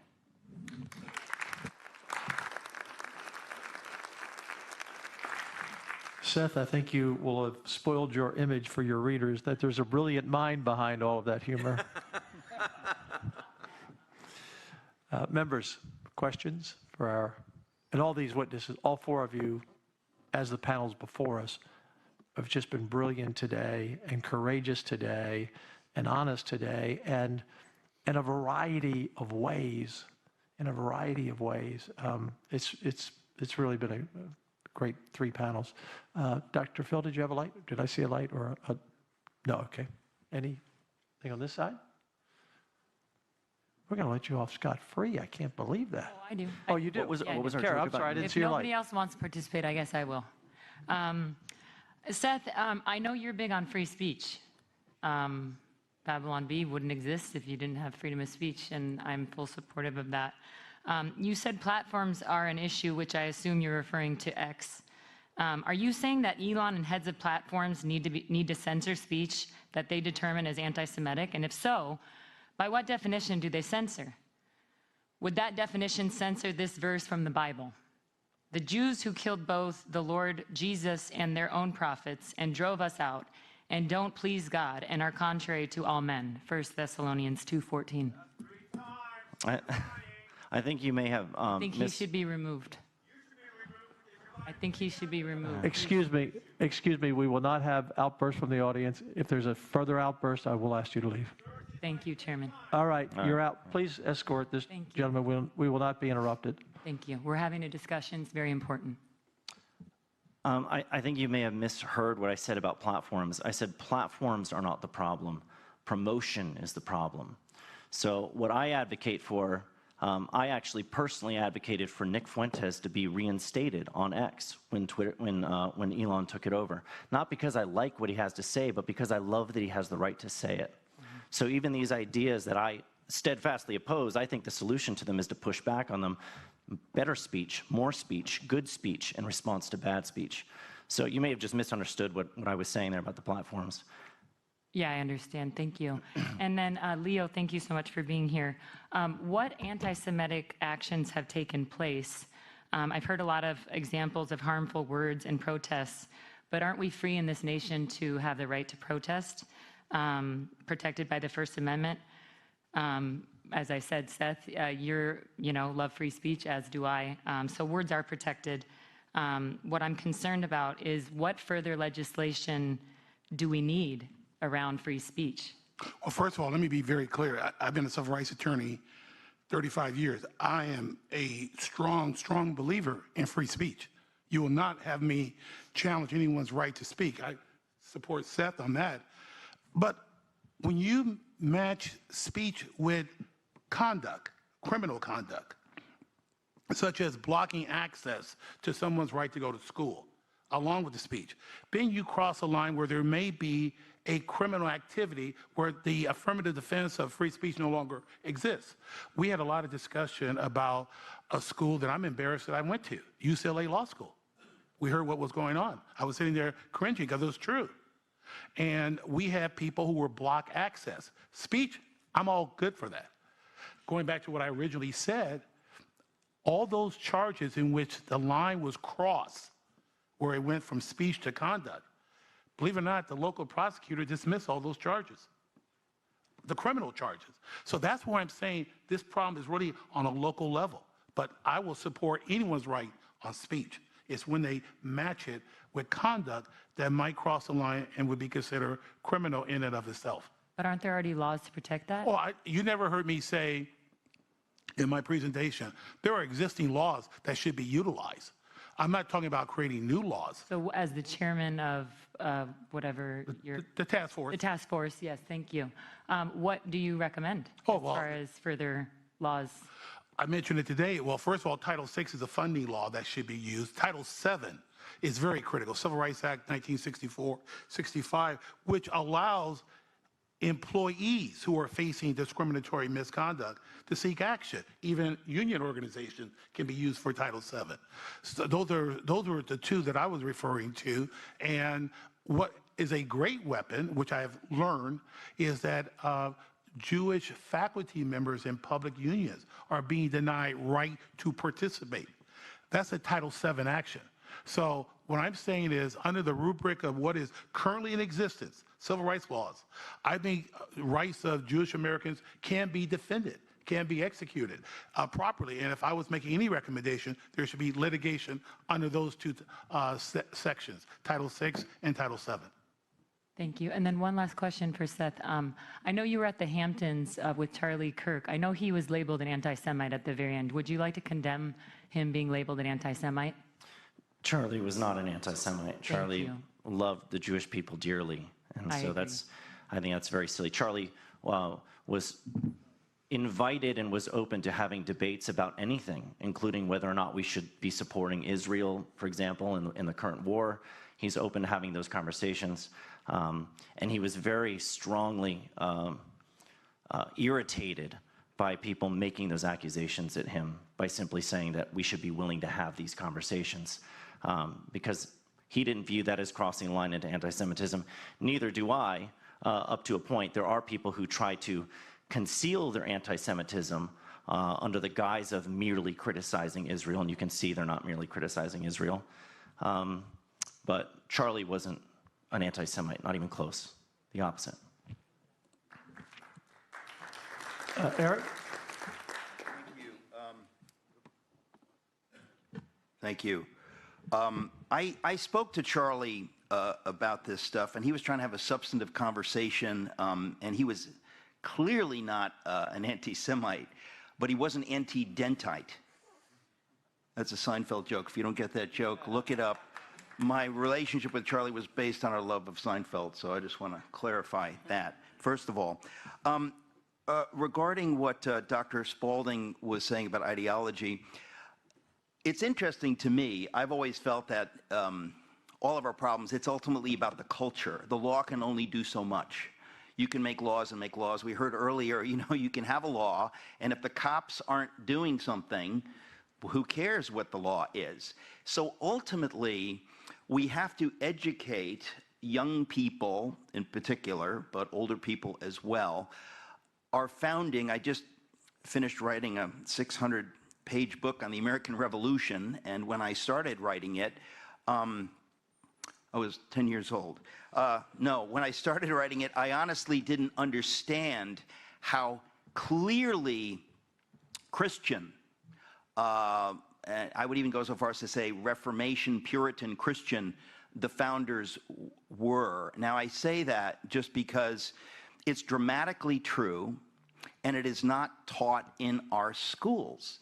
And we have been dealing with, the reason we're in this mess right now in the culture is because for decades, we've not been teaching civics and the basics of who we are as a people. You cannot get America, you cannot get a love of religious liberty and a love of liberty unless you understand where that comes from and what it means. And I would say, speaking as a Christian, I don't agree with certain theologies as a Christian, but as a Christian, I would die defending the right of people to have those theologies.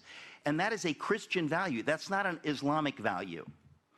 And we have to have that conversation in America about what does it mean to be an American, what are the limits of religious liberty, obviously, but we can't pretend we've fallen into relativism where we're no longer able to have intelligent conversations. You cannot sustain liberty or religious liberty unless you have an understanding of the founding and of the mind of the founders. And if you begin to pretend that, oh, it's about the Enlightenment, it's not Enlightenment rationalism, ladies and gentlemen.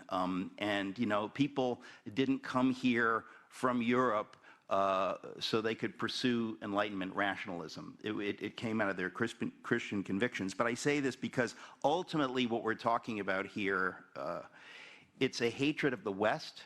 It's a hatred of the God of the West. It's a hatred of the God of the Bible. That's at the heart of this.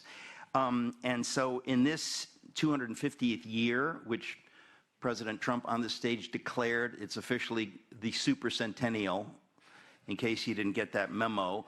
The 250th, we don't have we don't have a term like bicentennial, so he's calling it the supercentennial. But the point is, this is the year that we in America have to talk publicly about what does it mean to be an American, who we are as an Americans. This isn't some Enlightenment, rationalist, neocon project. This is fundamentally a biblical project. It's an extension of the Sinai covenant. All of the founders understood this. And so as I hear us talking about this, you cannot sustain America, and you cannot sustain a love of religious liberty and a respect for people with whom you disagree unless you understand this. And it comes out of the Bible, and we have to say that publicly. And I don't know how we say that in K through 12, but we did for 200 years say that in public schools in America. We taught it simply because it was our history. And something has happened. It kind of came into the culture in 1968. You know, we were talking earlier about, you know, the lack of courage of academic leaders standing up to the Marxist lunacy that was breaking the campuses at that time. And I think that if we do not understand these things and teach these things, we can make all the laws we want, and we need to make laws. But the first thing that I would recommend the President of the United States to do is to absolutely defund practically every penny that taxpayers are giving to higher education, because higher education has become a breeding ground for every wicked ideology. And I was at Yale in the early 80s, and it was so strong in the early 80s when I was there. I was astonished. I'd never encountered it. And so I think we need to the extent that we have the power of the purse, to defund almost all higher education, because they are not even, it's not even close to what they're doing. The harm they're doing goes way beyond what we saw following October 7th. And so I just felt that I needed to say that it's about the culture, but I would love any of you to respond, but particularly Seth Dillon and Dr. Spalding, since you work in the cultural space. We went from no lights to lots of lights. Did you want to make a comment, Dr. Spalding? Then we'll get to our... I'm happy to just say at this point, that was part of the reason I mentioned America 250, because I do think it's an opportunity to educate at all levels. And we have to bring the positive over and over again. We have to bring the factual over and over again. And then I'd like to hear what some more people have to say before we might continue the conversation. I'm not sure which order, but Reverend Franklin, did I see your light there for a minute? Well, yeah, it comes on and off. That's why I wanted to get to you. I don't want to miss what you have to say. Just to be clear, the accusations that the Jews killed Jesus, they didn't kill him. He's alive. He's not dead.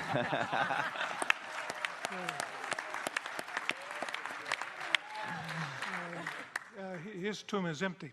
But I would like to, after 9/11, Mr. Chairman, there were the hijackers were mostly Saudis, and they flew their airplanes into the Pentagon and the World Trade Center, and in the name of Islam. So after 9/11, Saudi Arabia, to improve its image, started funding on university campuses centers for Islamic understanding or studies. And that funding has created an issue now for our country after 20-some years, because those centers now have grown, and they get money from other Gulf states that pour huge amounts of money into our universities. And that has a very negative impact on our education. And it's anti-Semitic. And so I think maybe we need a task force to follow the money and what is that produced. But I would just dare to say that there needs to be a study as to who's been influencing our universities to turn our universities and our students to be anti-Semitic. Every now and then I hear that inner voice, God told me to call on you. He just didn't need that to be said, so a great comment. Can I make a quick comment? Yes, go ahead, Seth. One of the first things you said, the Jews didn't kill Jesus, he's alive. Agree with that, yes, he lives. There were Jewish leaders who were calling for Jesus' crucifixion. There were also Jewish followers of Jesus. His disciples were Jewish. The authors of the New Testament, with the exception maybe of Luke, Acts, were Jewish. So there's two sides of that. And what does it have to do with Jews today? What guilt do they share in that? So those are, I think, important points to make. One other quick comment, too, if I could, on the in your initial question to me, you mentioned the Hamptons retreat. I think it's important for me to say something about this because nobody would have even known about this. Was a private retreat. The only reason that anybody knows about it is because a very prominent and loud anti-Semite wanted to make a big deal out of it to try to suggest that Jews were at this retreat, Zionists, and maybe she would use that terminology. Sometimes she switches back and forth. But Candace Owens was claiming that people there blackmailed Charlie to try to keep him in support of Israel, offered him a ton of money. My name was mentioned, Bill Ackman's name.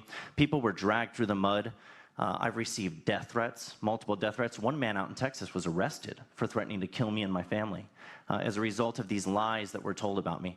This is the price that you pay if you defend Israel, if you defend Jews. The people who hate them, the anti-Zionists, the anti-Semites, will do everything that they can to smear and destroy you and intimidate you and try to get you to shut up and go and become quiet. And I would encourage other people that even facing that cost, especially because there's that cost, we need to be courageous and speak out.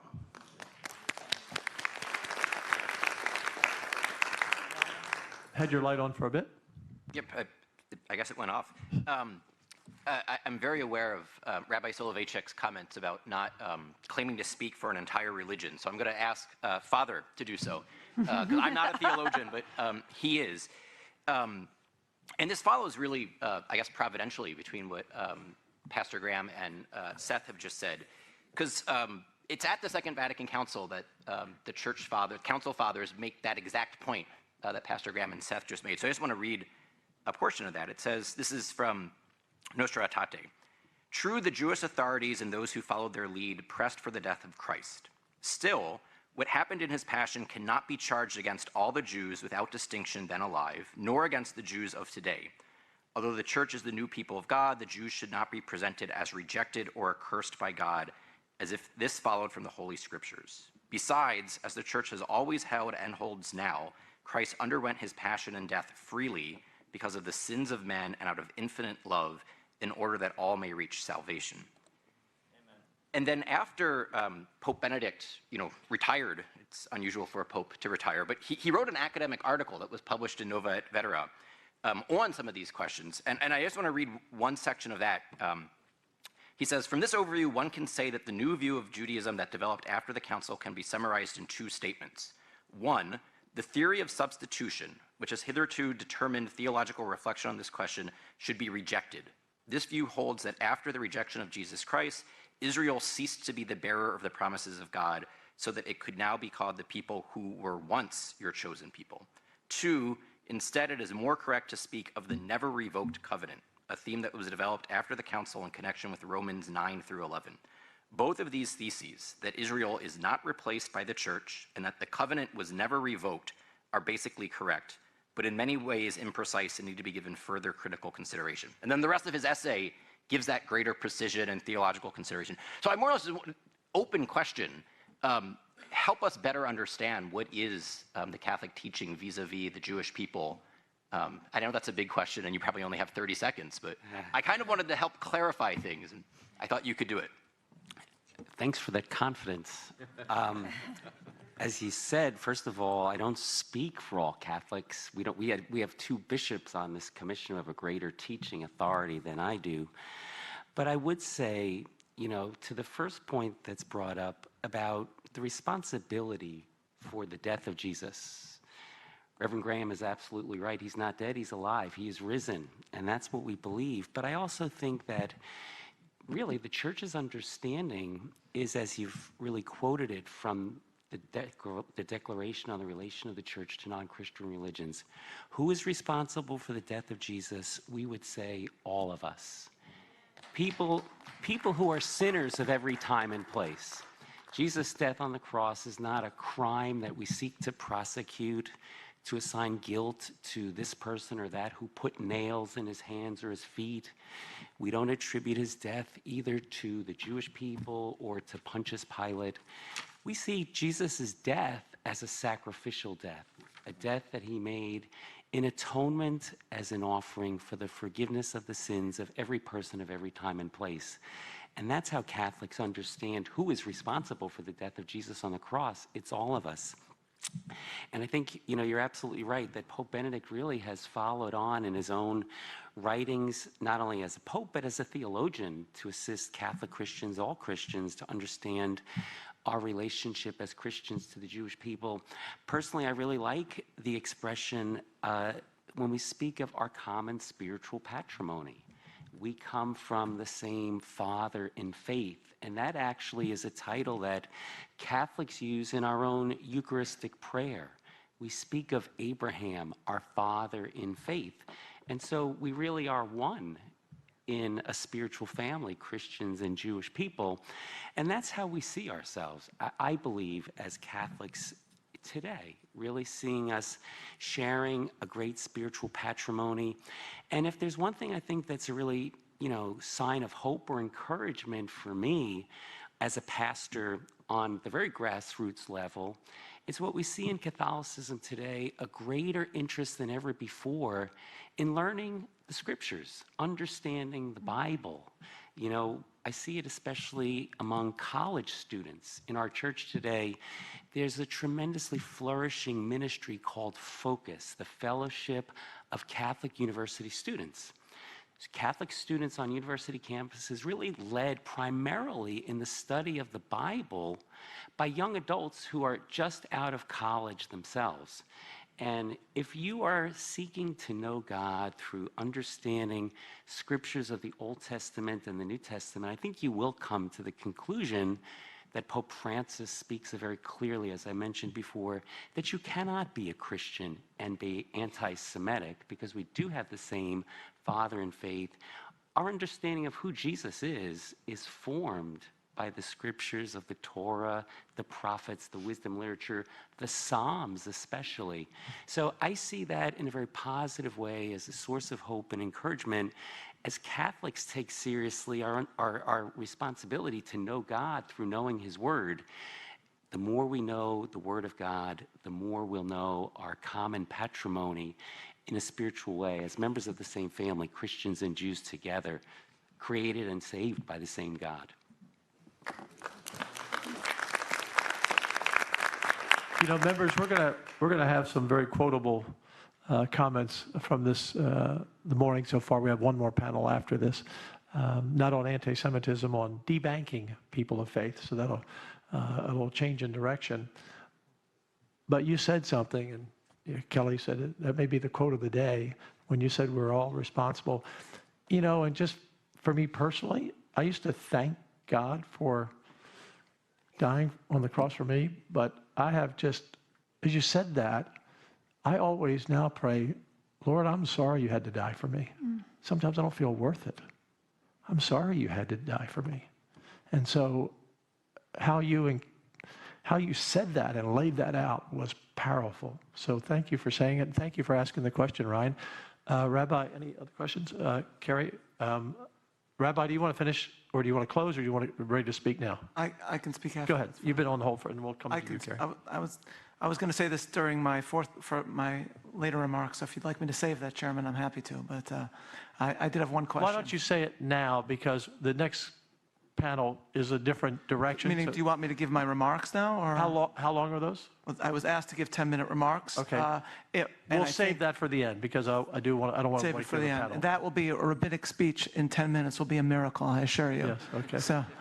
So We I do did have control one your question, though. microphone. Yeah.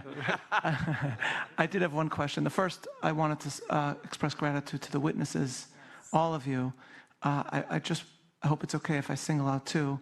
First, to Leo Terrell, I just want to express, just based on my own personal experience, I think you know how much gratitude to you and love for you there is among so many in the Jewish community. So I want to thank you for all that you do. Thank you.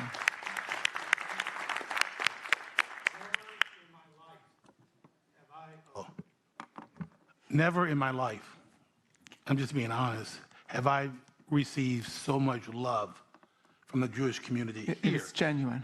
I know it's real, and it's disunity, it's religious, it's historical. And then I went to Israel, and the love there was off the charts. It was even greater, and it was that bond. I asked my chief of staff, who's out there, Sarah Goldman. I said, it's unbelievable. I never experienced this. So for you to say that, I'm blessed, I'm humble, I'm honored, and I'm committed to the fight.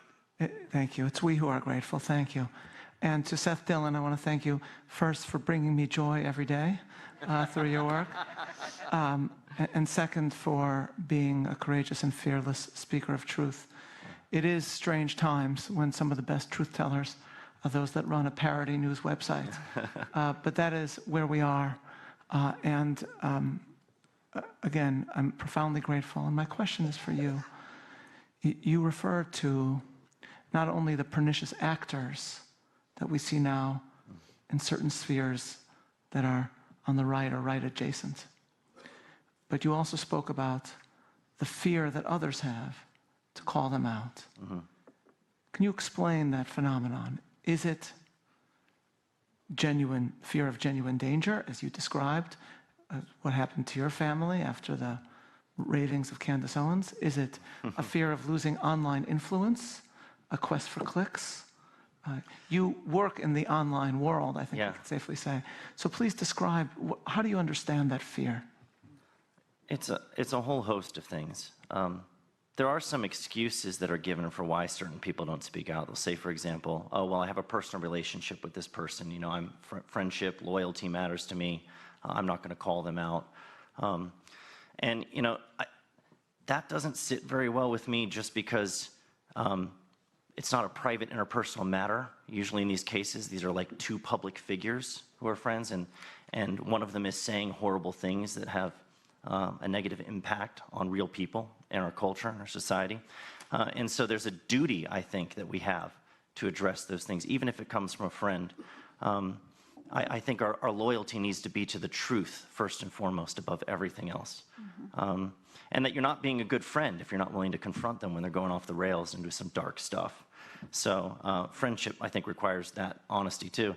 But yes, there's a real fear. I think they tried to make an example out of me by showing, you know, they spoke about, I had, you know, Tucker Carlson and Candace Owens, and go on for 10 minutes about what a traitor I am, you know, what a terrible person I am. You get that kind of, those personal attacks, and those are really meant to bully and intimidate other people. Like, look what we did to Seth. You know, you don't want to go through that. These people have way more reach and influence than I do, and so that can be very intimidating. So I think that's one of the reasons. But yeah, then there's also the audience capture thing that's going on. People are trying to test where the wind is blowing and see what position they should be taking on these issues.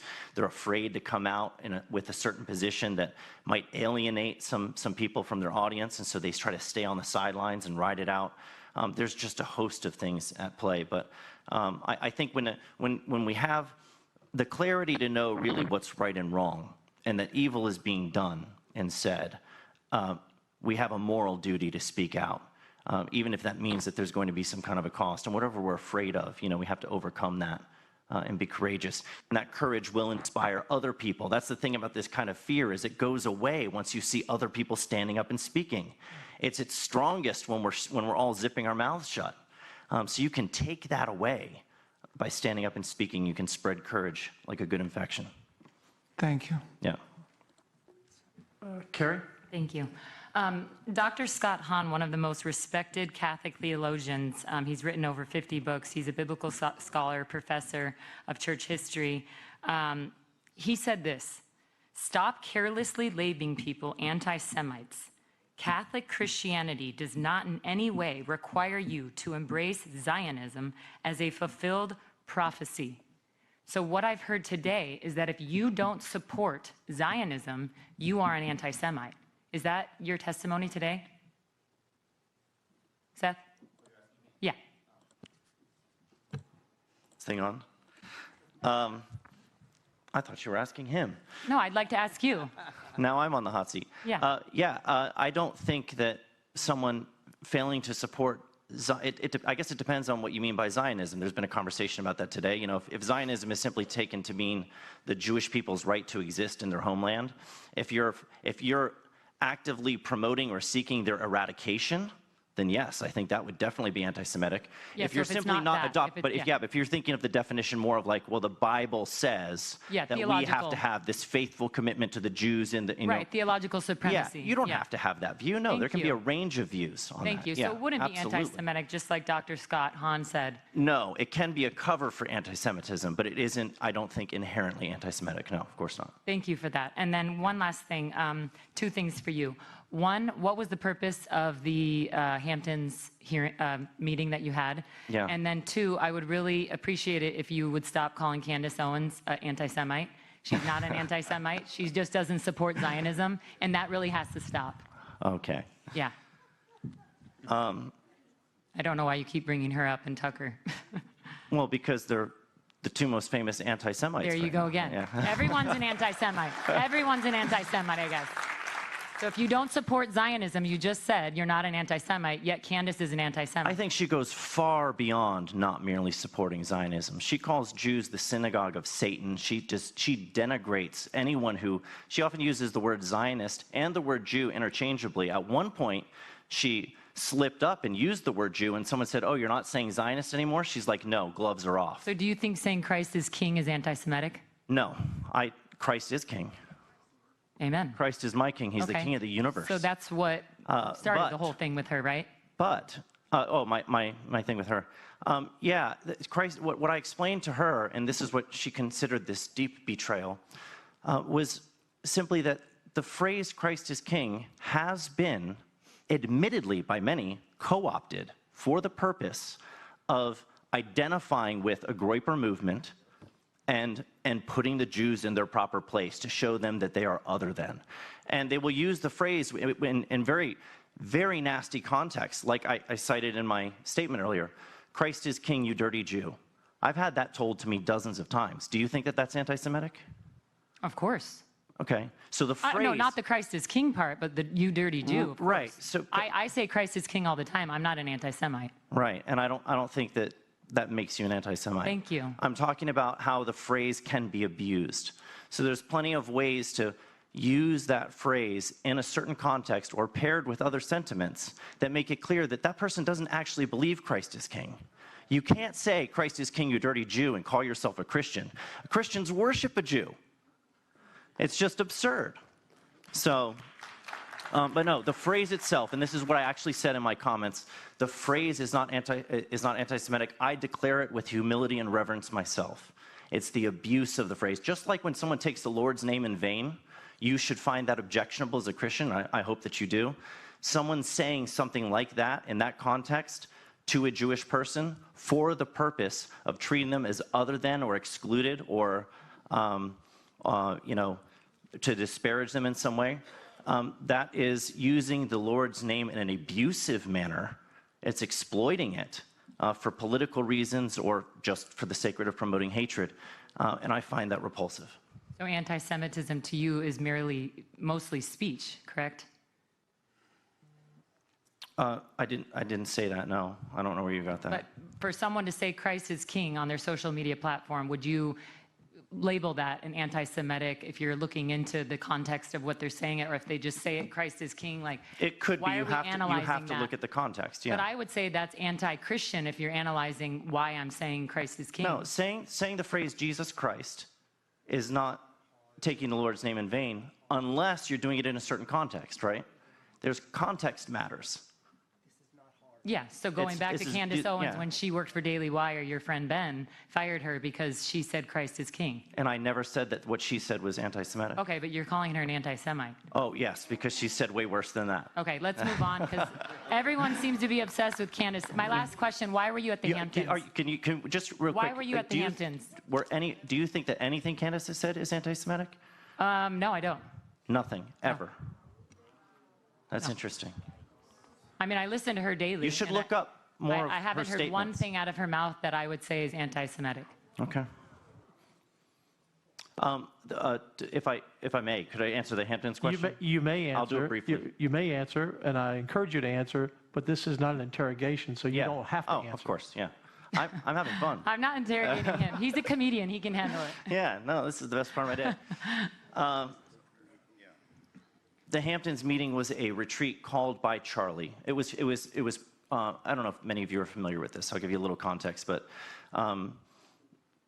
there was a claim that was made that an intervention was staged with Charlie, where people pulled him into a room in a very aggressive manner, pressured and blackmailed him because they felt like he was straying away from his support for Israel.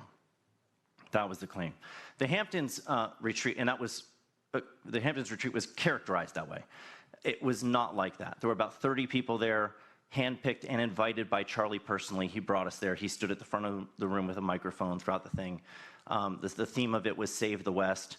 His primary focus was on the threat of Islam, the problem of Islam.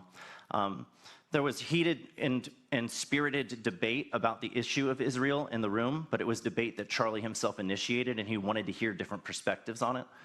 And so we voiced a lot of our perspectives. One of the things that I disagreed with him on was he said that, if you're not sufficiently supportive of Israel, it can be really ruinous for you in a position like his. Yeah. If you criticize Israel at all, they'll try to denigrate you and destroy you and call you names, call you anti-Semitic, etc.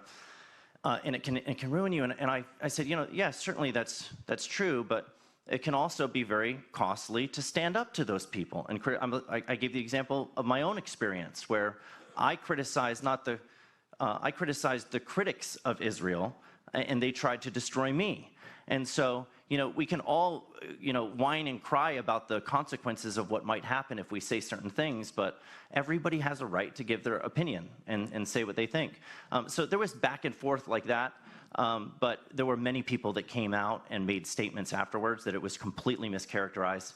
And that was really evil what she did, to lie about a situation like that and try to portray it as though the Jews were trying to blackmail Charlie. That resulted in death threats. She never said that. She absolutely said that. No, she didn't. She put my face on a movie poster for I Know What You Did Last Summer, suggesting that I had a role in his murder. Like I played a role in his murder. That's why someone tried to kill me and my family and got arrested in Texas. Well, yeah, what do you mean? she has death threats too. This is all imaginary to you. It's all do. very real to me.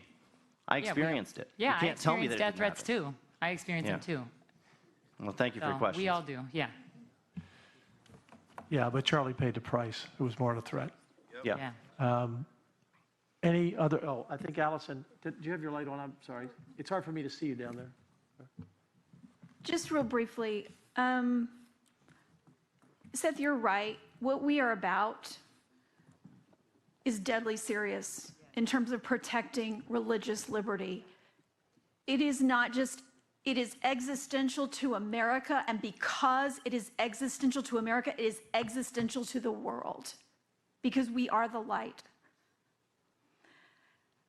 And I just want to thank you. You may not have any idea just how much joy you bring to a lot of us out in the fields, getting hammered, getting criticized, especially when you poke fun at us. Because it's sort of, as a person of faith, you kind of feel like you're the only person that it's fair game, right, for people to pick on and criticize. And so to be able to read the B and see just a spot on a joke about, getting the family in the van to get to church on time, right? It's just, I just really wanted you to know, you are playing a really important role. Number one, in the war of ideas, but also in encouraging and bringing joy to the fighters. And so I just really wanted to take this opportunity to thank you. Thank you. I want to take this opportunity to say it's not all me. I can't take full credit for what we do. I have an amazing team of people who are very talented that keep you laughing every day. So I mostly just stand behind them, urging them to be funnier. And they do a pretty good job at that. So, but I appreciate it, and I'll pass that feedback on to them because they'll be encouraged by that too. We love bringing levity into the world and getting people to laugh, while also, dealing with some of these serious issues. Paula? Yes, first up, I want to thank you all so much. Leo, working with you on a daily basis and what we do at the White House Faith Office. I was going to hold all my comments and everything till the end and hearing everyone and thanking them for their witness, their testimony, their courage, everything else. Allison, I have to echo what you were going to say because that's what I was going to say. Every single day, I face stories of people for their faith being extremely persecuted here in America in atrocious ways, sitting with students from Northwestern or UCLA or Harvard. Which one of us would allow a 64-year-old to be put in a chokehold and just sit there and watch him die? Who would do that? Who would allow these people to go in and terrorize church services, worship services, where people don't feel safe? The work that we do on the Religious Commission is vitally important for all people of all faiths. And keeping it in that context is a responsibility for us to make sure that we protect people for religious liberty. I know that there are people in the audience on this panel. We've given up our life to make sure that people are protected. The president, and I just want to simply say thank you all for being such champions. Leo, you're right, it has to go to a local level. It has to go through our school. We have to enforce every single law that we have, and we must stay focused on the reality that people are being beaten, brutalized. It's not just free speech. Ostracized, threatened, and it is our great honor to be picked for this commission to make a difference and make sure in America that our founders, who made it our inalienable right in the Constitution, that every single person has the right to approach God, to worship Him freely. And I thank you, Dan and Ben, as our co-chairs, to make sure that we make that happen. Thank you. Paula, Ryan, you want to follow up? Yes, just very briefly, there was something very important that went on between Carrie and Seth's exchange that needs to be highlighted. When she quoted Scott Hahn, he said that no Catholic is required to believe in Zionism as a, quote, fulfillment of biblical prophecy. And Seth agreed with that. And so as a Religious Liberty Commission, we don't think anyone needs to think that modern day Israel is a fulfillment of biblical prophecy. That is vastly different than saying that the modern nation state of Israel does not have a right to exist. And I think we need to highlight that distinction. Dr. Ben, did you? I know you're. It's not acting right. You have to understand, I seldom look left in my life. I'm always looking right. Well, I want to thank you for, and several of the panelists today have mentioned that it's not just a plot against Jews, but against all of us. It's a bigger plot than that.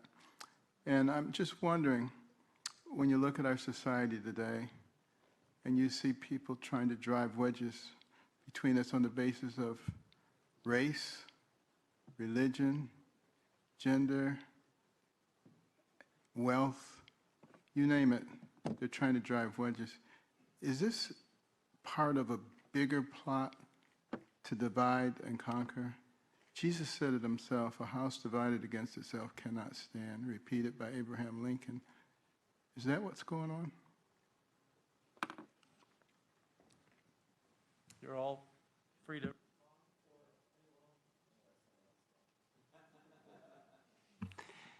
I think two things I would say, and it's going back to our common biblical heritage. You know, one of the things we need to address as a country more seriously is just the reality of evil and sin. Division is a fruit of the original sin, and it's right there in the first chapters of the book of Genesis. You know, we are seeing more and more, it seems to me, on different levels of government, a disunity between the laws of our land and God's law.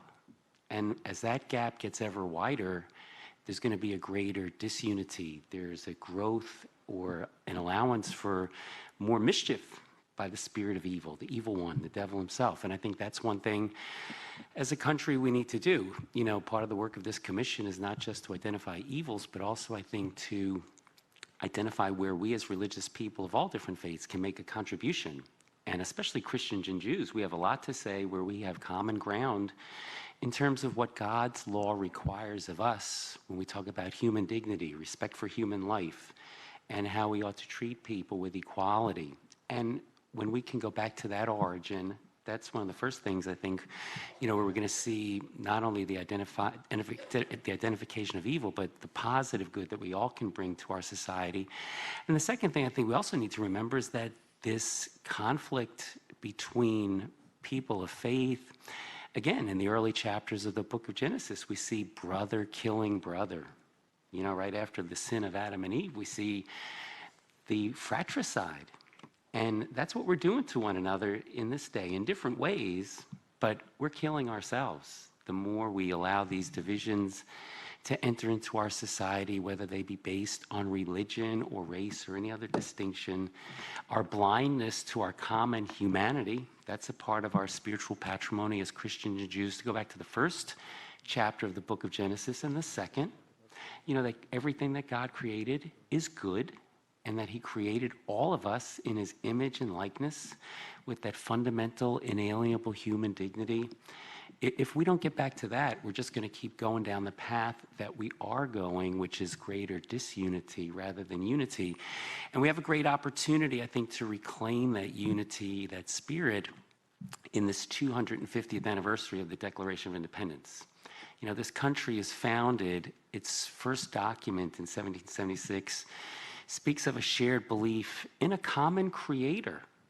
That's what we have that in common. Why are we not emphasizing that? Christians, Jews, other people of faith have a shared belief in a common creator who's created every single person with dignity, with inalienable rights.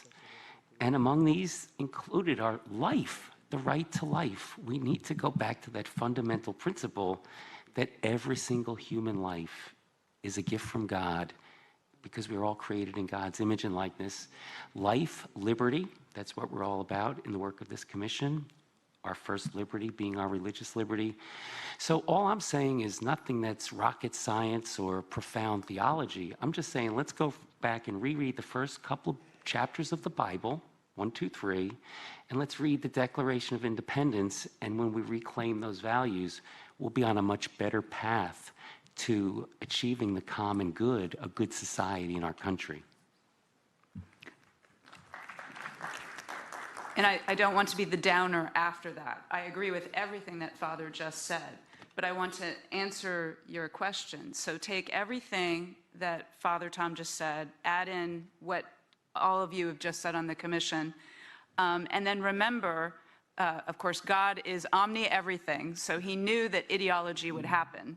It's not as if he couldn't foresee that too. But you have to understand that that makes the evil even worse, if it's possible.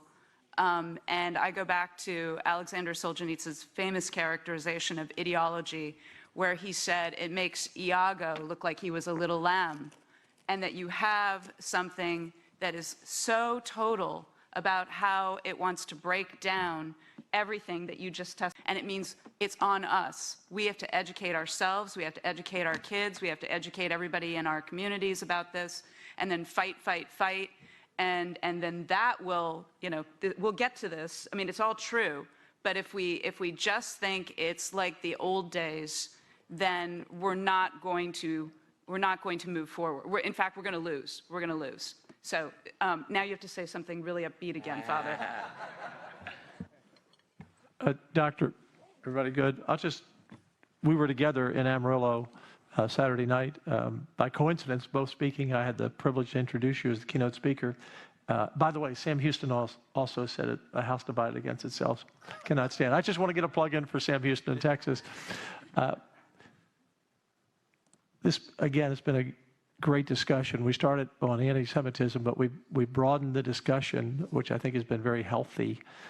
And I think we have gone, since you asked the question, I think we've gone beyond politics.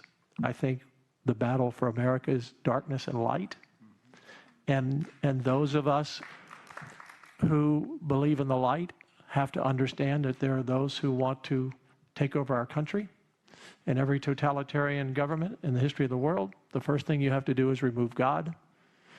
And the seeds of chaos in our, to separate the family, to separate us as people, where we can't even have Thanksgiving together with someone who supports another candidate.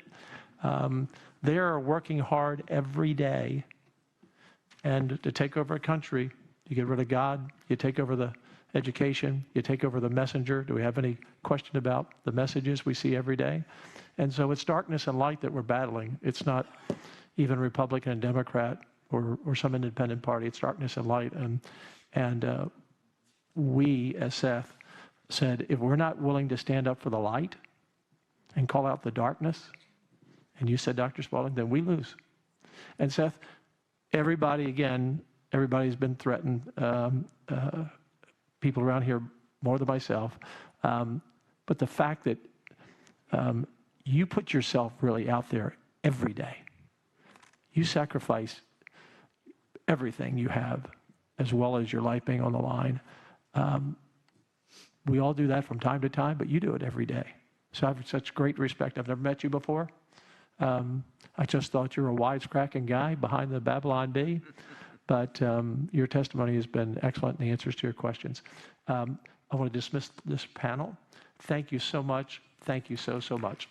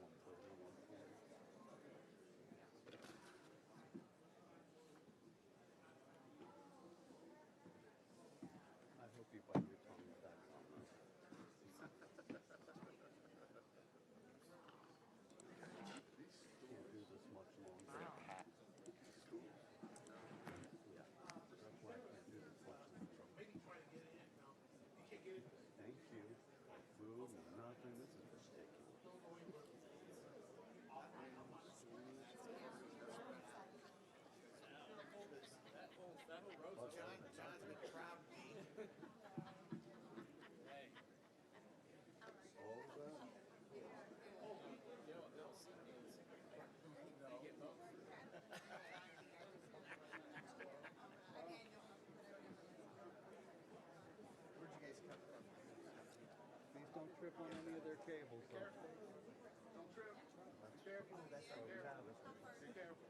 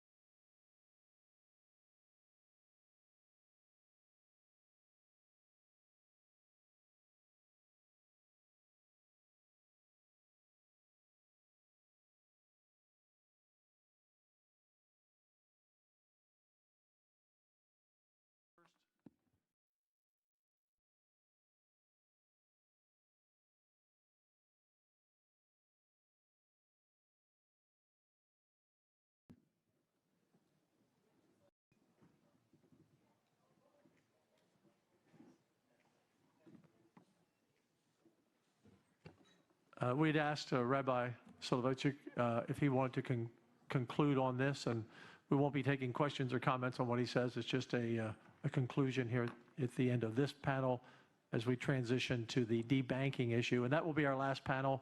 And we may be a little past 1:30, but we'll be close depending on how many questions we have for the final panel. Rabbi? Thank you, Chairman Patrick. And before I begin, I just want to note that I know personally how seriously you take the subject we met to discuss today, and I just want to say how much that means to me, and thank you for your leadership. I've been asked by the Commission to speak briefly about how the early history of the Jews in America relates to our own moment. It's a topic near and dear to my heart, a subject of my writings on which I draw today, and personal to me because my own synagogue is the oldest Jewish congregation in the United States. We don't like to talk about that except pretty much every day.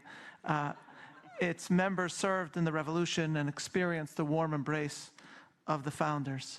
But in speaking about the topic of Jews in America and early America, I want to begin by quoting a non-American, which is the late British Chief Rabbi Jonathan Sacks, who described how as a young man he first visited Washington, D.C., and he was struck by the memorials, Lincoln Memorial, Jefferson Memorial, which, as he saw, contained not only images of these men, but also etched in stone their words, the ideas with which they left us. Declaration, Gettysburg Address. And Rabbi Sacks reflected that if you go to London, you don't see anything like this. They have a lot of memorials, but no words. The memorial for David Lloyd George has 3 words on it, David, Lloyd, and George. The statue of Churchill has only 1 word, Churchill. Now, words were kind of important for Churchill. So why the difference? The reason, Rabbi Sacks said, and I'm paraphrasing him, is that England was, until recently, a class-based society. Those who belong know, those who need to ask show thereby that they don't belong. American society is different, Rabbi Sacks reflected, because from the Pilgrim Fathers onwards, it was based on the concept of covenant, as set out in the Hebrew Bible, especially in Exodus and Deuteronomy. So Rabbi Sacks said, and the point is that covenant is a political compact in Hebrew Brit that is about more than self-interest. It's done in dedication to a creed, binding parties thereby in responsibility to one another, but in the presence of God. America came to understand itself as a covenantal people, bound to a creed, united by God amidst their differences. Thus, in support of this declaration, with a firm reliance on divine providence, we mutually pledge to each other our lives, our fortunes, and our sacred honor. It's only with the covenantal nature of America in mind that we can appreciate simultaneously the unique role that faith played and plays in our country, and the unique way in which Jews were welcomed in the United States. Thus, on July 4th, 1788, a parade was held in Philadelphia to celebrate the state's ratification of the Constitution. One witness, the physician and signer of the Declaration, the devout Christian Benjamin Rush, described the prominent place that Christian clergy played in the procession, and their presence, as he wrote, manifested by their attendance their sense of the connection between religion and good government. But he also added that pains were taken to connect ministers of the most dissimilar religious principles together. In other words, to highlight unity amidst religious difference. And then Rush tells us that one of the clergy in the parade wasn't Christian. These are his words. The rabbi of the Jews, locked in the arms of 2 ministers of the gospel, was a most delightful sight. There could not have been a more happy emblem contrived of that section of the new Constitution, which opens all its power and offices alike, not only to every sect of Christian, but to worthy men of every religion. End quote. Thus, the new constitutional order did not demand a public square scrubbed of faith. The clergy marched arm in arm, rabbi and minister, in a parade unimaginable anywhere else on earth in 1788 or in 1888. Faith and freedom were civically celebrated together, each reinforcing each other. Or if you will, a rabbi and a minister march in a parade is not the opening of a joke. It's not what it is. It is instead a description of an event that marked the advent of a wholly new approach to the role of religion in society, a covenantal people of religious difference, but united all the same in dedication to the American creed. Soon after this parade, Washington was inaugurated in 1789. Leaders from various minority faith communities in America each sent a letter of congratulations to the president. Catholics came together, all sent him 1 letter. Baptists came together and sent Washington 1 letter. Quakers came together and sent Washington 1 letter. The Jews in America could not really agree who would send the letter. So they ended up sending him 3 letters. There's maybe 1,000 Jews in America, 3 letters. And thank God, because Washington wrote a response to each one. He was a gentleman. And they're splendid. And I'll just briefly cite 2 of the 3. The first was to the Jews of Savannah, which concluded with a biblical allusion. Washington wrote, "May the same wonder-working deity who long since delivering the Hebrews from their Egyptian oppressors planted them in the promised land, whose providential agency has lately been conspicuous in establishing these United States as an independent nation, still continue to water them with the dews of heaven, and to make the inhabitants of every denomination participate in the temporal and spiritual blessings of that people whose God is," and then Washington concluded with God's Hebrew name, which traditional Jews don't pronounce. So what Washington tells the Jews is that he sees the tale of the Exodus and of America as parallel to each other. And he's expressing that the Jews were to be welcomed in America, yes, because of the ideals of equality, but Washington is also making sure to emphasize the way in which the Jewish scriptural story inspired the exceptional covenantal nature of America itself. 2 months later, Washington visited Newport, Rhode Island, and drawing on the letter he received from Newport Jewry, he responded with what has now become a famous passage. Washington wrote, "It is no more that toleration is spoken of, as if it was by the indulgence of one class of people that another enjoyed the exercise of their inherent natural rights. For happily the government of the United States, which gives to bigotry no sanction, to persecution no assistance, requires only that they who live under its protection should demean themselves as good citizens." So if Jews in America never experienced the horrors that Jews encountered on the European continent, it was in part because this country's founders embraced its Jews from the beginning and decried Jew hatred as un-American. Then, in this letter, Washington again concluded with a biblical allusion, his favorite Bible verse from the book of Micah.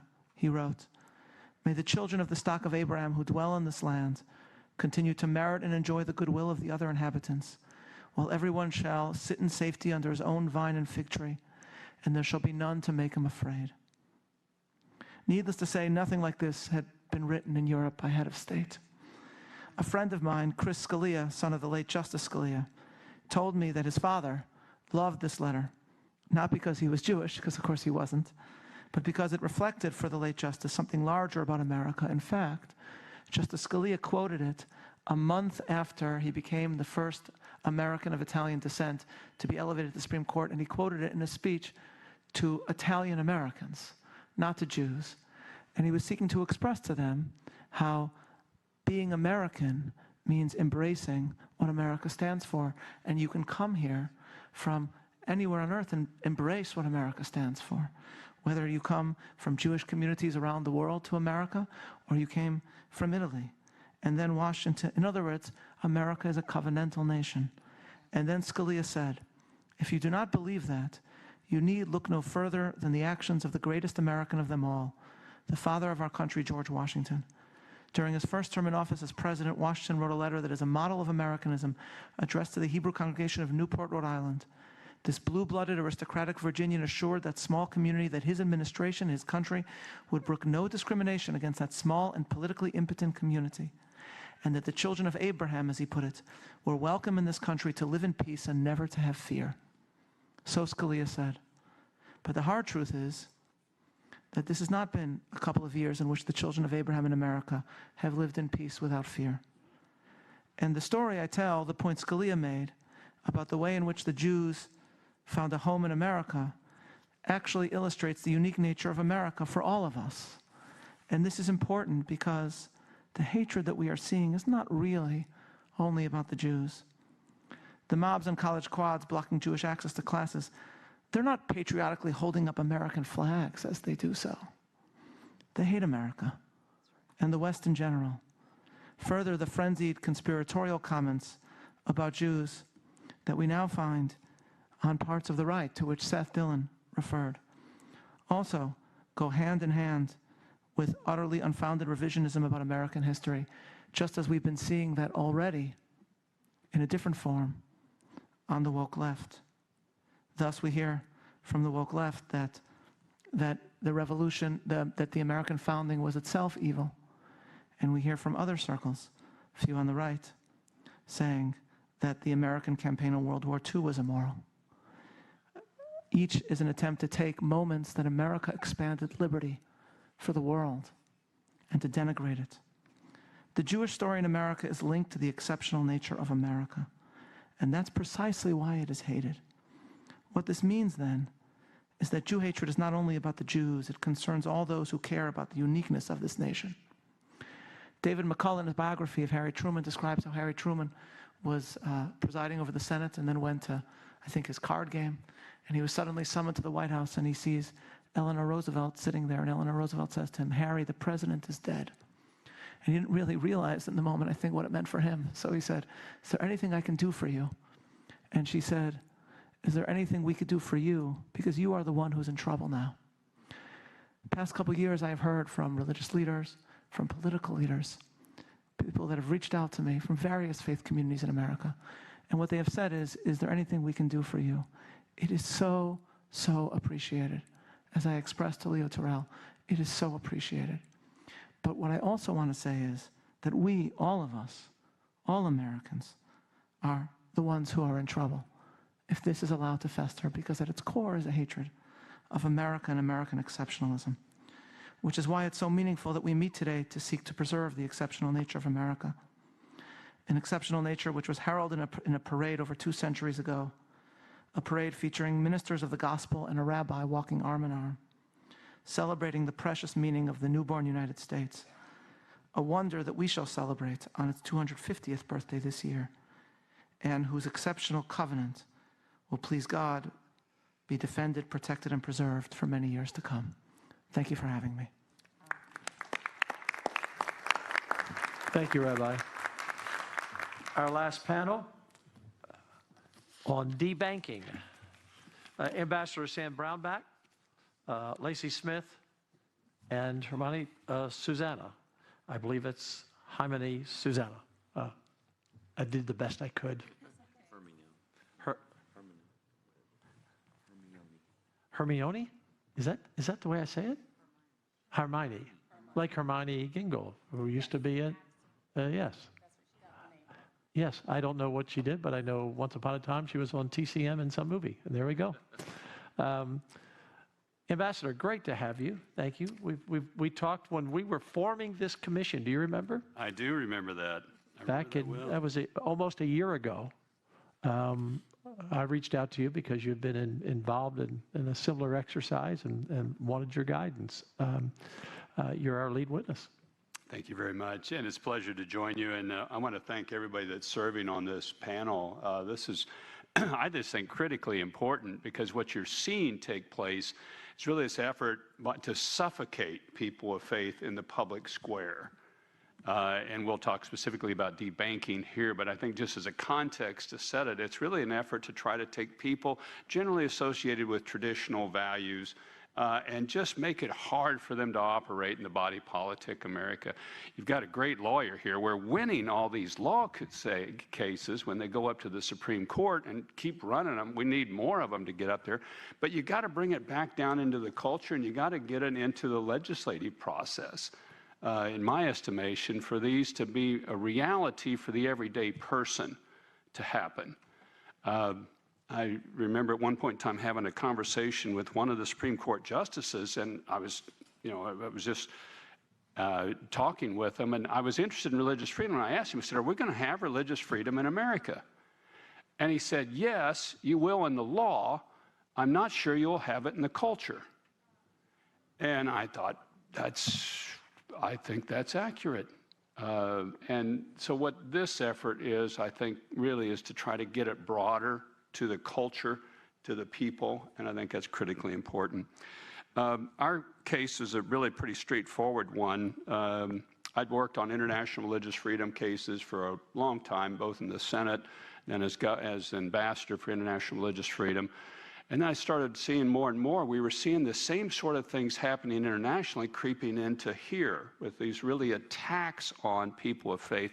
You weren't being thrown in jail as much, you weren't being communal violence, but you were being suffocated, you were being debanked, deplatformed, de-insurance. These sort of things is what was regularly happening.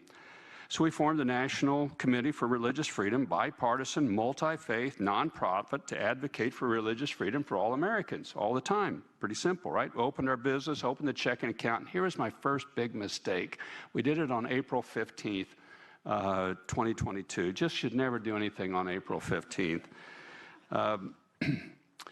Then I go in to put some funds in the account because I'm starting it, and I'm putting in some funds to get this started on May 19th in a local branch in Kansas.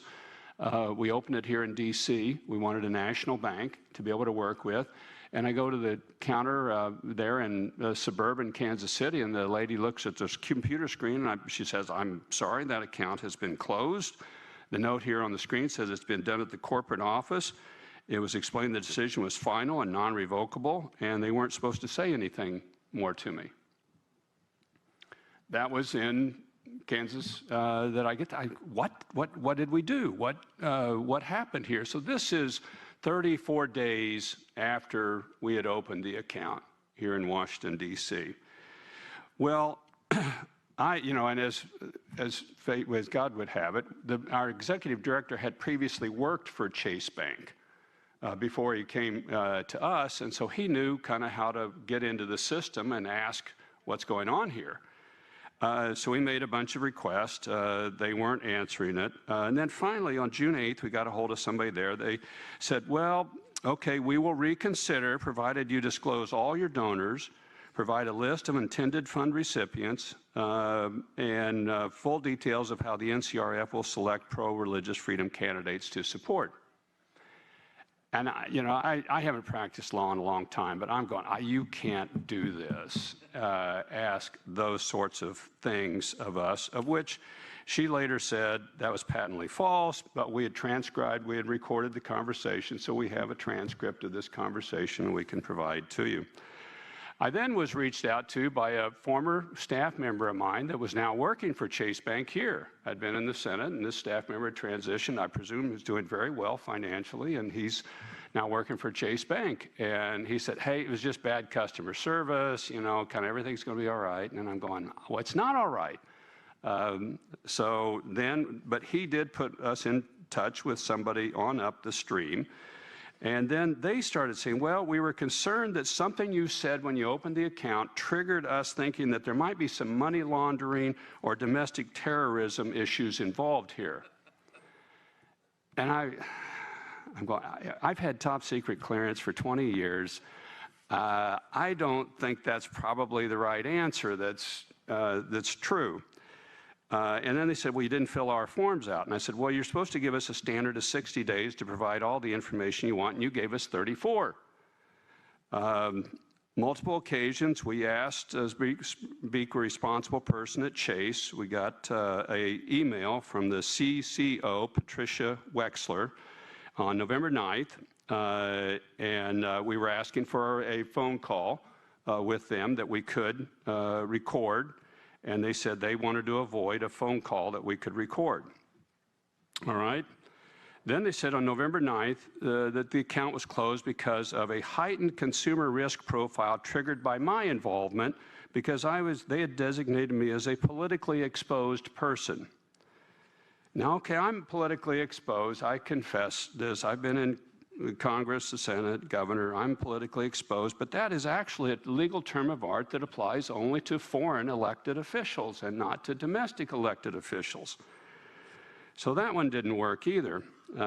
We put a shareholder resolution up to the J.P. Morgan Chase annual shareholders, to which the CEO, Jamie Dimon, said, quote, no apologies are necessary, no corrective action is necessary, a point he later in February 13, 2025, in meeting with Republican members of the Senate Banking Committee, said, well, we don't debank people because of political or religious affiliation, but there are a lot of things that can be fixed. We should fix them. The rules and requirements are so onerous, and it does cause people to be debanked. In my opinion, we should not be debanked.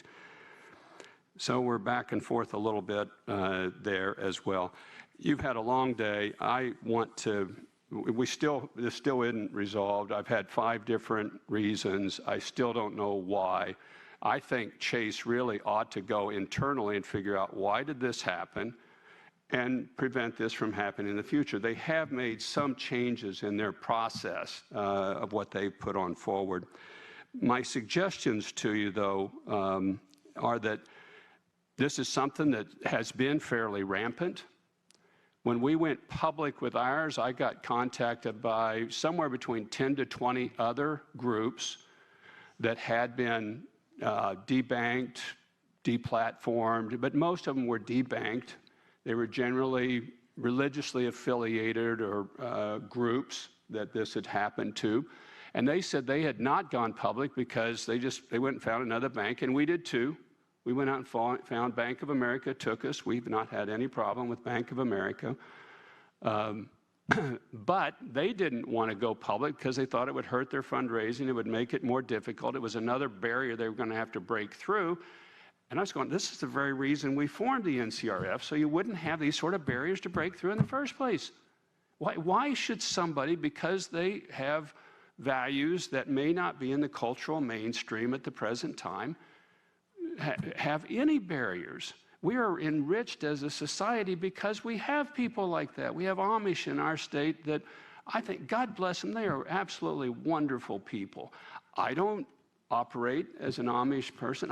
The Orthodox Jewish community, I think, is an absolute fabulous addition to the American society, an important piece of it. I'm not Orthodox Jewish, but we are enriched because we have it. We should make it easy and accommodate their working in the society, not make it harder.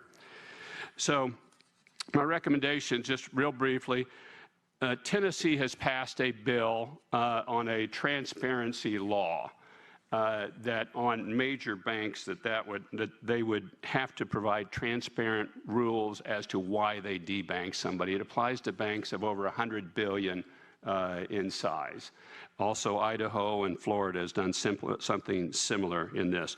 I think you should try to codify President Trump's executive order 14331, the guaranteeing fair banking for all Americans. It's one thing to do an executive order. It's very important. It's key to do that. But if it's just an executive order, we all know that doesn't necessarily last in the next administration. That should be tried to be codified.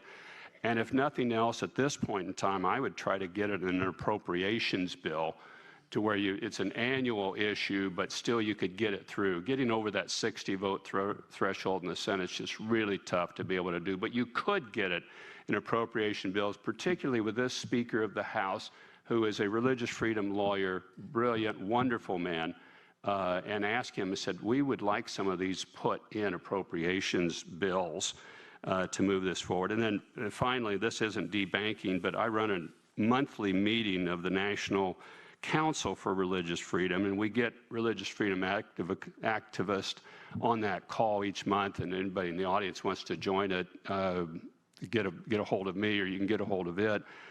We are seeing people de-insuranced, deplatformed, can't get accreditation for colleges. They'll comment on this. Can't use multi-listing as a real estate agent because they were an outspoken person of faith, put something forward. Can't get funds from community foundations because they're affiliated with a pro-life group. We've had those specific items all brought up on this call by various individuals. And it's more than debanking. It's a cultural issue.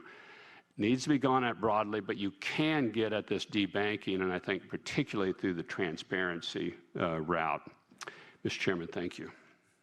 Thank you, Ambassador, Senator, Governor. And I was just sitting here thinking, if that can happen to you, think about the average person on the street that has no chance. No chance. No chance. Hermione? Who's next? Lacey. Lacey. Go ahead. I'm sorry, I didn't look at my list. I didn't, and I couldn't see the name card. So. That's all right. Well, good afternoon. It's an honor to be here. Thank you for everything. It's definitely going to be a story that passes on to my great-grandchildren and beyond. So I used to be a flight attendant for Alaska Airlines. It was a job that I absolutely loved. As a flight attendant, I was able to share life with so many, from hurts and loss to celebrations and wins. I once worked a flight where we were simultaneously taking a grieving family who was transporting their recently deceased mother to her home and final resting place alongside a fraternity on their way to spring break in Cabo. So as a Christian, I was able to use those brief moments on the plane to serve and love others the best that I could. I enjoyed the diversity I encountered daily, from the people on the plane to the circumstances to my coworkers. And I particularly loved Alaska Airlines because for years it had encouraged a culture of open communication. But unfortunately, all that has changed. In February of 2021, Alaska posted an article on their internal message board, which was titled, "Alaska Supports the Equality Act." So the Equality Act was proposed legislation about sexual orientation, gender identity, and religious freedom that did not pass. But after reading the article, which is private to employees and not visible to customers or the public, there was a button that invited us as employees to be able to submit a comment.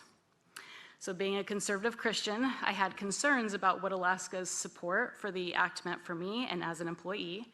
So I asked the question, as a company, do you think it's possible to regulate morality? And that one simple question got me fired. So shortly after posting the question, Alaska took me off all of my scheduled trips and called me in for an investigative meeting. They were very elusive about the details surrounding the meeting and informed me that I was to speak to no one about it. It was incredibly isolating and intimidating. In the initial meeting and throughout the entirety of the termination process, which took about 2 months of my life, I repeatedly explained that I'm opposed to discrimination, but there were things that I disagreed with about the Equality Act. However, Alaska fired me, explaining in my notice of discharge that, quote, defining gender identity or sexual orientation as a moral issue is a discriminatory statement, end quote. So this confirmed to me that I was being targeted because of my religious beliefs about morality. I later learned that another flight attendant named Marley Brown was terminated at the same time. She also had posted concerns about how the Equality Act would impact people of faith and about the safety and privacy of women and girls in women's spaces. Alaska called both of our comments hateful, discriminatory, and offensive. They said that it was discriminatory to use the term opposite sex because that implied that there were only two sexes. Both Marley and I had great relationships with all of our coworkers, regardless of their beliefs and background, but that didn't matter. I knew that what had happened to me wasn't right. Companies can't fire religious employees simply for asking questions stemming from their religious beliefs. That's why I'm so very thankful that God led me to First Liberty Institute, who agreed to represent both me and my former coworker, Marley. It's with this lawsuit that I found even more detail about the extent of the religious discrimination and the hostility towards people of faith displayed both by Alaska Airlines and then also my union, the Association of Flight Attendants. So the union, who was supposed to protect me in cases of discrimination with Alaska, had been in contact with the airlines from the very beginning, encouraging and expressing support for my termination. The union president reported our comments, complaining to the airline about our religious beliefs not being inclusive. And in those communications between the company and the union president said that he hated me, and another union representative quoted, quote, "Can we please get somebody to shut down comments or put Marley and Lacey in a burlap bag and drop them in a well," end quote.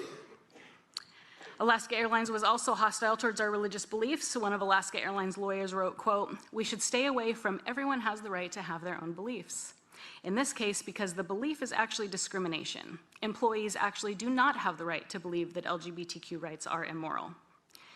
When my supervisor was asked where employees would be allowed to mention moral beliefs opposed to the LGBTQ plus activity, she responded, quote, "At home without any other employees being there to hear it. That would be okay," end quote. Alaska Airlines' hostility towards my religious beliefs was particularly surprising because of its old reputation as a faith-friendly airline. For over 30 years, Alaska Airlines included a prayer card with a verse from Psalms with each meal card. We've got examples here. It reads, "I will praise God's name in song and glorify him with thanksgiving." Psalm 69:30. The airline stopped that practice in 2012, right before I started there in 2014, but it was the openness to faith as one of the first things that drew me to Alaska. So as you can imagine, when I was fired, my life was entirely upended. I was uncertain of the future and doubting myself. I wondered if speaking up on behalf of my own moral conscience had even been worth it. I'd only lost my income and my health insurance. I lost a job I loved. I'm just really hydrated. It just comes out in all places. I lost my security and I lost my future. One reason. Get it together. One reason I took the job as a flight attendant was that I have siblings who live overseas. So losing my job meant that I also lost the ability to stay as connected with them. My husband and I had dreams of traveling. Sorry.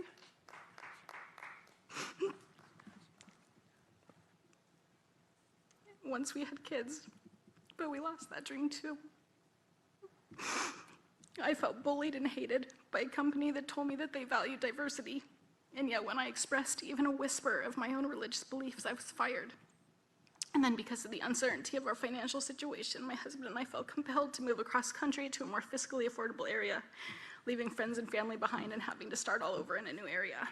So I'm hoping that as people hear my story, they understand the need and importance of protecting the rights of employees to respectfully share their religious and moral opinions in the workplace. Otherwise, religious employees and even a respectful conversation about religion in the workplace might go the way that Alaska's prayer cards did and just simply disappear. Fortunately, we do have Title VII, which was brought up, of the Civil Rights Act, which protects us against religious discrimination in the workplace. However, many do not know their rights and are bullied into silencing their moral conscience in an attempt to hold to their jobs and security. But I go back to what Founding Father Benjamin Franklin said.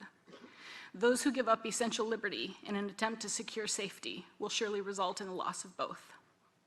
So thank you for the time to hear my story. I hope it sheds light on both understanding our religious protections in the workplace and also in reinforcing the importance of protecting those rights of employees to respectfully share their religious and moral opinions in the workplace.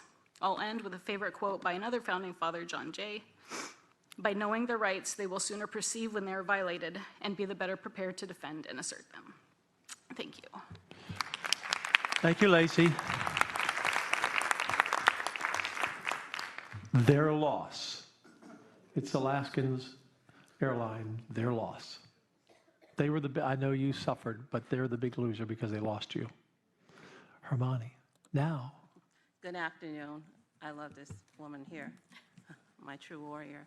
God put us together. I thank the Commission for this opportunity to speak and share my story of religious discrimination in the private sector. I still remember the joy of serving fans at Madison Square Garden, chatting with families, sharing laughs over game nights, feeling part of something bigger. That joy turned to heartbreak when my deeply held religious convictions about the sanctity of life as a Catholic made me unable to comply with the vaccine mandate. In March 2020, during the COVID-19 outbreak, I was a seasonal hospitality server at 3 New York City venues. All 3 shut down for guests and most staff for nearly a year. In February 2021, venues reopened with strict restrictions. I was among the few who quickly returned, enduring daily COVID-19 testing and guidelines to help reopen at 10% capacity initially, building up to 100% by spring. As a tip employee, I often made less than I would have if I stayed home and collected unemployment plus stimulus checks, but I was eager to work. In May 2021, Madison Square Garden announced a vaccine mandate. Be vaccinated by July or request a religious or medical accommodation. I submitted a detailed religious accommodation request on time as a union member with Unite Here Local 100, but it was denied. My religious accommodation clearly stated my Catholic beliefs with supporting information and references on the Church's clear teaching on the sanctity of life and how the 3 vaccines violated my beliefs. My body is a temple of the Holy Spirit, and I could not, in good conscience, inject something I believe violated that sacred trust, a conviction rooted in prayer and scripture that I hold sincerely. The union informed me that every religious accommodation request to Madison Square Garden was rejected with a templated response. The company then stated that unvaccinated employees were resigning and removed our ability to work. I quickly responded that I was not resigning, but my response was ignored. The company never formally terminated me or others like me, but locked us out of the scheduling system and no longer responded. The union promised to file grievances, but did not. This was my first religious freedom violation. Worse came in August 2021, when New York City's Key to NYC mandate required vaccination for private sector employees at indoor venues by September 13. Because of this, I was unable to work at the Barclays Center. That mandate was especially discriminatory. It exempted non-resident performers, athletes, and their staff, people in the same buildings where I worked. Yet employees like me with sincere religious objections were barred, while unvaccinated athletes and artists and their entourages were allowed in. I watched as unvaccinated professional athletes and performers entered the same arena where I was barred. Madison Square Garden even advocated for those exemptions after rejecting ours. My last venue was Yankee Stadium, where an outdoor area allowed me to continue working briefly. The onslaught of discrimination and persecution at this point only increased because of an emergency executive order was issued by New York City officials in December 2021 with even tighter restrictions. Subsequently, I lost my job at Yankee Stadium. My employer did not offer us a religious accommodation. As a resident in New York City, I faced consumer discrimination from the vaccine restrictions. From September 2021, unvaccinated people could not enter indoor restaurants, theaters, or venues. No religious exemption applied there. For my Jewish brethren, this invoked painful historical echoes of exclusion based on not having papers. Officials ignored religious sensitivities for months, while exemptions for performers and athletes continued. By January 2022, I had lost all 3 jobs where I had worked for over a decade, my apartment and stability. I had no choice but to leave the state, moving to Georgia to live with my dad. In March 2022, New York City officials lifted vaccine requirements for patrons and gave exemptions to resident athletes and performers where I worked, but did not give those exemptions for workers like me. We were demonized and ostracized for upholding constitutional religious freedom. I continued fighting with emails and letters to union and employers. I also filed charges with the NLRB. I found out after the deadline that the EEOC could have represented me. It was impossible for me and other private sector employees to fight a very long, expensive legal battle. For example, to this day, cases that unvaccinated public sector New York City workers won years ago are still held and tied up in appellate courts. The city dropped its private sector mandates on November 1st, 2022. I returned to the Barclays Center that same month. It took over a year to return to Yankee Stadium. Unfortunately, Madison Square Garden never brought us back. I still endure the financial burdens for my decision. For example, I do not have health insurance, and I'm unable to obtain affordable housing due to the permanent loss of income from losing my 3rd job. When the mandates were in place, I did not want to give in to the temptation of obtaining false vaccination documentation to work, because as an American, I have the right to my religious accommodation under the law. Our laws protect our religious freedom, and it should be fought for despite the cost.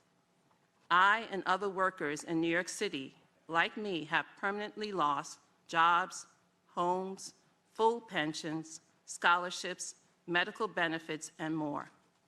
Our 401ks, savings, and other assets have been depleted, and debts skyrocketed with little to no justice in pursuit of our religious freedom. Despite the pain, my faith sustains me, and it still does. I share this not just for myself, but for every believer facing similar choices today and tomorrow. Religious liberty must never cost a person's livelihood, home, or dignity in America. Thank you. Thank you. Thank you. Questions from the panel? Questions from the panel for our witnesses? Carrie? Oh, go ahead, Kelly. No, go ahead. Okay. Wow, your story is really sad. This should never happen in America. Next month, we're going to have a hearing on this issue, religious liberty in healthcare, and I'm sure we're going to hear from people like you who were denied religious exemptions. There's children that are denied religious exemptions to attend school. Discrimination is rampant just because you don't receive an injection. It's wrong, and it's un-American, so I will say that publicly. What can we recommend to the president? The damage has already been done, but what can we do? Your story is so sad. It's heartbreaking. It should never have happened to you. Hearing you say that you've lost your home, you've lost your jobs, you know, your life was in shambles, I'm sure, because of this. And for so many people, they just want us to move on. I promise you, we're not going to move on from this. Yeah. Thank you so much. I think that that's the sentiment. Just move on, right? One is that, first of all, people like myself, we don't have any legal means because one of the things I kind of noted was the EEOC. So since I'm a union employee, right, and this is in all fairness to them, I'm supposed to go to my union, right, and get my legal battles fought. They didn't even file a grievance. They're contractually, they are supposed to negotiate on my behalf. They never did that. So Local 100 represents me in all 3 jobs. So that was never done. And for others, I mean, my case is hard, but there are even people in New York City, which is harder. But a good example is that we have a lot of cases, especially with the city workers, that, you know, the sanitation workers won in 2022, still held up in appellate courts in New York City. So, I mean, we do have some great cases that are being won nationwide, but in New York City, it's like we're forgotten. We really don't know who to go to and who to turn to. So I'm so grateful, you do not understand, to be on this commission, not only for myself, but for all of us in New York City, because we don't have a place to turn. Even the reinstatements that they promised our city workers in December of 2025 is still being held up. You know, there's a difference of it being rehired and a reinstatement because your pension is associated with it. So it's a great evil that we still continue to this day. We are going through this. So I just want to just say that. If I could quickly respond to that, I think one of the keys here would be to create private causes of action. You know, the left has done this brilliantly for years, where you create the private causes of action so that people can pursue things in their own, not just the government. And we should really look at this area of law to create private causes of action so that people like you, Susanna, can pursue that and have lawyers there to advocate for them. Yeah, the Title VII actually covers this. So you can. And every lawsuit we filed for refusal of religious exemption, we've won all over the country. So, you know, it just shouldn't happen. And it happened to so many people. And so many people didn't know that they had the ability to do anything about it. And they just had such damage. I thank you for telling your story. And Lacey, thank you for standing up, because I think your case is going to affect a lot of people who work in this country. When the company says internally, we want your feedback, and then you give Christian feedback and they fire you, you can't do that in this country. So thank you. And then Ambassador Brownback, do you know, are there What is the law not able to get through on debanking in the federal? Is it the 60-vote margin? There not enough support? So like if we put a recommendation in here to pass the law to stop debanking based upon discrimination against religion or those type of things, is there not enough votes in Congress now? Have you had experience as you're looking at this issue?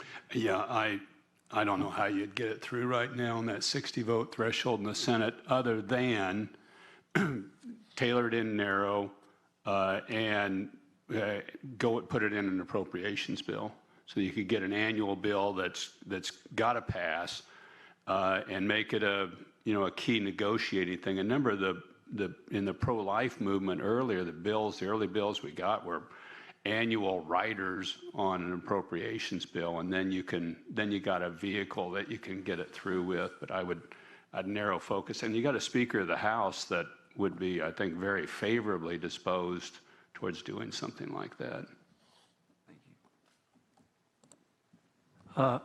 Thank you, Ambassador, and I didn't look to my left. Well, it wasn't your fault. This thing goes off after 5 minutes. First of all, Ambassador, Senator, Congressman, Governor Brownback, thank you for the many years that you've dedicated to those who are affected by things like this, and for you two ladies, what you've gone through. I just want to make you aware that there are some private sector remedies for debanking. For instance, the Oh Glory Bank was established exactly for that reason and is growing very rapidly. And full disclosure, I was one of the founders of that bank, but there was a reason that we get involved in these things. And that's really going to be the answer, I think, to all of these things, is we all have spheres of influence. And if we fight, I think we will win. To Lacey and Hermione, we've had a lot of testimony similar to yours. In fact, we had a Navy SEAL in our last hearing because of the vaccination for religious reasons. He was basically dismissed and lost his pension and his health care. But if someone said it was for a medical reason, they were allowed to continue. The money loss is hard. But I think what's hard is we always hear how much people love their job. And when you take away somebody's love of what they do, I can tell Hermione, you loved to walk through those stands. You loved to interact with the fans. I can just tell. And you loved your passengers. You helped that one. You loved your passengers. That's even more cruel than taking away your money. So thank you for having your courage and thank you for coming today. You are dismissed. Thank you. Members, this wraps up our hearing. Our next hearing is March 16th back here at the museum. And this has been an incredible day. Thank you for your patience and all the time you put in today and listening closely and great questions. And I appreciate you all. We are dismissed until March 16th. Thank you. Thank you all for coming.